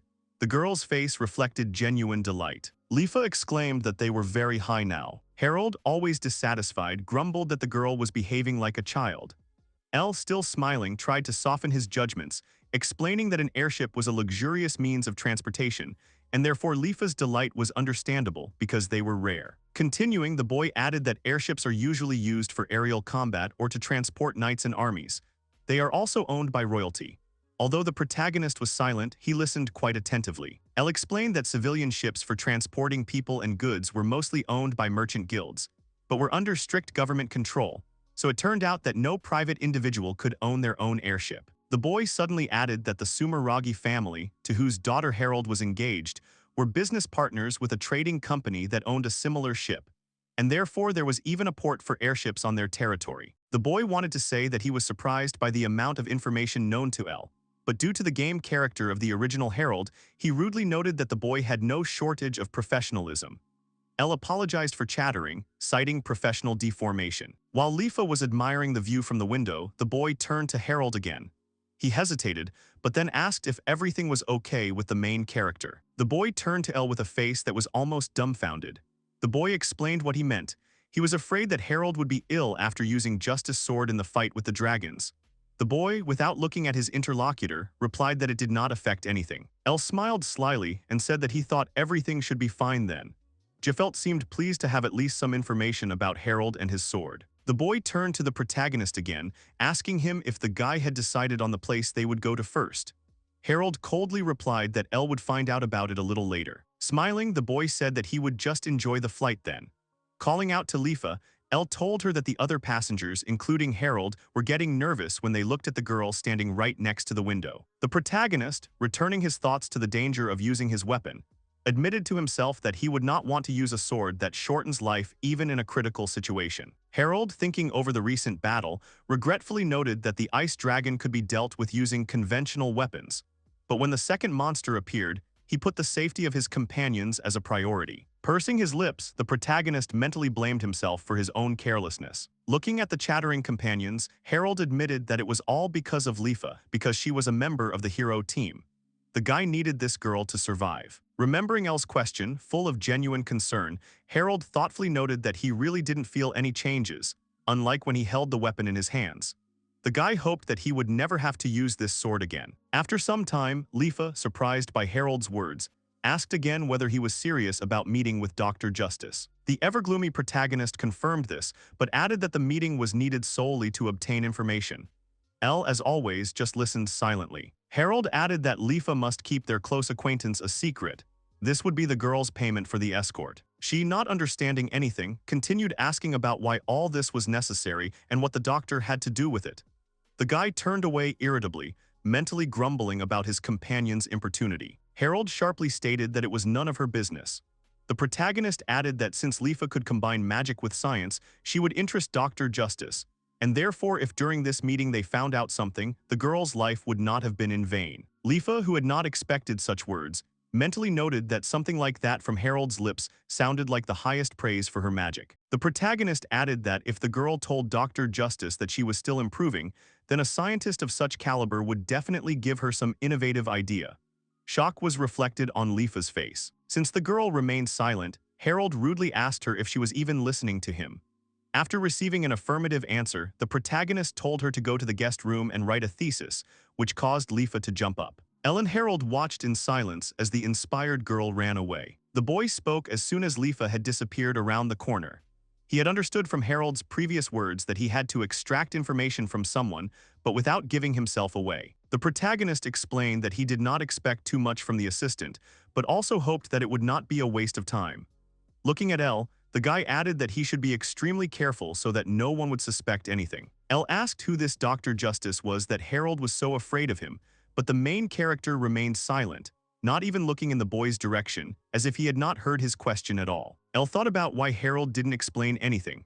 He came up with several possibilities. The protagonist doesn't want to or can't do it. Elle also thought about the possibility that Dr. Justice might have something to do with Harold's secret. The boy began to wonder if perhaps Justice was actually behind the council's decision to cancel the execution. Elle shook his thoughts off and decided not to play guesswork, as it was all just guesswork. However, the boy could see that whatever it was troubling Harold greatly. Elle adjusted his cap and came to the conclusion that whatever his master was facing, he would have to deal with it too. The boy had a premonition that this would not be an easy task. In the guest room, Lifa sat at the table and concentrated on writing something down. Memories of her parents scolding her for her fascination with magic flashed through the girl's mind. They believed that their daughter was disgracing them with her games. Following this, Harold's recent words surfaced in Lifa's memory, saying that she would certainly interest Justice, because the girl could combine science with magic. Lifa, still sitting at the table, came to the conclusion that if this helped her understand herself, then everything would not be so bad. A smile appeared on the girl's face. Lifa set to work with even greater zeal. She looked engrossed, absorbed in her research. The airship continued to float through the sky, not interrupting the hero's journey. After some time, the travelers finally arrived at the capital. Right in front of them was the large and majestic building of the Astral Institute. The three of them walked inside. Harold looked confident, even a little arrogant. He was clutching the sheaths of both his swords, which were slung over his shoulder with his right hand. Lifa looked a little scared. Elle's face showed no particular emotion. He was watching as always. There were already several people in the hall of the Institute, all of them wearing gowns similar to medical ones. Noticing the expressions on the faces of these strangers, Elle concluded that they hated Harold. However, the main character doesn't care about this. He is not afraid of hostility, and he does not try to compete with anyone. Harold seems not to know about their existence at all. Elle, having mentally expressed his feelings in common with Lifa, wondered whether his master had any feelings at all, since these two, strangers here, felt the oppressive pressure especially strongly. Harold walked inside the room, then stopped in front of a door and knocked on it twice. His companions followed the guy closely. The door creaked open. A man in the same robe as the others they had met looked out of the room and asked what Harold wanted. The man received a rather rude answer to his question. The guy said that the purpose of his visit was obvious, and the man should not boast so much about his petty power. The main character's face expressed irritation. Beginning to lose his temper, the stranger stated that the gentleman had an important experiment. He also wanted to add something else. Harold angrily interrupted him, declaring that the main character's report was more important than anything else. The guy rudely ordered the man to report his arrival. The protagonist added that anyone could handle such work, but apparently not this scientist. In the end, Harold told the man that he didn't have to report anything if he didn't want to, but then he'd only have himself to blame. The man, enraged, began to shout at the main character, but then another voice was heard behind him. He said that there are two types of arguments, useful and useless, and also asked which ones, in his opinion, the guy was using now. The owner of the voice turned out to be Dr. Justice. He crossed his arms and concluded that Harold was making useless arguments. Once inside the room, Lifa and Elle were seated on the sofa. Dr. Justice said that they would have to wait a little while he brought tea. Both the boy and the girl looked a little wary. Looking around, Dr. Justice tried to remember where he could have put the cups. The man reached for a jar of some kind of powder. Harold suddenly appeared next to the doctor. He, as always, rudely told Justice to sit down and not fuss, because the main character was not going to drink his poison-flavored tea anyway. The guy was holding 2 cups in his hands. Dr. Justice replied that he had no intention of poisoning anyone, but was simply trying to be hospitable. Harold, hearing this, replied that he knew such hospitality, describing in vivid detail the horrific details. Dr. Justice tried to put pressure on the protagonist, asking him if the guy was collecting a harem, since he dragged around all the girls he met. The doctor mistook Elle for a girl. Harold asked him to shut up and added that his companions were too skinny. Dr. Justice chuckled and stopped trying to get involved in making tea. The man asked if the boy wanted the doctor to find him some older girls. Justice also said that Harold should notify his fiancée, which made the boy flinch. Continuing to be rude, the main character said that Justice was a funny parody of a scientist, since he made such conclusions. The guy noted that the doctor also had problems with logic, so it was clear to him why the study of the astral body was not working out. Justice's mood was no longer friendly or playful. He ordered the protagonist to watch his language, otherwise someone might get hurt, because there are significant forces involved in the study of the astral body. Harold, who had not initially perceived the conversation as friendly, became even more gloomy. He replied that among them, Dr. Justice was the one who talked too much, since the guy had long ago broken off his engagement to Erica, once and for all. Sitting down on the sofa, the doctor suggested leaving this conversation. Finally, turning his attention to the guests, Justice noted that they did not seem to introduce themselves. Lifa and Elle took turns giving their names, but the boy also added that they were pleased to meet the great scientist Freund. The doctor confirmed that his name was Justice Freund, and also noted that Harold's companions were not lacking in courage. The scientist asked what brought the two to him. Holding a stack of papers she had previously written, Lifa admitted that she was interested in various spells and magic. The girl also said that she had done some research on her own. Lifa continued, adding that she had always wanted to discuss her work with Justice, which was why she had asked Harold to help her. Elle, smiling, added that the name of the main character is as well known as the name of the person under whose protection he is, hinting at Justice himself. The doctor noted that Harold usually did not agree to such requests, so he was now even more interested in looking at the girl's research. The guy, pretending that it did not concern him, sipped tea from a cup. Lifa, a little embarrassed, said that her activity could hardly be called a full-time job. However, Elle, sensing the girl's awkwardness, told her that Lifa was interested in the idea of using astral powers. The doctor asked the girl to talk about these ideas. Launching into an explanation, Lifa said that even though the astral body was hereditary, she believed that science could be used to increase the effectiveness of magic. The girl added that she wondered if this could be done by consuming fewer bodies. Justice thought for a moment and concluded that Lifa wanted to invent a hybrid technology. The girl confirmed this by talking about a hybrid of magic and science. Harold watched the conversation in silence. The protagonist concluded that Dr. Freund was interested in the girl. This was to his advantage, because one of the goals of this conversation was an attempt to steal Justice knowledge and skills to strengthen the position of the young researcher Lifa. Harold noted that although the original story had not yet begun, the girl, with her current fighting ability, was not able to stand up for herself. Still holding his cup of tea, the boy lamented that he could have secretly led and supported the main characters of the original story, but ultimately came to the conclusion that his new plan was more effective. Harold mentally acknowledged that science was best left to the scientists, even if his plan would allow Justice, the final boss of the Bravehearts, to know about Lifa's capabilities in advance. Taking another sip from his cup, the boy came to the conclusion that Dr. Freund was unlikely to view the girl as a rival now, and later he would no longer have time to look for countermeasures. All that remained for Harold to do was to correct Rainer's path. Putting aside the sheets of paper covered with Lifa's research, Justice said he could understand the protagonist's interest. The girl, engrossed in conversation with the scientist, asked if he had found any points that needed improvement. Dr. Freund reflected that he couldn't be completely sure until he put Lifa's theory into practice, but he had already found several problem areas. Justice said he wouldn't mind pointing them out to the girl, but he was a busy man himself. Lifa, saddened, lowered her head but said that she understood everything. But the doctor didn't stop there. Freund said he liked the girl's ideas and her point of view, so she could stay here for a while. Shock and genuine fear were reflected on Elle's and Harold's faces. Lifa raised her head and asked again if the scientist was sure of this proposal. Elle turned sharply to the girl sitting on the same sofa with him and said that if she agreed, then she would not be able to return to the village in time, and all their lies would be revealed. Lifa did not understand what was happening, but the boy persisted. He said that his uncle would find out everything and would not ask Lifa. Horror was reflected on the girl's face. Dr. Freund raised his head and asked what these two were talking about. Elle continued to speak and replied that they were from a small village where people mainly made their living by working in the fields and raising livestock.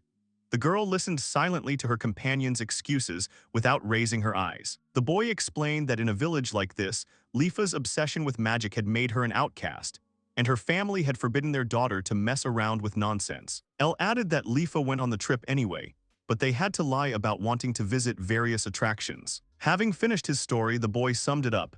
They cannot stay here for long. Dr. Freund chuckled thoughtfully and asked how much time Lifa and Elle had left to inspect the spires. After thinking for a moment, the boy replied that they had 2 weeks at most.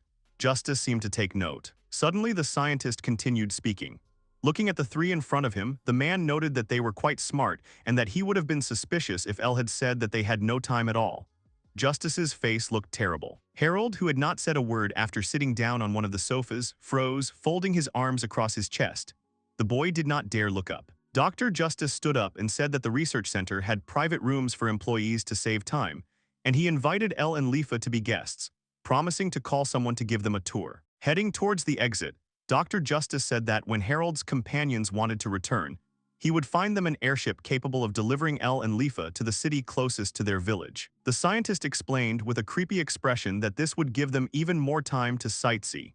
Elle looked quite calm upon hearing this, but there was a slight tension on the faces of Lifa and Harold. Not far from the Astral Institute building there was a small park. Somewhere in its depths there was a fountain, around which several benches were placed.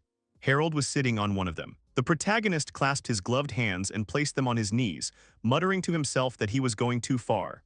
Recalling recent events, the guy admitted that the conversation with Dr. Justice had turned into a real disaster. Cursing, Harold noted with regret that everything had been fine until he had followed Lifa's suggestion to find out the scientist's plans over dinner. That was one of the reasons they were dating. The protagonist's face expressed tension and sadness. Since Dr. Justice was keeping a close eye on Harold, he had to be careful. That was the reason Elle was brought into the case. The protagonist noted with disappointment that he had hoped to find out something with the help of such a reliable ally, the guide assistant from the original story. However, it seemed that Harold had rushed. However, nothing could be said for sure yet. Trying to focus on the good, the boy thought that at least Lifa had managed to avoid a fatal mistake. Despite this, the girl still had to accept Dr. Freund's offer to stay. Harold knew that if they lingered here, the scientist would quickly guess their true relationship. However, Elle's timely intervention somewhat simplified the situation. The protagonist noted that he had no idea where his assistant got so much information about Lifa's backstory from.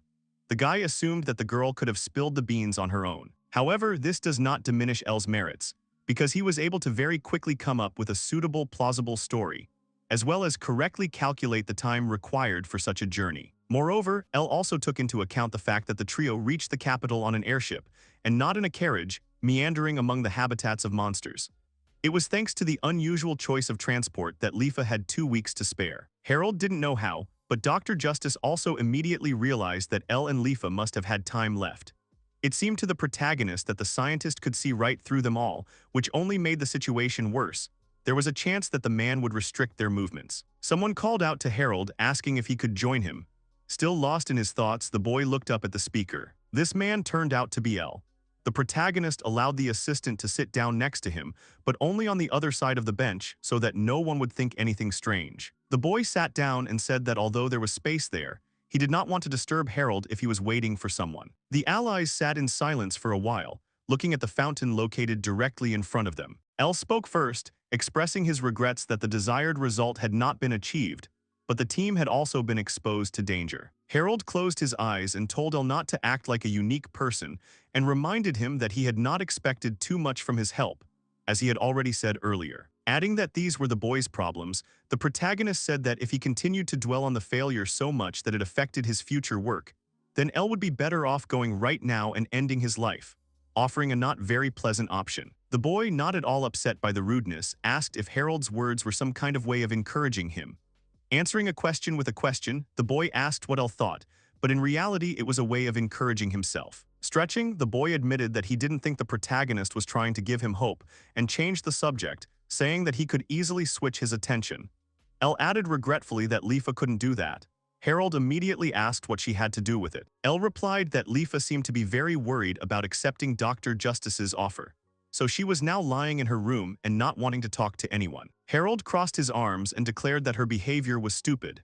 In his mind, he added that her fault for the plan's failure was minimal. Elle, somewhat upset by this reaction, said that anyone would be upset if they thought their friends were hurt because of them, and therefore the boy could understand the feelings of the researcher. Turning to face his assistant, Harold dismissively remarked that he didn't remember when he and the girl had become friends. Elle noted that the protagonist probably didn't have many friends and therefore didn't know how relationships were formed. Harold asked ironically why friends were needed when there were servants. Elle, not irritated by the master's rude attacks, replied that everyone had their own opinion on this matter. For example, for Lifa, friends meant a lot. Harold thought with puzzlement that he still didn't understand when the girl had managed to add him as her friend. However, the main character didn't seem to care much about it. Changing the subject, he turned to Elle, wanting to give the assistant a new task. Harold said that he had been working on creating some organization for the last few years. The surprised boy asked if the protagonist had created it himself. The guy confirmed his assistant's guess, adding that this organization was a gang of mercenaries called Friary. Harold asked Elle to use his talents and take over the management of the gang. The boy was genuinely surprised by this assignment. Elle said that he had never worked with private military companies before. Harold did not back down, promising that his assistant could leave the war issues to the people in the know. He himself would be responsible for how and when the Freers would act and direct them strategically.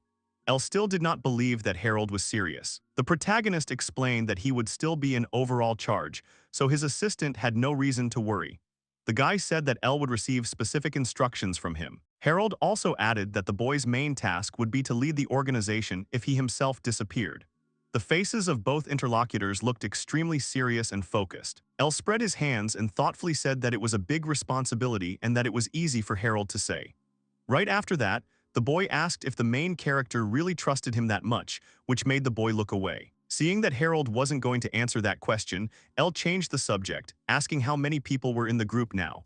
The protagonist replied that there were 14, but that wasn't enough, so the assistant would have to recruit someone who knew. As if resigned to the role assigned to him, Elle continued asking questions. This time he asked about money, since hiring mercenaries without funds is almost impossible. Harold replied briefly that he would pay for everything. Elle nodded and noted that this was very generous, and also asked where his master got so much money. The protagonist rudely noted that his assistant didn't have to poke his nose into it unless the boy wanted to lose it. Elle didn't insist and asked for forgiveness. Summarizing their entire conversation, Jiffelt said that he understood everything in general terms, and therefore the boy was eager to take a closer look at these friary. These words caused Harold to show a barely noticeable surprise. The protagonist replied that Elle should either come up with a plan to get them both past surveillance or keep his mouth shut. The boy laughed awkwardly, admitting that he didn't have any plan yet. However, Elle promised to think about it. Standing up from the bench, the boy announced that he had a request for Harold. The protagonist allowed his assistant to voice it. Elle said that he would like to contact the Freary organization himself, but in that case, he would need to somehow prove that it was Harold who sent the boy. Taking his time to answer the request, the protagonist asked why Elle needed this. The boy, smiling broadly, explained that it would be easier to deceive Dr. Justice and returned to his original request, asking whether Harold would be able to inform Friary. Elle also added that he wanted to hide his name, age, and gender if possible, so that no one else would think of associating him with the Jiffelt clan. The boy reasonably noted that outsiders did not need to know this secret. Harold asked why he was so secretive, asking if Elle was afraid of revealing his clan's name. The boy answered without hesitation that it was more efficient to gather information in hiding, since if he was identified, it would do more harm than good. Harold replied that he didn't care because all he cared about was the success of the operation. Elle thanked the protagonist and was about to ask him for something else. The boy wanted to ask what else was required of him, but due to the limitations of the original Harold's character, he rudely ordered him not to test his patience. Elle assured him that he wasn't asking for anything serious. All he wanted was a few hours of the protagonist's time in the morning. Harold thought that sounded a little scary and replied that it better not be some kind of nonsense. The boy smiled and replied that it was very important because this meeting would affect their, Elle's and Harold's future. The protagonist just stared at his assistant in surprise, not understanding what he was leading to. That same evening, a letter was slipped under the door of the room in which Harold was now living. The main character, noticing an envelope sticking out from under the door, picked it up from the floor. Having opened the letter, Harold walked deeper into the room, reading the message as he went. In it, someone asked the guy why he didn't visit his parents, why he broke off the engagement with the daughter of the Sumeragi family, and why he was doing this. At the end of the letter, he was asked to answer at least something.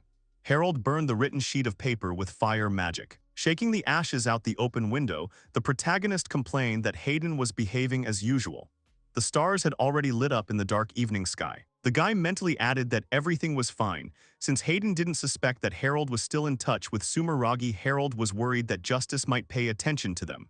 However, the third letter this year was already annoying. Harold broke off the engagement right in the courtroom so that Dr. Justice would hear it and leave Sumeragi alone forever.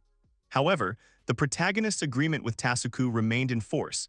He regularly supplied part of the profits from the farms working on the ZZH method. Harold needed the money to finance the organization he created, Freery. In the original story, this gang was created by Cody Luziel after he left the Knightly Order due to the death of his comrades during a mission.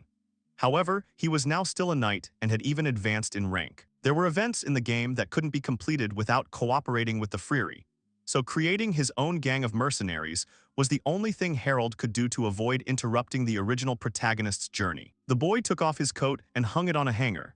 Harold thought that they should definitely avoid leaking information to Dr. Justice. The protagonist might have supplied the original Bravehearts with miasma cures and a map of the estimated extent of the infestation, but the scientist might have learned who was behind the supplies. Taking off his vest, the boy thought tensely that if he were exposed, it was almost impossible to predict Dr. Froon's reaction. But for him, Harold, this did not bode well at all. Sitting down on the bed, the protagonist noted that he had previously forbidden the Sumeragi family to contact him in any way. In case something out of the ordinary happened, the Friary would act as intermediaries. Harold realized that Dr. Justice would sooner or later find out about the organization he had created, but if the content and addressee of the letters were not revealed, there would be no problems. The guy was sure that Elle would be careful. Remembering his assistant, Harold also remembered his request to meet him tomorrow in the morning, expressed at the fountain. The guy couldn't understand what was so important about this meeting. The main character trusted Elle, but he didn't know what he was planning, and this made him nervous. Harold sighed, looked up and decided to go to bed without dinner. In the morning, in the university cafeteria, an elderly cook greeted the main character and asked him with a friendly smile what he wanted today. Harold, due to the nature of the original character, began to scold the man for not being able to remember what he was taking, despite the fact that his choice did not change from time to time.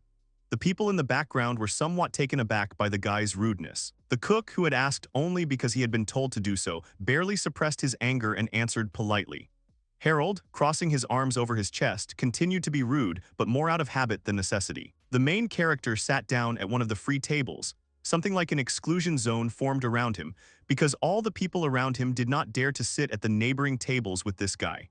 Harold, however, was not surprised by this. The boy tried to remember how people behaved when he served in the Knightly Order, and came to the conclusion that they did not even think about avoiding the new recruit.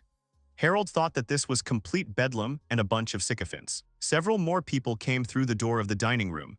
The guy didn't pay attention to them at first, but suddenly he heard one of the people who came offer to make room for someone named Lifa, and the second offer to order whatever Elle wanted. Harold curled his lips in disdain, noting that Elle and Lifa had already become friends with everyone, which, however, was not surprising for a male group. One of his new acquaintances was 15 years older than Lifa, which gave Harold unpleasant thoughts. In contrast, no one knew until now whether Elle was a man or a woman. Noticing that Harold was watching them from the side, his assistant showed a peace sign. Elle wanted to hint that Lifa was under reliable protection, so the main character should not worry. The boy would not allow his client to be offended. Suddenly, all of Elle and Lifa's new friends turned towards Harold, radiating obvious hostility. Brushing them off, the protagonist thought that his companions should focus on the matter at hand, rather than making acquaintances. Having finished breakfast, Harold took the empty dishes to the right place and, mentally thanking for the food, moved towards the exit of the dining room. Suddenly, Elle and Lifa appeared right in front of him. looking as if they had been waiting for the guy for some time. Elle, smiling as friendly as always, asked if Harold was going somewhere. Lifa, standing a little behind, did not look in the direction of the main character. The boy asked if Elia cared where he was going, to which he received a hint about yesterday's promise of a meeting. Harold objected that it was not yet time for lunch. Elle said that he had heard rumors that the guy was mostly free, and then asked why the protagonist didn't give his assistant some time early. Harold, clearly not wanting to agree with Elle, objected again, saying that having free time was no reason to pester him. People in the background began to whisper that Elle and Lifa shouldn't talk to this guy if they didn't want to get dirty. The informant's face showed clear disappointment, but he humbly apologized, adding that Harold seemed to have some business after all. The guy disagreed because he didn't consider his training to be business. Putting his palms together, Elle replied that in that case he insisted on meeting right now, because, according to him, this would be their first date as a threesome, and the informant was impatient to spend as much time together as possible. Lifa, not informed of the situation, exclaimed in surprise. Hearing about the date, all of Lifa and Elle's new acquaintances, who were not particularly friendly to begin with, began to look even more embittered. Seeing this, Harold shuddered, mentally trying to figure out if Elle wanted to kill him. Continuing to curse silently, the main character was outraged by the fact that the scientists were staring at him. After all, it wasn't he who recruited the staff here, so it wasn't his fault that there were so few girls. Mentally complaining about Elle's straightforwardness, Harold decided that now was the time to leave the dining room to be on the safe side. Elle cupped his hands and shouted that he would take the protagonist's silent departure as consent, and would therefore wait at the main gate in an hour. Harold, already quite furious, mentally begged Elle not to yell. After some time, the main character, even more angry and gloomy, was indeed waiting at the main gate. He was very much irritated by the strangers watching him from the side. Finally, Elle and Lifa also approached the meeting place. The girl seemed uneasy. Harold's assistant tried to cheer her up. The guy himself looked extremely unhappy with the circumstances, mentally scolding Elle for her lack of shame and conscience. Hesitating, Lifa looked up at the main character and timidly wished him good morning. Harold, surprised, even stopped being angry for a while. Seeing the girl's awkwardness, the guy realized that she was probably still worried about falling into Dr. Justice's trap. This discovery came as quite a surprise to him because despite Elle's words about it, he didn't think that everything was so bad. Keeping a straight face, Harold suddenly grabbed the girl by the head, causing her to be confused and slightly frightened. Lifa grabbed the guy's wrist with both hands and began to swing her legs in an attempt to break free. She was in pain from this unexpected rise. Harold let go of Lifa as suddenly as he had picked her up. The girl fell to her knees and angrily asked what this guy was doing. Turning around, the protagonist told his companion to move if she was already awake. The guy moved forward first. Lifa, even more angry, yelled at him for being rude to her again. Elle explained to the puzzled girl that Harold was most likely asking to start a date. Smiling, the informant responded to Lifa's surprise with another explanation. In his opinion, Harold seemed unable to clearly express his feelings. The girl remained silent and turned her gaze to the back of the retreating protagonist. After leaving the gates of the Astral Academy, the heroes, after some time, found themselves on the capital's shopping street. There were quite a few stalls with all sorts of things and even more people. Lifa, having forgotten her grievances, looked around with delight. From time to time, the girl even let out admiring cries. It seemed to Harold that he had seen something similar somewhere, but the guy could not remember where. While Lifa ran ahead of them, the main character sullenly asked Elle, who was walking next to him, why he had started all this. The informant smiled and explained that when under suspicion, it was necessary to be visible at all times. Harold said nothing, but his face remained gloomy. Changing the subject, the boy said that he was irritated by the looks of others. Elle, mentally complaining that this irritation was impossible not to notice, pretended that it had never occurred to him that Harold would be angered by this. Lifa, walking ahead, saw the food. Resigned to his fate, the protagonist replied that Elle did not need to worry. He would incinerate the commoners around him some other time. In his mind, he admitted that he had guessed the purpose of Elle's prank in the dining room. The boy tried to attract the attention of those around him so that it would be more difficult for justice to suspect them. After a short silence, Elle asked if Harold had prepared a special thing for him that could prove to the members of the Freery organization that the informant was his subordinate. The protagonist silently took something out of his bosom and handed it to the boy, telling him to be careful and not to lose them. It turned out that Harold gave Elle a sealed letter and some kind of key. After adjusting his clothes, the protagonist explained that with the help of these things, the informant would pass for one of his own, despite his pretty face. L, holding the mysterious key in front of his eyes, praised the fine workmanship and asked if it was the key to the secret house. Harold first replied sarcastically that he was, and then explained that it was just a decoration. L realized that this key served to distract the attention of strangers who would rush to look for a suitable door. He asked where the shelter was. Harold said nothing, but turned away and quietly handed his companion a small piece of paper. Unfolding it, L glanced at the contents of the note and smiled. Having hidden the received things in a bag, the informant noted that the city whose name was written on the piece of paper was not far from the capital, but there should not be many spies of Dr. Justice there. The boy assumed that this was a good place. Harold, ignoring the last couple of lines, promised L that he would deal with him if the informant lost the key. The boy took these words into account with a smile. L decided to change the subject, suggesting that they stop talking about business and enjoy the walk. He added that they seemed to have lost Lifa. Harold, seeing their companion nearby trying on hats, asked her in bewilderment what she saw in them. Elle, good-naturedly reprimanding the protagonist, said that although there was nothing new in this city for them, everything was new for Lifa. At this time, a man passing behind Elle accidentally pushed the boy. Harold managed to react and support his nearly fallen companion, noting his exceptional fragility. Elle's cap flew off her head. While the stranger who had accidentally pushed the informant apologized, holding the headdress he had picked up from the ground, Harold thought about how thin Elle was for her 15-16 years, and then wondered if he could still be a girl. Adjusting his cap, Elle smiled and thanked the protagonist, saying that he was surprisingly kind. These words made Harold shudder. The boy turned away from his companion abruptly and clenched his teeth. He realized that no one had called him kind for a long time. However, Harold said something completely different. The main character promised to deprive Elle of his tongue if he heard something like that from him again. The informant, as always, did not take the eternal threat seriously, but only smiled kindly. Harold, who had rushed forward, was trying to pull the resisting Lifa away from another food stall, attracting the attention of passers-by. After some time, the travelers stopped near a library, on the roof of which a spire was adorned. They decided to stock up on at least a little evidence of the previously invented legend about the purpose of their visit to the capital. When the three stopped, Lifa shared that she had an audience with Dr. Justice for the next day to review her dissertation. Suddenly, the girl hesitated again, as if she couldn't bring herself to say anything. Harold asked her what was wrong, but that didn't help Lifa cope with her feelings. The protagonist wanted to ask the girl if she wanted to tell him anything, and also to assure her that there was no need to rush. But due to Harold's original character, the words sounded habitually rude and mocking. Lifa was furious at the new insults, and Elle just made a sad face. The girl got mad and grabbed Harold by the chest, shouting that if he were mute, he would pass for smart. The guy mentally agreed with her, already regretting that he opened his mouth. Turning around, Lifa, still angry, went somewhere, calling Elle to follow her. Harold turned away indifferently. The boy, afraid of losing sight of his upset companion, called out to her somewhat fearfully, asking her to wait. Scratching his head, Elle sighed inwardly, as his plan to reconcile Harold and Lifa had failed miserably.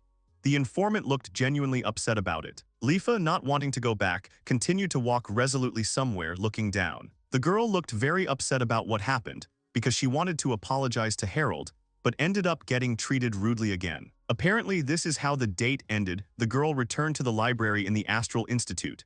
Having collected some books for herself, Lifa sat down at the table, but did not open them, thinking about something of her own. Realizing this, she tried her best to concentrate on reading. Elle, who had also chosen a book, watched the girl with a smile. The next day arrived in the capital. The audience with Dr. Justice began, scheduled for the same place where the trio had first met Dr. Freund. Lifa said she was looking forward to working with him, and Elle noted that the number of books had grown. The scientists began the discussion, each defending their point of view. Elle, like last time sitting on the couch next to his friend, handed Lifa a stack of some papers. The girl took them without interrupting the discussion. Dr. Justice shook his head, as if disagreeing with some of Lifa's conclusions. The girl, whose face was a mixture of surprise and frustration, objected.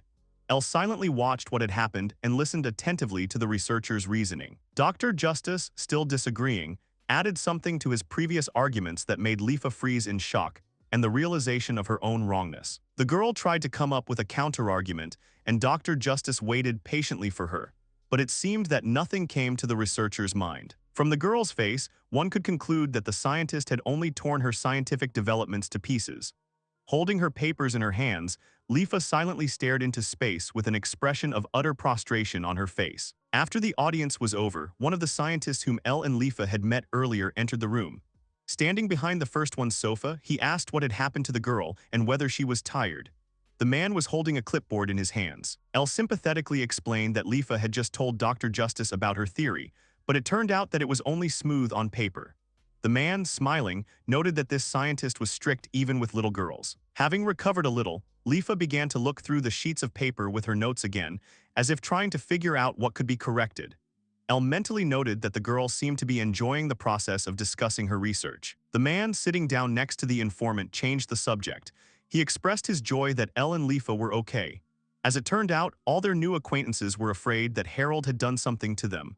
These words made the girl distracted. Elle, after clarifying whether he and the man were referring to the same person, expressed his doubts that the protagonist would harm them, since they were in the middle of a busy street. Clenching his left hand into a fist, the man countered that Elle and Lifa simply did not know Harold and advised them to stay away from him. Lifa, who had finally stopped leafing through her work, listened to this scientist with a complicated expression on her face. The man asked if his interlocutors were aware that Harold was a scoundrel who had committed a terrible, unforgivable crime. The scientist added that the guy was alive only thanks to the mercy of the authorities, but he wasn't even thinking about improving. The man said that everyone here was shocked by how Dr. Justice could use someone like Harold. This conversation made Lifa uncomfortable. Elle, trying to find out more information, asked if Harold was being watched well because he could commit another crime worse than the last one. The informant doubted that the main character got away with all his crimes so easily. The man said that there were witnesses to numerous cruelties that Harold had committed after being pardoned by the authorities, despite the supervision of him.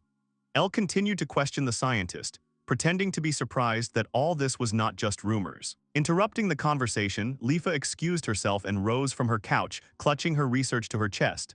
She was still looking at the floor. Looking up at Elle, Lifa said she would go to her room. Her face showed a mixture of complex emotions that startled the informant. Jumping up from his seat, Elle called out to the girl, asking her to wait. He also decided to leave.